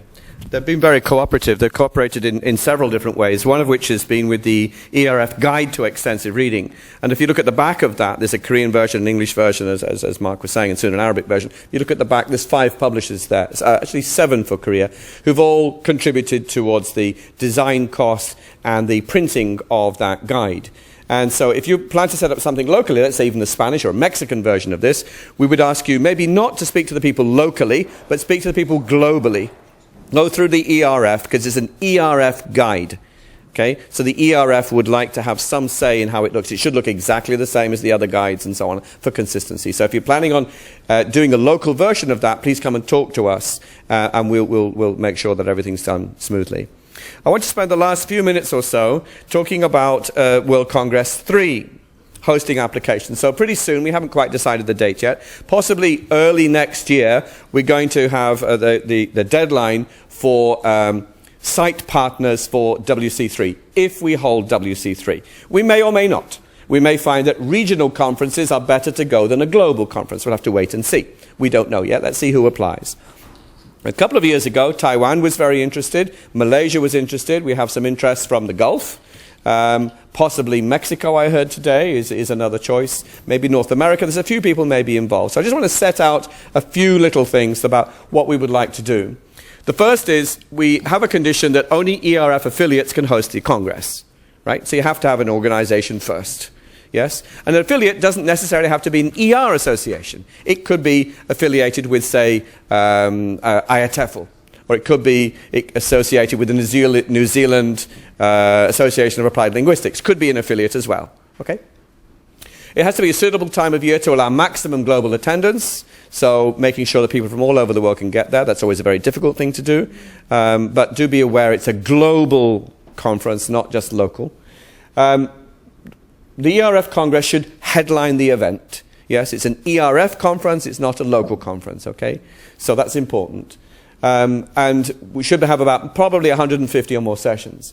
If preferable if the host has already hosted a local ER conference or has conference experience, lots of conference experience. Even little ones are fine. Like we had here in Korea, little ones as well, we started with.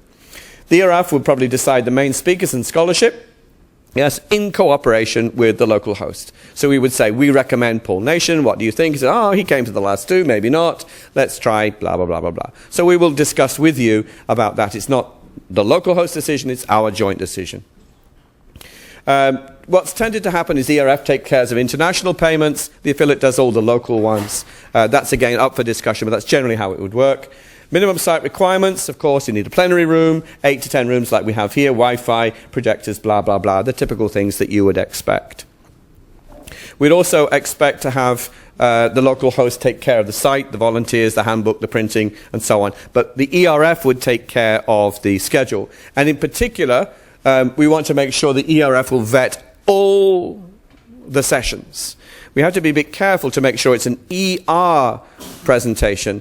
That's not to say we can't have stuff that's not ER, but we don't want, 95% of the stuff talking about social linguistics or something else or mathematics in high school. We don't want all of that to be tied on. We want it to be primarily, at least 85% of the session should be about ER. We do understand, of course, that the local area, the local organization may need to have some people brought in, like we have here at Kira, at WC2. We have a few local papers as well.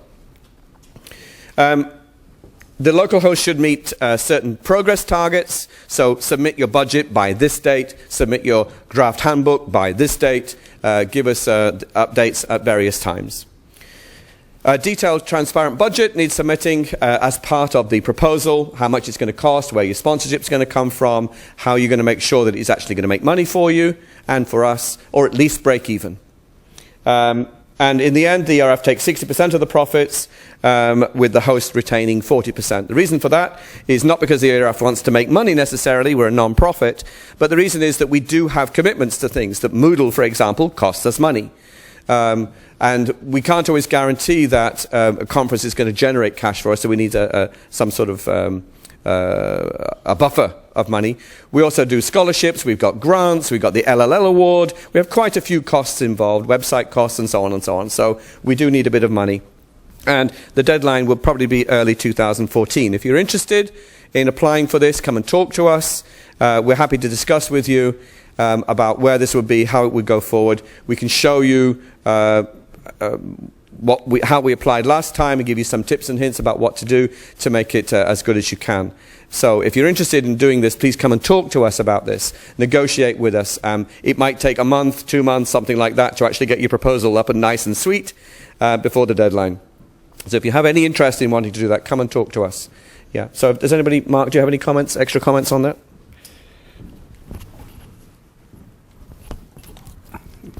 not specifically on that, but two related things. Picking up something Daniel said the other night, and you mentioned the symposium or the colloquium at conferences.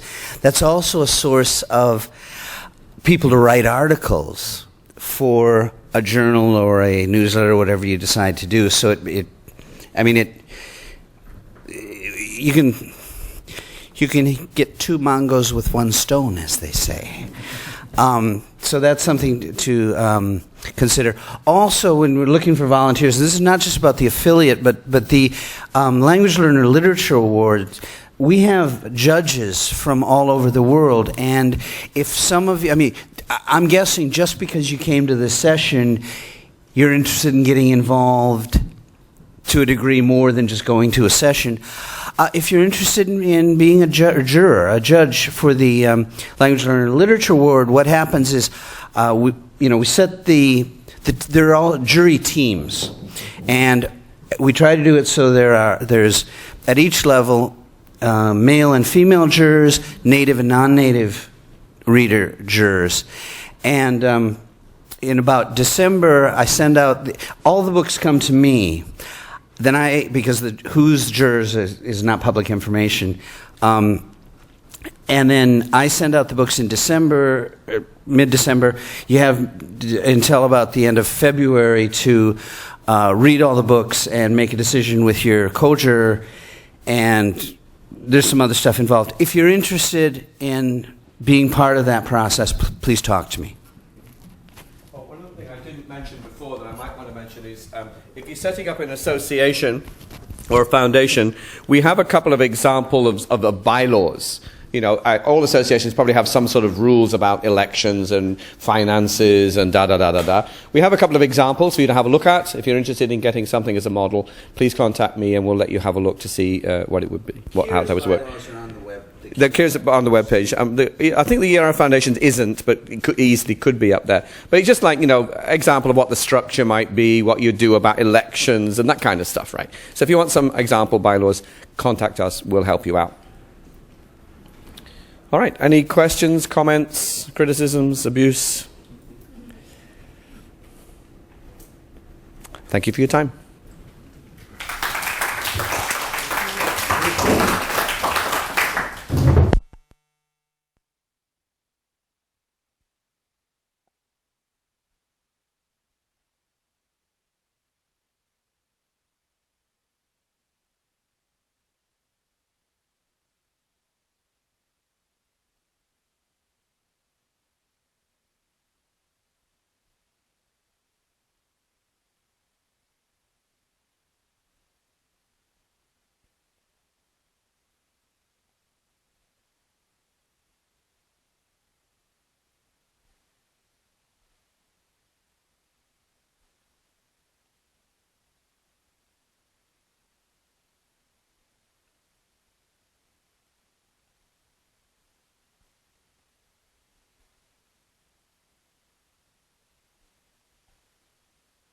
Ladies and gentlemen, mothers and children, did you have a good time with the conference? Yeah. Let's give big hands to ourselves. Initially, when we discussed about this hosting Second World Congress on extensive reading, we were worried partially, though we confidently told to ERF in Korea, anything is possible. Particular reading is on an increasing cycle of interest. And but about collecting these conference presentations can be a problem. But despite our worries, we were astounded by the outcries for the presentations. We had 20 plus concurrent, about over 10 plus concurrent sessions, and also altogether about 150 presentations. Wasn't it fantastic? Yeah. So one of the objectives of our closing panel discussion is we cannot possibly physically present in all these concurrent presentations. Instead, we invited the renowned experts in different ER fields. Take a few moments and have them to speak about their overviews in their field about the conference, and so that we can summarize all these different concurrent sessions, that what they were trying to tell us. And then we'll move on to Professor, this is a wonderful moment to look back and look ahead, diachronic look at extensive reading, how it has changed and where we are going from here. So that we'll take a few moments to discuss on that, and then we'll give a microphone to the floor, and the featured speaker, if they have any, they will speak about the conference and their look ahead and look back issues, and then we'll open the discussion to the general audience, that you hopefully that you engage in your impressions and your expansion of knowledges, and also look ahead opinions. Anything will be welcome and appreciated for the betterness of extensive reading. To start out with, Professor Nation, could you give us a recapitulation of vocabulary in ER?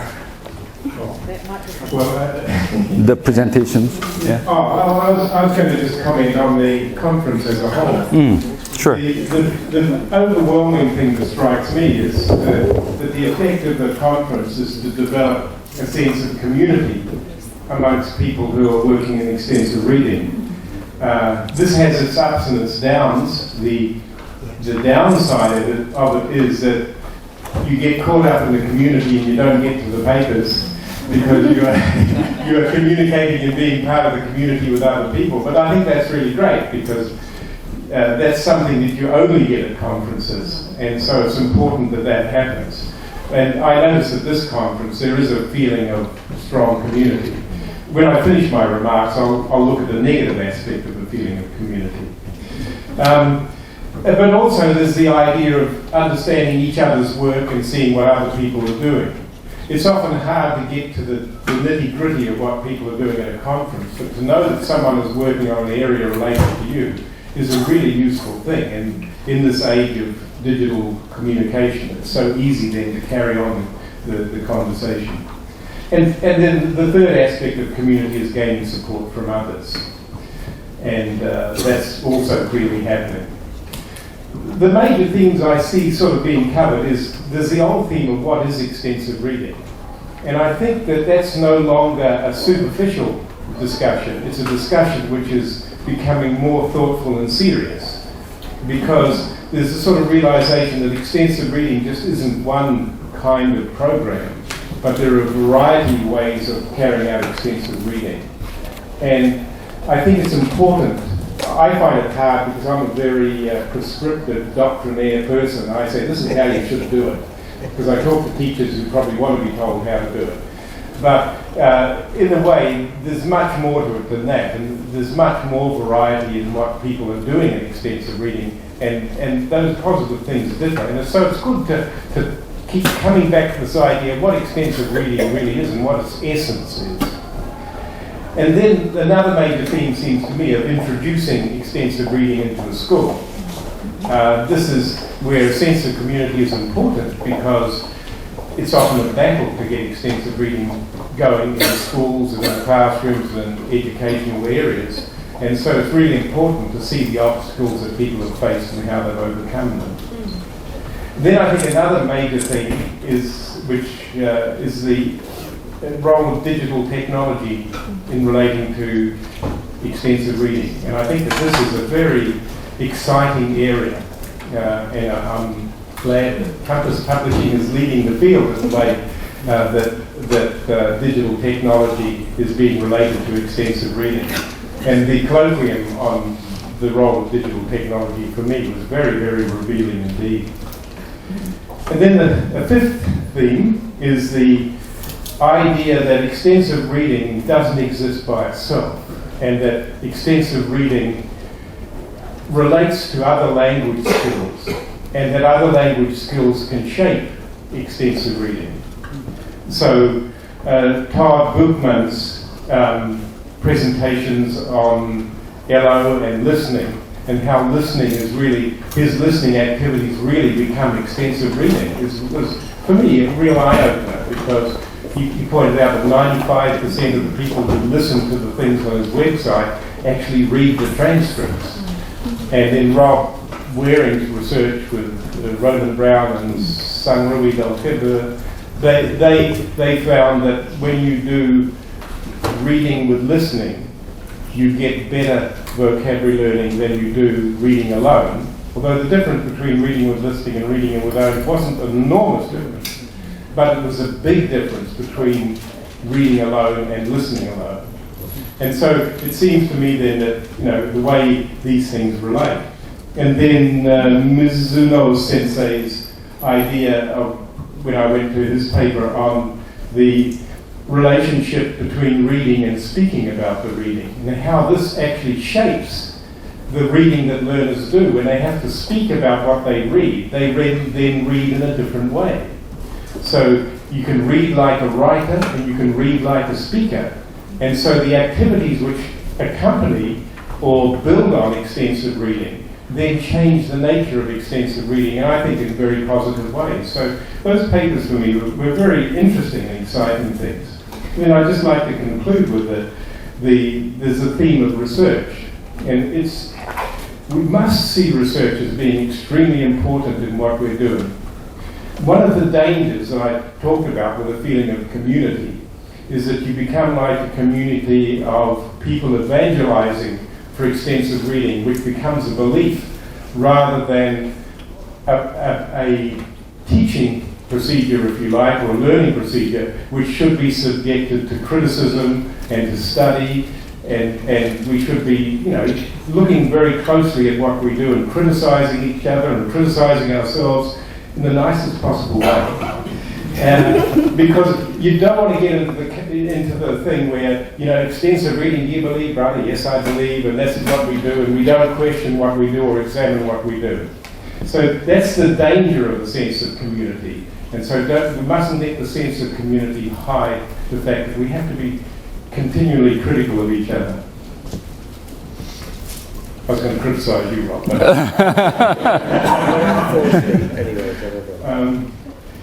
And I've got another note here, but I can't read my handwriting. 2 bottles of Use half a pound of butter and a pack of cheese. Yeah. We'll do it for you, Paul. These guys read my handwriting, I can't. And then Keko Koda talked about the factors affecting reading, looking into opinion at the metacognitive knowledge and how L1 and L2 affect reading. And this seems to me, this kind of research then puts the extensive reading once again into a wider framework, but it examines and looks for data.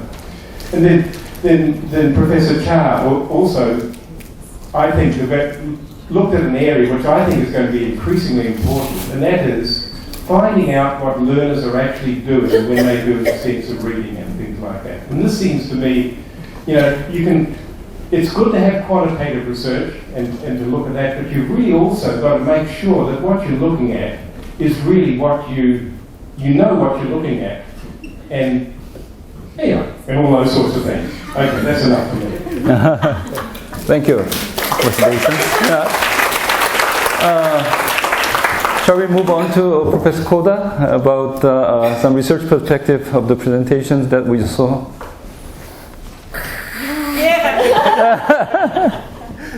It's not making funny noise. Not yet.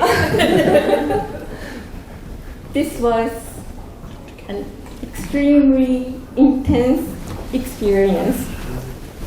Am I doing something wrong again? It's okay. Okay. Can you hear me? Okay. I was impressed with three things are standing out. So I'd like to point out those things. This is a camera mic. They First, can't hear. I'm very impressed with the amount of information sharing and community building. As I mentioned, it is so incredible to see the amount of support, giving to one another. This conference really captured the spirit of extensive reading. So I thought that was really wonderful.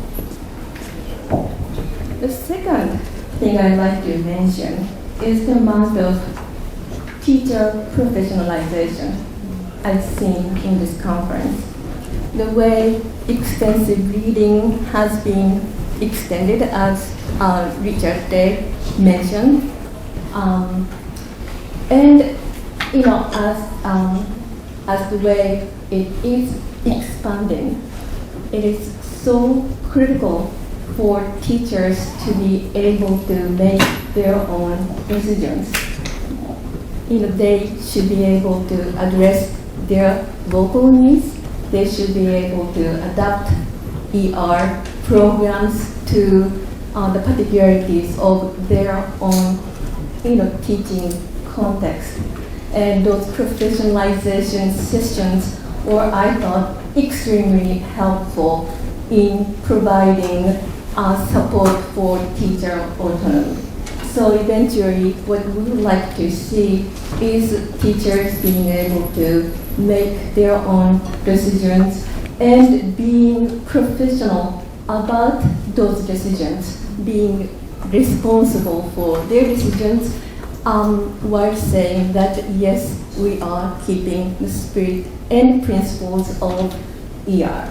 And I have seen that, that happening in many sessions I have attended. Finally, coming from the second language acquisition research community, I must say I've been so impressed with the amount of research, both quality and quantity of research done on ER. So when about 3 years ago, maybe 4 years ago, I reviewed one paper for a journal. That was a blind review. I did not know who wrote it, but in this article, the author clearly mentioned there is no research base to support all those benefits ER is supposed to provide. That's no longer true. I'm not sure that was true then, but today I can say no, it's not true. It is really impressive to see the emerging body of research testing all the safe benefits of ER. Not all research findings support all the benefits, okay? But authors discussed why those benefits were not supported, and that reflection is very important. Okay? And it seems to me that emerging theme of, as again Paul mentioned, the emerging theme of this conference is to address those research findings. I was again impressed with the flexibility and inclusiveness and willingness of all the people to look at research findings and to incorporate those findings to make it better. Okay. That kind of flexibility will help ER expand further and make this practice relevant to everyone who wants to incorporate extensive reading. Thank you, Professor Koda. And shall we move on to Professor Cha? We were guilty of having rushed your presentations with a time flag. And you can share with us your impression plus some of the important remainders of your presentations. Okay, first of all, I was very touched by this kind of a nationwide international conference, and I noticed that everyone is really interested in spreading ER movements. And last night after I finished my presentation, I met 2 Taiwanese and 1 Japanese teacher and the students, and then while we were talking on the subway, I noticed that they are really interested in how to teach reading more effectively, and so I felt, it was a challenge for me too while I'm preparing my presentation, and I thought the ER interest or let me call it the movement will continue forever. And since everyone knows that ER plays a vital role in the learner's second language acquisition and also the literacy part too. Especially in a EFL situation where English is only used in a formal classroom setting, right? So as a reading strategy specialist, I just wanted to find ways to help our students to become efficient readers or skillful readers. And on the other side, I thought, despite of so many interest and passion in ER, I begin to feel wondering why is it so hard to implement it in a near situation. Because in Korean situation, the public school for the young learners, it was possible mainly only in a private school situation, and the public school, they find it really hard to implement it in a public school situation. And there was one article mentioning why is it so hard to implement it in public school, in a school setting, because of one thing he mentioned was a teacher-centered curriculum, where teachers doesn't want to spend extra time and effort in helping them to read more, actually. So I thought there should be some ways anyway that help learners to read a lot, and so that they can get more benefits. So yeah. And also, as Dr. Nation mentioned, reading instead of just teaching reading alone, reading can be integrated with the other skills. So with the focus of reading, and it can be related to listening, not only just listening, it can be related to speaking and writing. And so while they're doing their reading, teachers can do other more meaningful activities. So I thought maybe if there's a more effective ways of helping our students to become efficient readers. And also for my presentation, I just suggested anyway to try to approach it more strategically, strategic point of view. So then I guess we can get a synergy. So there should be some kind of ways of combining intensive reading and extensive reading, and from a strategic point of view. Yeah. Thank you, Professor Cha. And Professor coming from literature background, and has done also lots of government projects related to extensive reading, and establishing online extensive reading site as well, right? You're currently working on with the Ministry of Education. Okay, what's your impression, and also the kind of talks you've been at? Could you share with us? You can use that microphone.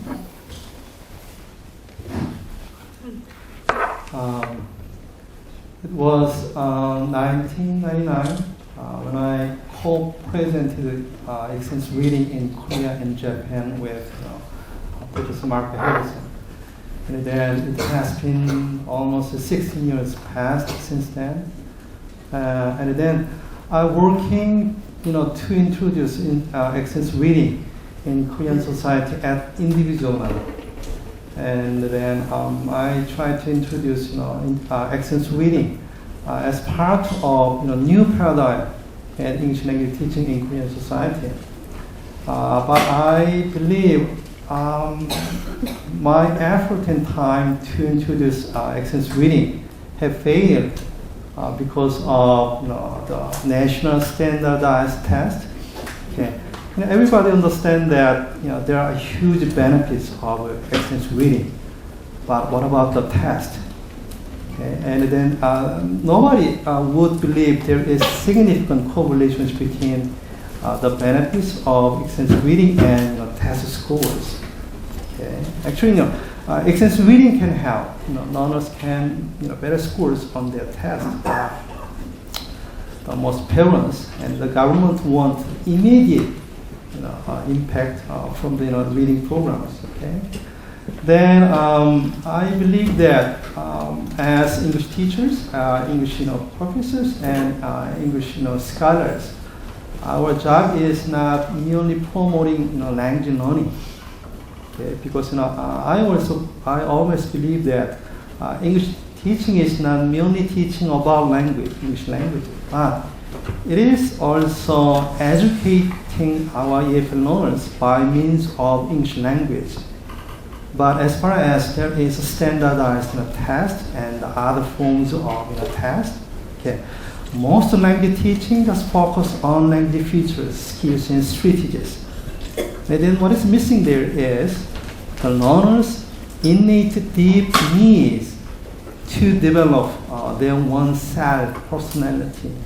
Okay. And then I believe that accents reading can make a kind of two goals.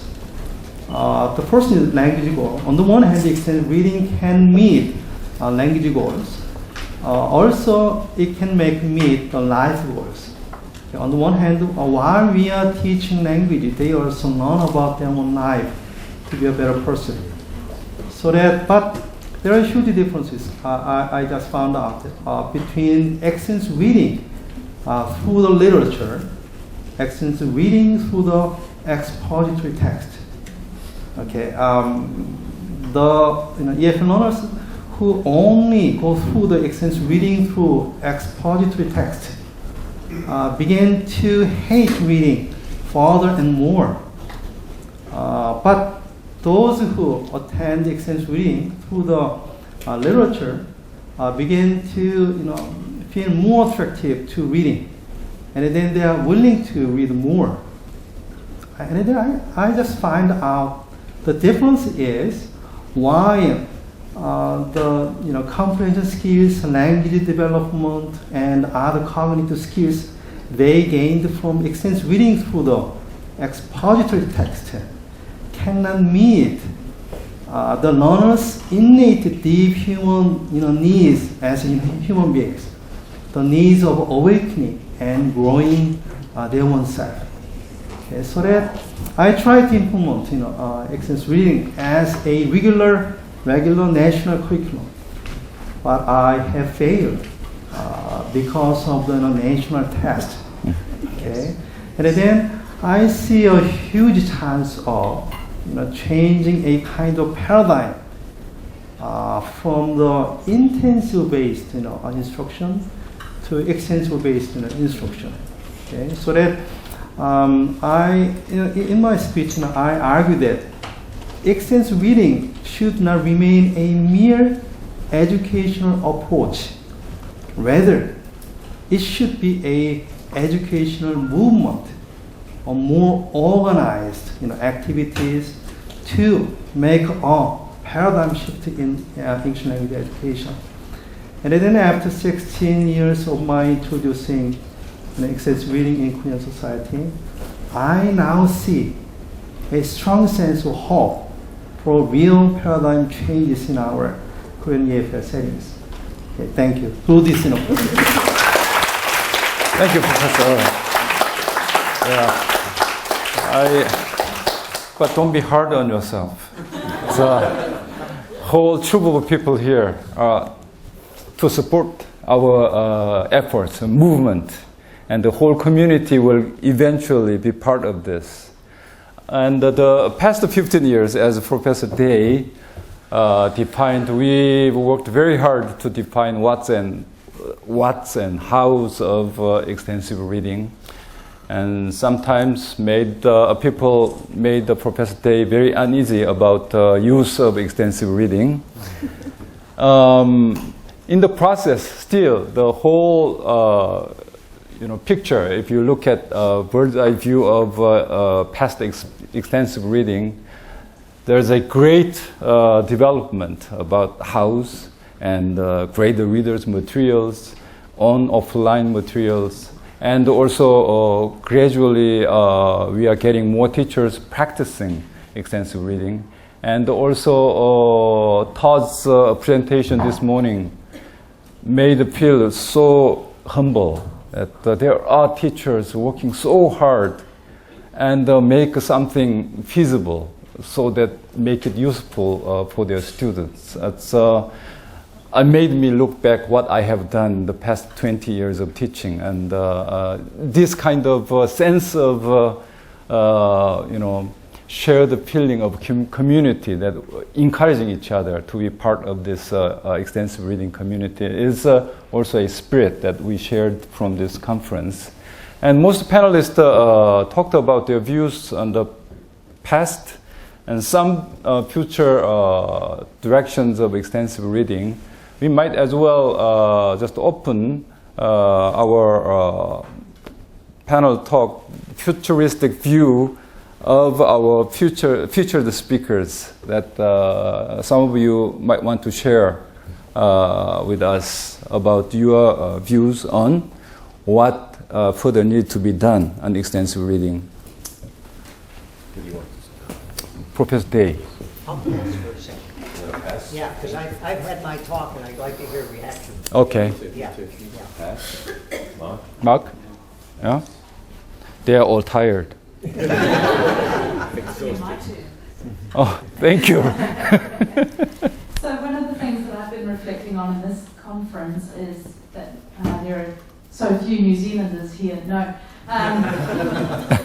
One thing I've been thinking about is that the Extensive Reading Foundation really started just over 10 years ago, and I'm really proud and impressed by what's been happening with moving the foundation into the future and making sure that it's not just an organisation that exists on its own, that it's you look around the room at all of these amazing organisations that are involved in this conference, and there are several communities going on here, and I think that that's an enormously powerful thing, and that gives me the hope for the future that this is going to keep going. It's not just going to be in one place forevermore, and I think that that's really incredible. So I'd like to thank the organisers, and there are a lot of them in many different capacities, and I think it's really great to see people coming along and sharing ideas, but also knowing that there is a structure and there's an organisation that can support you. I just came to a session about how to become an Extensive Reading Foundation Association. We've got a little bit of pressure to have the next conference in New Zealand, but anyway, that's okay. But the key thing there is that in 10 years, we've got the Learner Literature Awards, we've got all kinds of support for teachers, we've got a little bit of money going on in the background, we've got amazing publications going forward, and there's this great structure that's happening, and a lot of it is due to the blood, sweat and tears of a whole lot of people. But so I think it's actually the most important thing to say is congratulations and well done, and I think everybody who's up on the stage and sitting in the front too tired to speak deserves a big round of applause.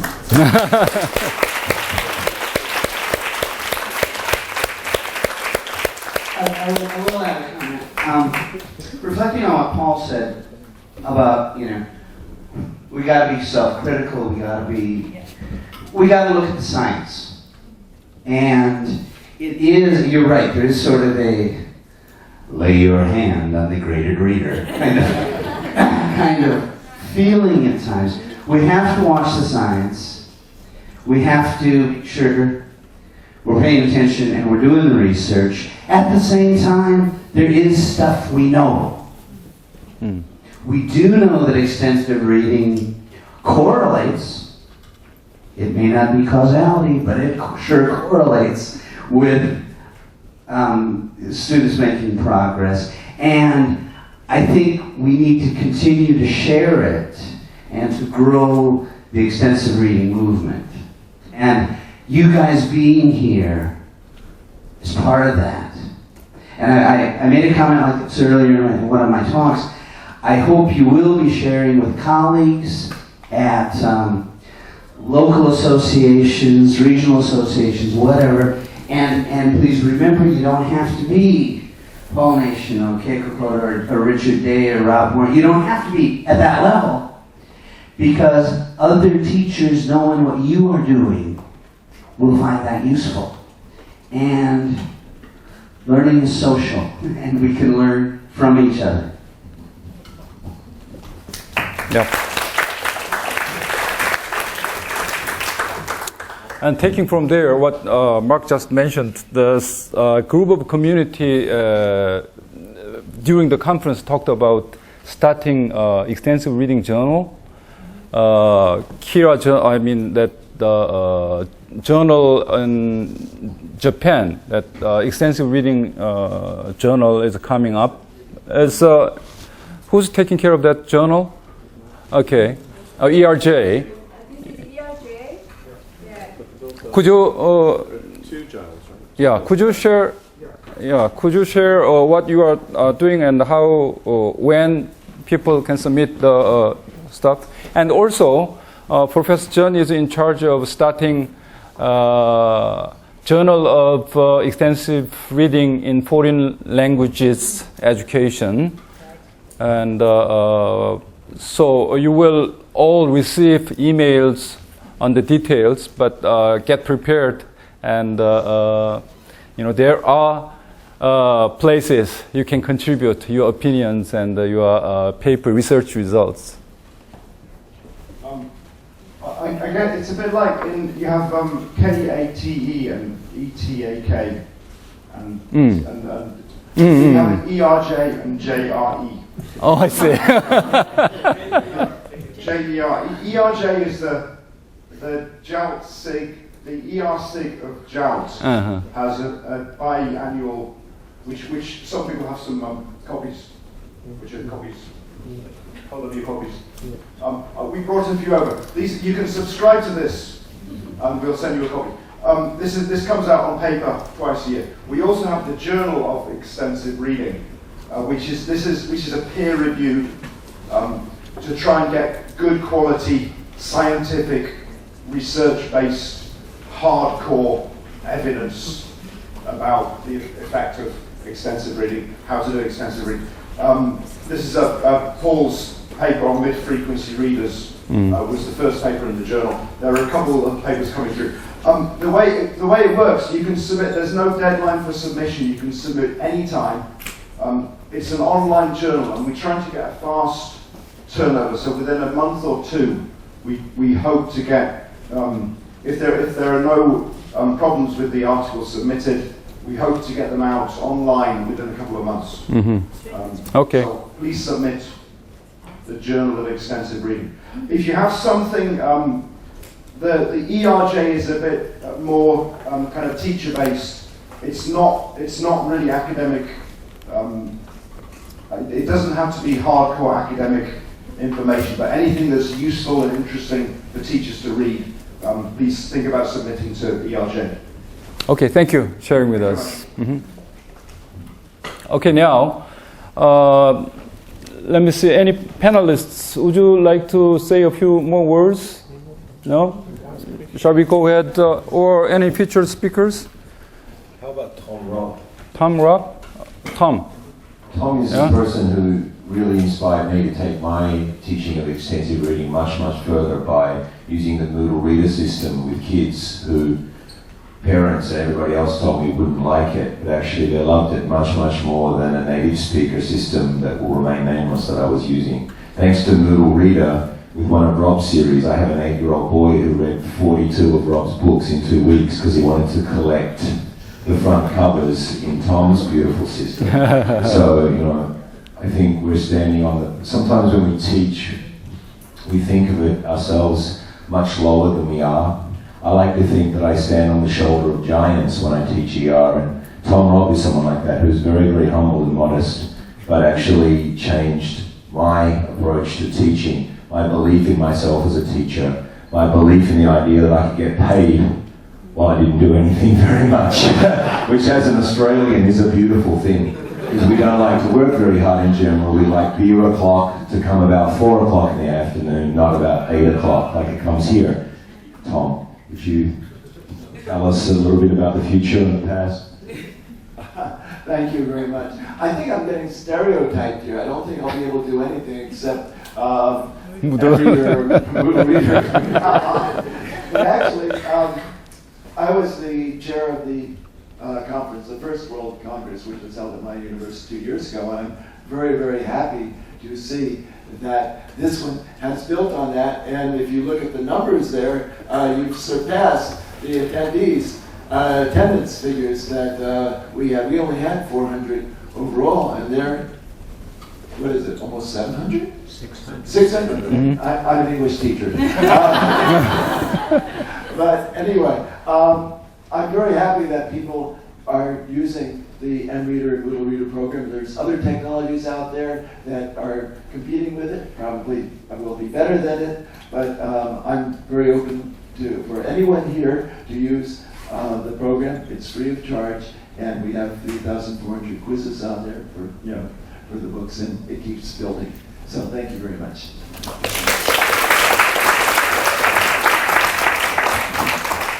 Okay, before we open up our panel discussion to general audience, and let me just throw off a question that Korean extensive reading community currently has. As Professor Earl mentioned, many meta-studies of extensive reading and many researches show it's a horseshoe type of effects, that elementary school it works fine, and middle and high school it just drops. Very stiff curve down, and then university and adults go up. So apparently mothers don't like their children reading easy narrative novels, and they want their children read something serious, challenging, and so that they can attain lots of vocabulary in short amount of time. And how we can persuade these tiger moms so that the time, how actually we can persuade them, if you wait long enough, this will eventually help your children to grow even further, right? Okay, I will just throw off this question to you. Hopefully you can have either answers, or you can talk about or address questions to our panelists or future speakers. And also, if you have any opinions or impressions you would like to share with us, I would appreciate. Could you, Aaron? Gentlemen. Yes. Oh, yes. Yeah.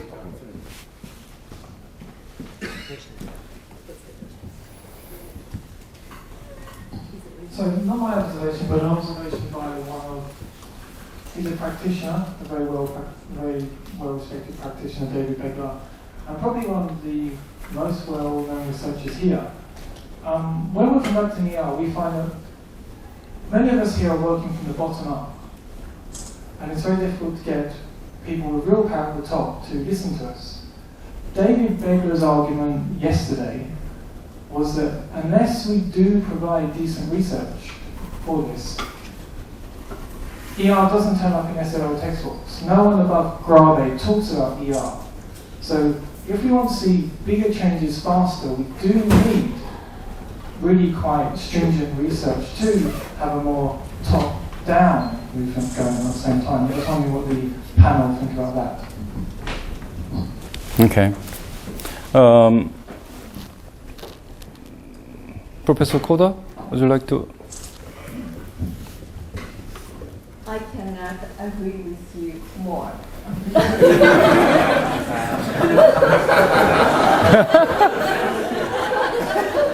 Very diplomatic answer.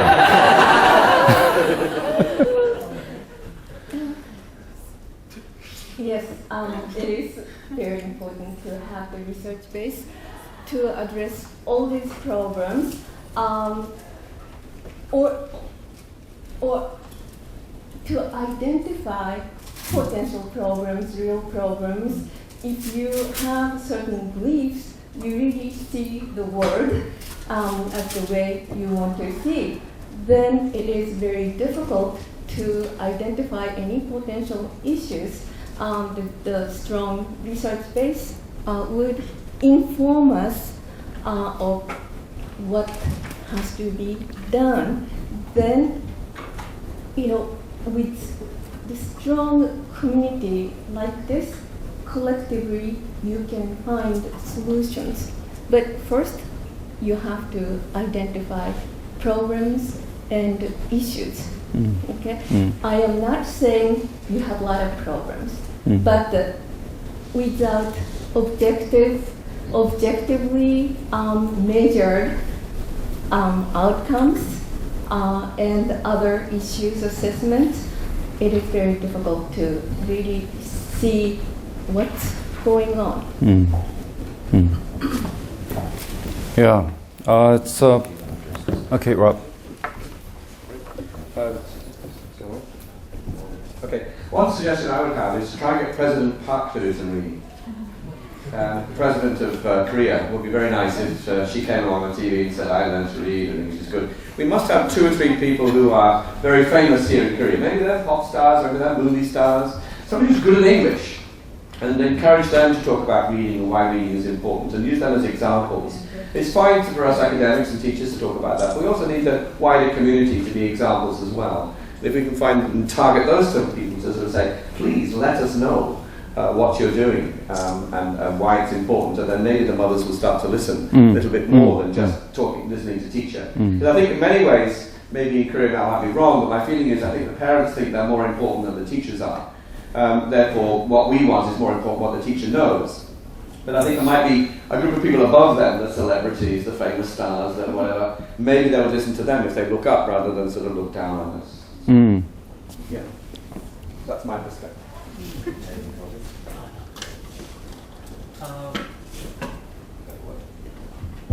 As an addition to what Rob said, I would say that as much as it's important to be based in the research, as so many of you have said, I think it's very important to actually popularize the research in the mainstream culture. And one of the ways in my own experience, I've seen that happen is through journalists actually reporting on this kind of phenomenon. And one journalist in particular, PD Notebook in Korea in particular, I know that they did a cover story on preschool education in Korea, and they contrasted a preschool that was really horrible, and then they contrasted a preschool that was really phenomenally successful, and it created this huge debate within the culture about quality preschool education. My son's preschool happened to be featured in that documentary. I was very happy with my preschool teachers after that. This has also spawned huge debate within Korean culture, created great controversy, and I think finding movie stars and everything would be great, but actually just popularizing the research itself and addressing that to the tiger moms, I think would be a phenomenal thing to do. Yeah, in addition to what you just said, and Rob, actually Patrick and I talked about creating some ER research digest so that general practitioners and people of interest in ER can read easily and get access to this. And maybe Professor Emeritus and Professor Day, as he retired, they can work on this so that channel their expertise into general public. Kira can offer press releases, that type of thing. Exactly, press release.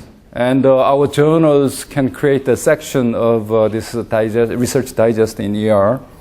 Yeah. And anything else? It's very famous TV queen in Korea from Sunmun University. Thank you for coming. Your presence is really, as it stands, it shows how important the ER is. been teaching it very seriously at Sunmoon. Mm. We have an extensive library for extensive reading, and our students are able to choose whatever level, whatever book they want. Because we have to give grades, they do write a short journal, what book, how many minutes it took, how many pages they read in those minutes, and just one, each of us is a little different, one summary a week. But my question was very simple, forgive the short introduction to what we're doing. Did we put out a press release about this conference? Yeah, actually, Ministry of Education, under leadership of President Park, is keenly interested in this extensive reading, not only in English but also Korean and many other languages. And so they worked with the education broadcasting system.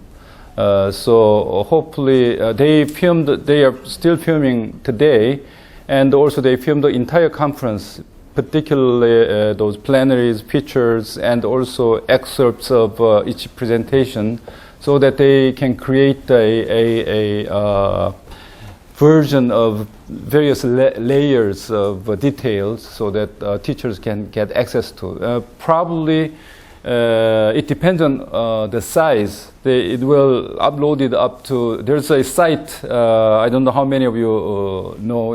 If you want to know about English policies in Korea, there's a site, english.go.kr. It's a massive database run by Ministry of Education for educational English education. Yeah, probably it would be there. Yeah. I think if we could spread anecdotes. Oh, that's right. I forgot. Yeah. Tiger Mom. Just one English major took extensive reading for one semester. At the end of the semester, she came to me and said, I have never been able to finish the reading section of TOEIC. But after one semester with you, I finished it and had time to go back and check. Yeah. Yeah. Yes. And also, Korea Times, please take a look at internet version of Korea Times Monday evening, and the newspaper on Tuesday. There will be an ER interview done by Mark Hagelson and myself. And also they promised they will do the follow-up interviews with various presenters here at this conference. Okay, any other? Yes, Casey, come to say a few words. Okay.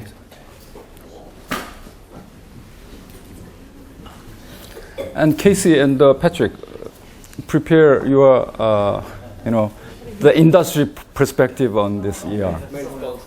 Yeah, first. Please go ahead. I have a topic change with a comment and then a question. One of the things that I feel is the context of some institutional decisions in terms of financing. We probably have lots of language laboratories all over different institutions where the finance department invested in this tool, but materials and professional development training and those types of support are often decided by a different department. I didn't have a chance to sit in on the online development presentation or colloquium. I'm wondering if people could make a comment on how these technological developments might allow us to be integrating more and overcoming some of that institutional blockade over we'd like money invested here versus money invested in easy to see, tangible, hard goods that may be quickly outdated and not used. I think that can lead to Casey's presentations, but let me just, Casey can talk about the industry point of view, and let me just brief about what's going on in Korea. Korea just launched this smart education policy. There probably the budget, right now it's about 2 million plus minus budget to each school to get access to these online materials, but that will substantially increase, and also this online content access would be more frequent. And hopefully that, now of course one barrier we have to get across is always this generation gap, the management level and the teacher level and the students level. Students are way far ahead and teachers are gradually persuaded and school principals are still lag behind. What? Online? It disappears. You know, that kind of attitude. So, okay, Casey, sorry. Well, I think I also joined one of the colloquiums and mentioned that the experts are saying that the purpose of ER is pleasure. But from parents or teachers' point of view, the purpose of ER is learning. There's a big gap. So we have to kind of compromise that gap to make ER more successful. I'll say the parents want the kids to acquire more vocabulary, new vocabulary, and improve their reading skills. Okay, that's it. Then rather than asking or the teachers or parents to go for ER, we should maybe some compromise. Okay, the ER experts also think how we can support the issue. Okay, you can have some mixture of extensive reading and intensive reading this way. Right? So this is something we have to do, and also. I joined some of the seminars and listened to in Paul and some other people saying about the vocabulary, right? Okay, 3,000 high frequency or mid frequency up to 9,000 and low frequency. We say the numbers, but I haven't seen the specific vocabulary words on the website. Okay, what are the words? So, well, from published point of view, we can publish a book. Okay, this is the list of the books and we sell. We can make money, but list, we can put up the list. This is the high frequency words because the students have to learn this vocabulary first. And then, if you want to read more, then these are the mid frequency words. You can just make a list and let the teachers and parents know. Right? That way they can learn those vocabulary first. And also I have a couple of suggestions. One is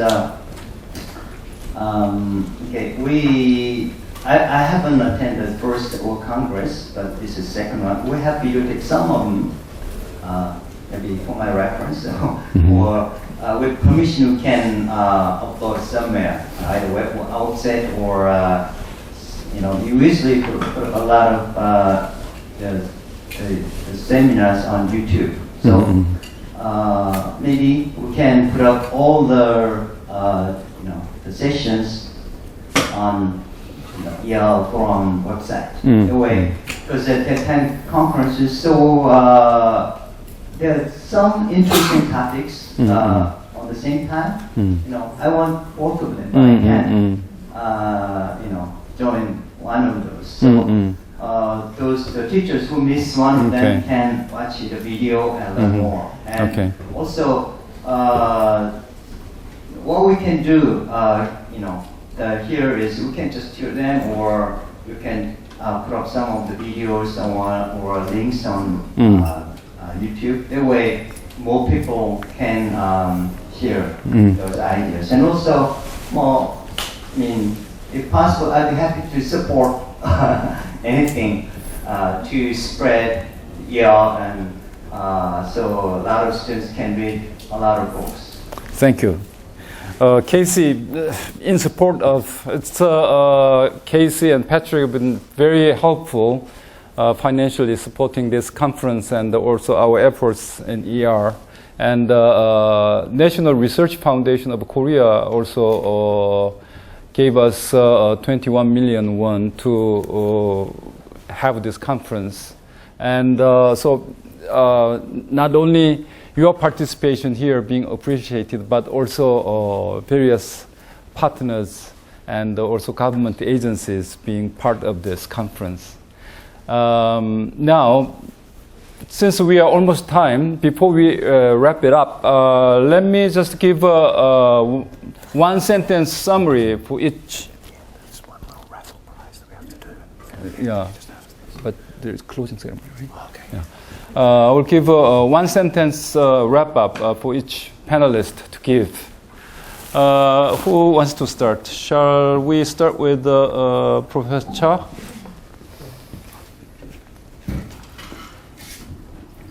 Okay, extensive reading is very important, but as I mentioned through my paper, the research, there should be some way to try to approach it from strategic point of view. So if we are able to integrate and incorporate strategies more effectively, I guess you can get better results. So please love extensive reading. Okay, thank you. Paul, one sentence. Congratulations on a successful conference, and let's have another one. Okay, thank you. Professor Koda? Well, I did a poll. Congratulations. I have to repeat what I said before, but I think it is really important for the organization to have some theme for research and to incorporate all the interest and research findings into some future development of ER. So that has to be systematic and that has to be done at the organization level. So good luck with that. Thank you. Professor Oh?